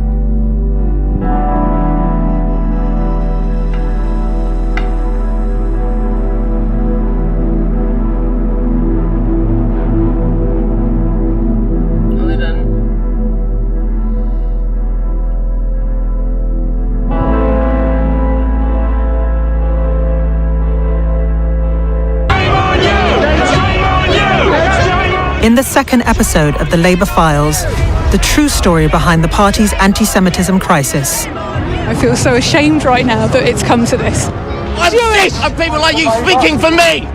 How truth was subverted. Oh, Jeremy's a racist! And reality turned on its head. That's an absolute lie. I didn't say that. The media was not interested in the reality of the story. Shut your mouth!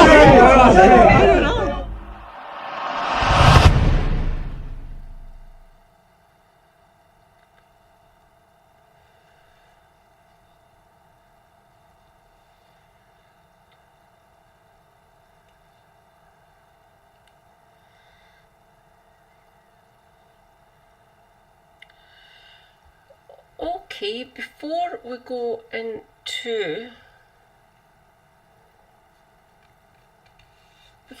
the second episode, let's listen to a couple of tunes to decompress a bit, shall we?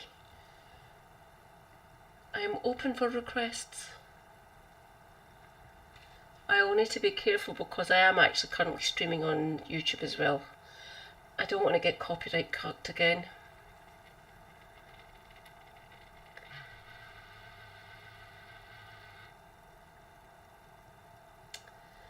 Let's see what we can find that I hopefully won't get done for.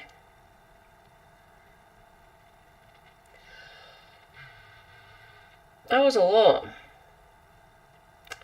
That was a lot.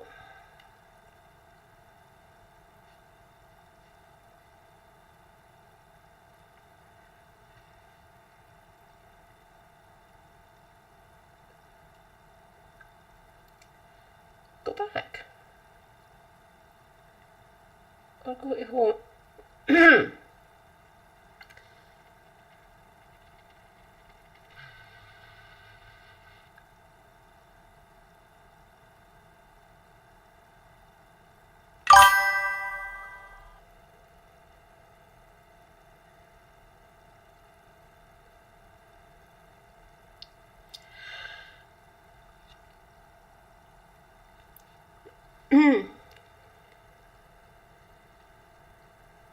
Ooh.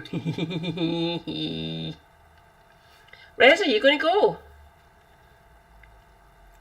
If you do go, please come back with a report. I'd love to hear what happens.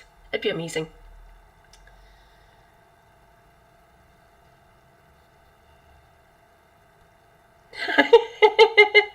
Yeah, why would you want that fucking taint on your event? I wouldn't. I would just tell them where to fucking go. Long walk, short pier, blah blah blah, TOS, redacted. As I keep on saying, I'm a good little girl. I don't want to lose my platform.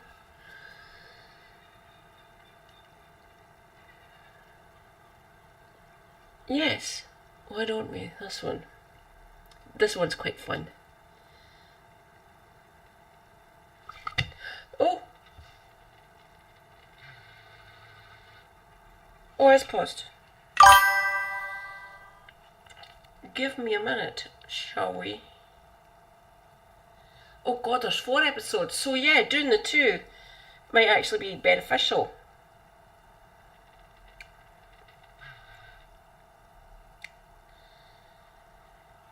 I'll put you into the watch later so I know where to find you. Where is it? Okay. Aye.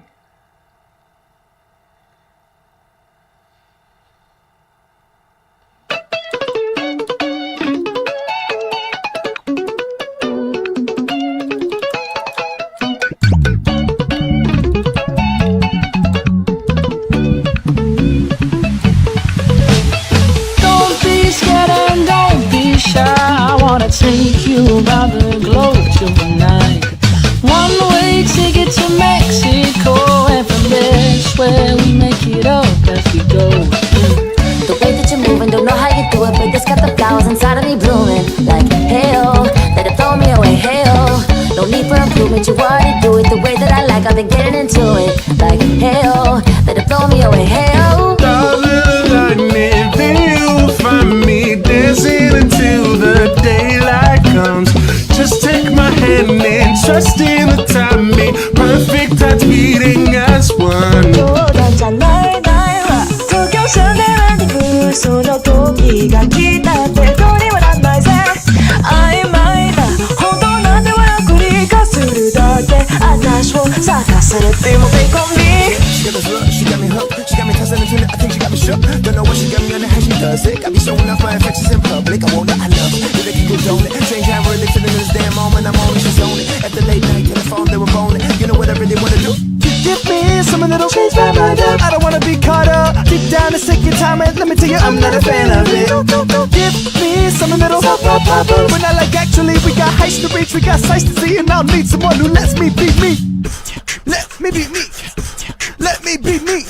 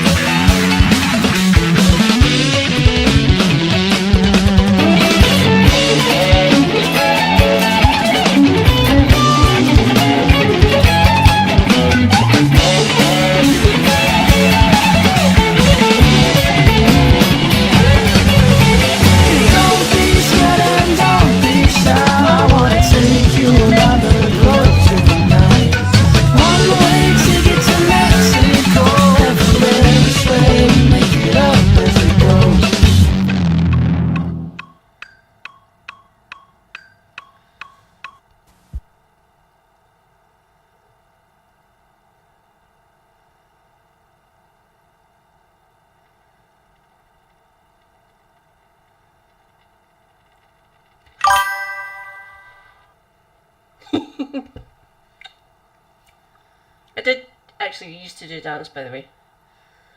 I don't think I can now. I try to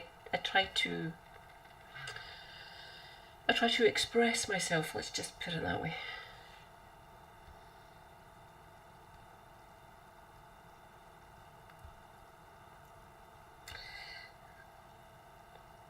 Okay, watch later, playlist, watch later.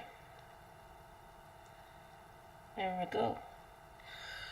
This one's a little bit longer. Okay.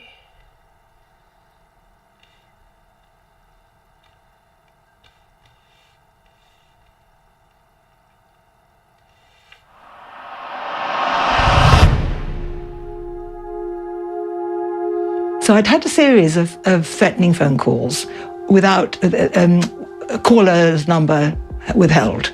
And they were threatening to come to my house. And then I happened to miss a call and noticed there was a message. When I played it, I realised the person had made a mistake because he'd left his number effectively, because he'd left a message. And this was the call. You Nazi, you Nazi scum. You should burn in the gas oven, you dirty Nazi cow you are, stinking swine. I hope you die in a gas oven. You deserved everything you do in hell, to burn in acid. I was very, very shaky. I mean, such kind of absolutely uncontrollable rage and fury. I mean, the idea that Jews should be talking to other Jews in this vile way. I mean, it was like many other things I've had, but obviously so much worse, so much more overt and crazed, really. Al Jazeera has obtained the largest leak of documents in British political history. Oh my God, this is unbelievable. It is absolutely shocking. Hundreds of thousands of internal communications expose how operatives secretly take control of Britain's Labour Party. The Labour Party is a criminal conspiracy against its members. Free speech was shut down. They tell the inside story of how Sir Keir Starmer, who could be Britain's next Prime Minister, leads a lawless party. I've waited 17 months to appear in front of you in this hall as leader of our great party. Confidential documents expose tactics to discredit and expel rivals in the party. People are actually quite dangerous who are in with the Labour Party. They were playing with people's lives here. They reveal how Starmer's predecessor was undermined by a smear campaign from within. It disabled him as a politician and as a potential Prime Minister. Really nice to see you here. Goodbye. How British democracy, known as the Mother of Parliaments, is being undermined by spying and dirty tricks.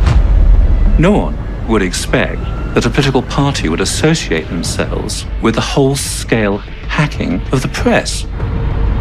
It looks like somebody is constantly monitoring me, where I'm going and where my car is parked and where my children is going. It just stinks to high heaven what they're doing in the background. We speak to people whose voices have been silenced, including those who support Palestinian rights. It was very painful. As Palestinians, there was no room for us to enter this debate, and that's how it was designed to be. And the files reveal how a hierarchy of racism exists under Starmer's leadership. I face more racism in the Labour Party than I have in the rest of my life combined. Shame on you! Shame on you! In episode 2, the true story behind the Labour Party's anti-Semitism crisis. Shame on you! I feel so ashamed right now that it's come to this. I'm Jewish! And people like you speaking for me! We reveal how truth was subverted. Oh, Jeremy's a racist! And reality turned on its head. That's an absolute lie. I didn't say that. The media was not interested in the reality of the story. Shut your mouth!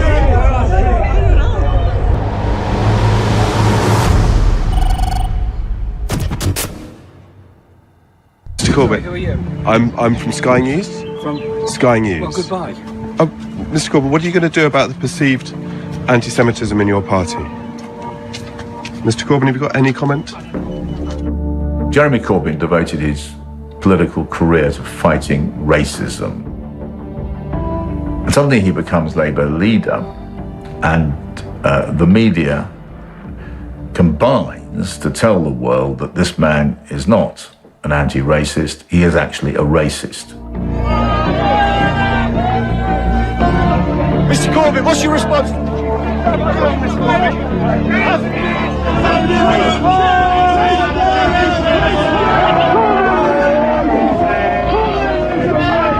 It disabled him as a politician and as a potential prime minister.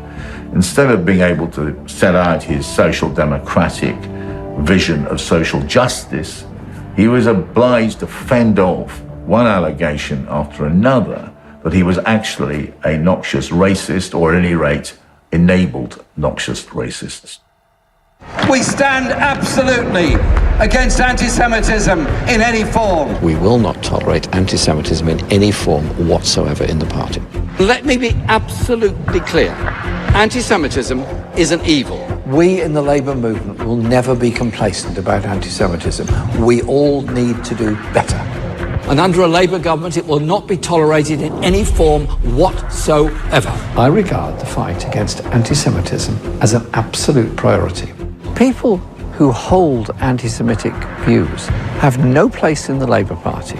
This party, this movement, will always be implacable campaigners against anti-Semitism and racism in all its forms. We are your allies. This morning, the Equality and Human Rights Commission published their final report into anti-Semitism in the Labour Party. I found this report hard to read, and it is a day of shame for the Labour Party. Jeremy Corbyn's Labour Party was condemned for anti-Semitism. The Labour files reveal they were the victims of distortions and misrepresentation. The files contain the entire contents of the party's disciplinary folders since before Jeremy Corbyn became leader in 2015. We have really detailed data and information that one doesn't normally see about a political party. The I-Unit investigation draws too on voices that have been sidelined. Jews who supported Corbyn, but don't support Israel. And British Palestinians. It was painful. As Palestinians, it's very hard for you to enter the debates, and that's how it was designed to be.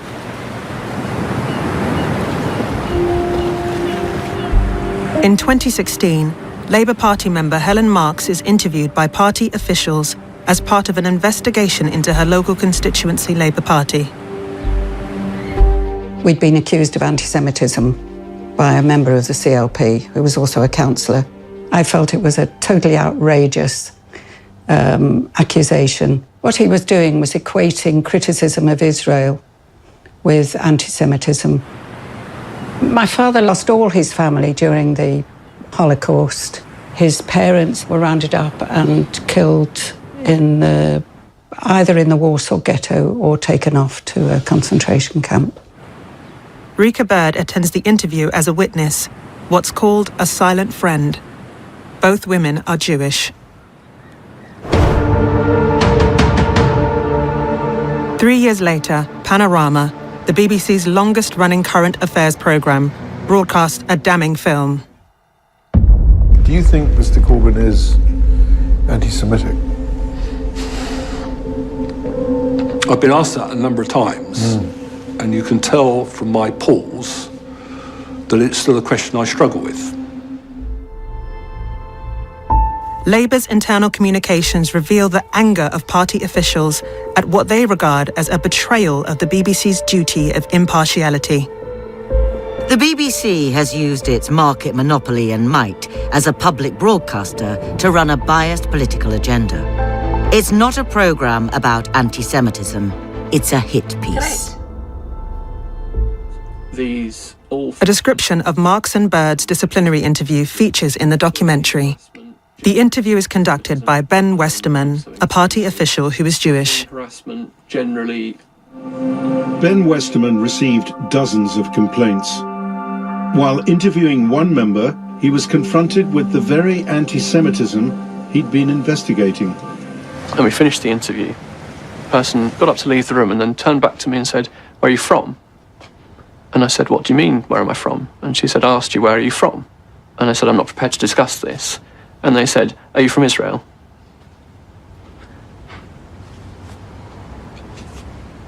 What can you say to that? You are assumed to be in cahoots with the Israeli government. It's this obsession with that just spills over all the time into anti-Semitism. Rika Bird speaks to Westerman at the end of the interview. When he says, where are you from? Are you from Israel? That's an absolute lie. I didn't say that. With Westerman's permission, the two women record the interview. The full recording shows what actually did happen. Curious because I haven't been in the Labour Party very long and I've certainly never been to anything like this informal interview before. So I'm just curious about like what branch are you in? I don't think that's relevant. Okay. I hope that's okay. I'm sorry, I don't think where I'm from is at all relevant to the investigation. I did ask Westerman, what branch are you from? Meaning what branch of the Labour?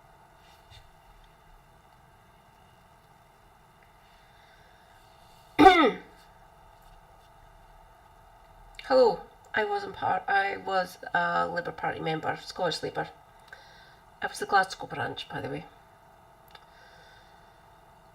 I have friends who were in the Edinburgh branch. There's 5 or 6, I can't remember. There's 7 here in Glasgow, by the way. There's one in Perth, which a few of my friends and family members in Perth were members of. They're not now. They're all SNP and 2 of them are Green, including my niece. Praise be my niece. They are amazing. I miss them. Haven't seen them in a while. Seems innocuous, just asking what branch are you a member of. If you're a Labour Party member, you should be able to answer that. Oh, Holborn St Pancras, fuck it, isn't the North, why not? Bloody Liverpool, Wavertree, fuck it, Wallasey, why not? Or the East Riding or somewhere else, who cares? Just asking what branch you're a member of seems legit. I would ask what branch people are from. Just wondering what part they're from and what they're doing on the ground, essentially, for the party. That's not racist, that's just asking where you're from and what you could be doing there.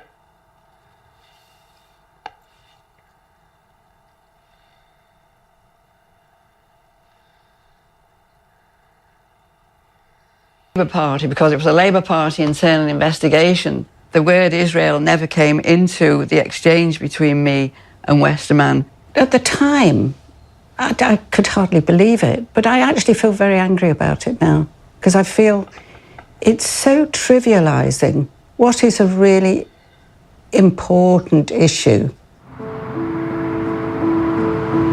A veteran anti-racist campaigner analyses Labour's confidential disciplinary files. My mother was a Holocaust survivor who lost dozens of her own family, primarily in Auschwitz and Theresienstadt. I am a former ANC Member of Parliament from South Africa, where I served under Nelson Mandela, and I have written and lectured, including at Auschwitz, on genocide prevention. Hundreds of party activists are suspended and expelled on the basis of evidence in these files. It consists largely of social media posts. There are examples of genuine, clear anti-Semitism.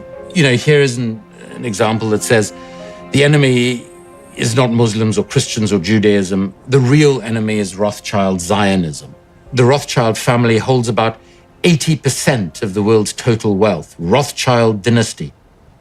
This is a fairly standard anti-Semitic trope, an image from social media with the word obey in large letters, and how Jews control the American media. Here is another one.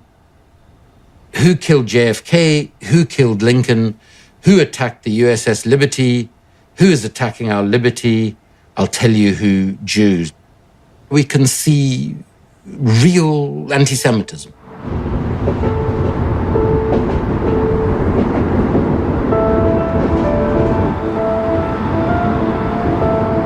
But then there is also a lot of information in these disciplinary files where there is clearly no anti-Semitism whatsoever. There's one post that reads, "In memory of 4 little footballers, rest in peace." And I'm sure many people will recall these 4 young kids, 9 to 11 years old, playing football on the beach, who were shot dead by Israeli forces. Another example. We demand that International Criminal Court and the UN charge Benjamin Netanyahu and Israel for war crimes against humanity. Very similar. Put Israel on trial for war crimes. To suggest that this is somehow anti-Semitic is simply trying to avoid Israel being called out for its appalling abuses in the occupied territories. Files reveal a number of party members are investigated for sharing links to a 2017 I-Unit investigation. The lobby establishes ties between the Israeli embassy in London and organisations within the Labour Party. An officer for the parliamentary group Labour Friends of Israel is covertly filmed. We work pretty closely together. But like a lot of it's behind the scenes. Keeping it as a separate thing is actually better for everyone because ultimately we've got the same end goal of getting more people to be pro-Israel and to understand the conflict. But it's just how you do it. This was film. This is evidence. Now this is sufficient reason to be investigated because you refer to this film by Al Jazeera that has been seen all over the world, that was actually critically acclaimed in many places. This is an attempt to close down any sort of meaningful political discussion or political debate on these matters. As well as Labour Friends of Israel, the lobby also exposes links between the Israeli embassy and the grassroots Jewish labour movement. Both organisations are critics of Corbyn.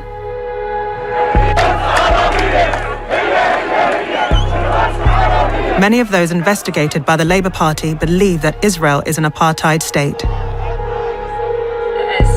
Israel was created in 1948 by forming a Jewish homeland within historic Palestine, the culmination of the Zionist dream. In 1967, Israel invaded and occupied the remaining Palestinian land. Israel has since isolated Gaza while building illegal settlements in the West Bank, slowly diminishing the size of a potential Palestinian state.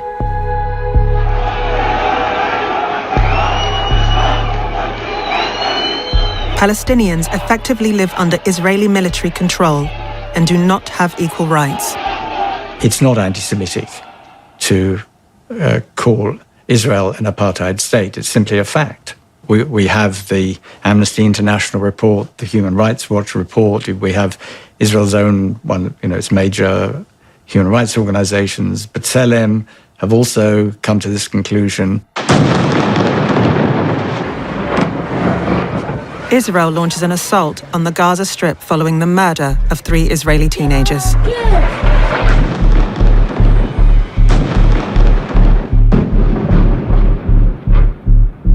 What we saw was Israel bombard the Gaza Strip, bombard one of the most densely populated areas on earth.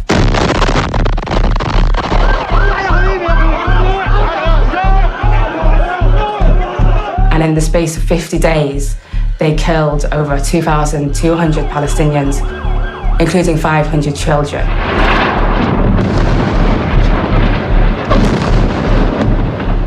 And I remember, you know, with my brothers, and, you know, they try and act quite tough, but, you know, they would call me crying on the phone.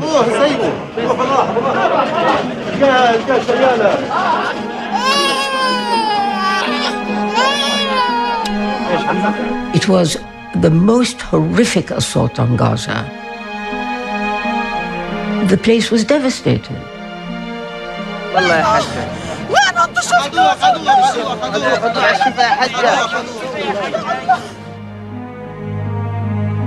It was a bomb to smithereens.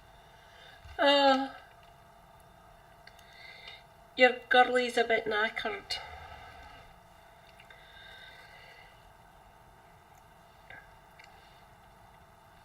The stream is Capricorn, but it is my lovely darling Shanna.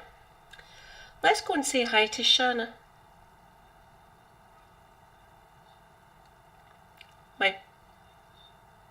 She's my main mod. Yeah, corruption. Thank you, Reza. Night night.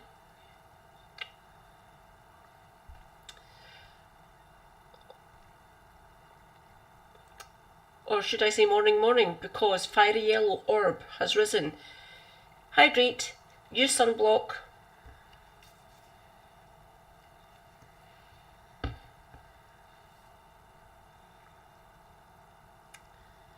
And I'll come back later on. Go to Twitch.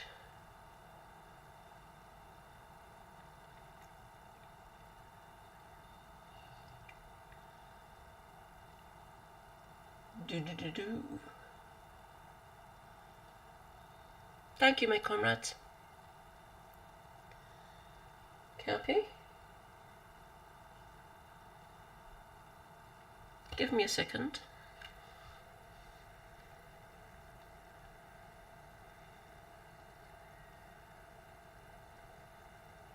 That's for my lawyer's advice begins talking about the incident. Yeah, no, damn, look at that though. Really Not fucking bad though, color-wise I like it actually. Yeah. Oh, that looks real good. I combined the metallic green with the metallic purple. Ooh. Mm-hmm. So instead of turning all the way, I just kind of stopped it halfway. Sir? That's a nice looking ride you got there. Get your ride! Oh.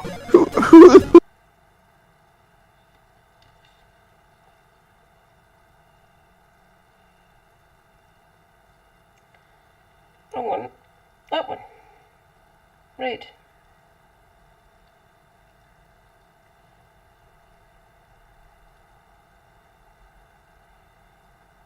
That God has supernaturally created all things, each If with you its do not own want to complex go structure for its own unique process, or its Capricorn. own unique purpose. I can't read. The thing that I just want to point out is in this gigantic list of all of these scientists, A lovely base Canadian, pretty Igloo, much BC. all of them end by Really? like the very early Where are you, my lovely 1900s. Cappy? There's one that's John A. Fleming and electronics from 1849 to 1945, and as far as I can see, that is the most recent of any of the people on this list. There's ones in here that are from fucking 1570. Johannes Kepler. Are we surprised at all that a guy in 1570 was a creationist? It's really funny to be like, see guys, look at all these dudes that were creationists, and then just refer to a time in history where it was the best understanding that we had of the world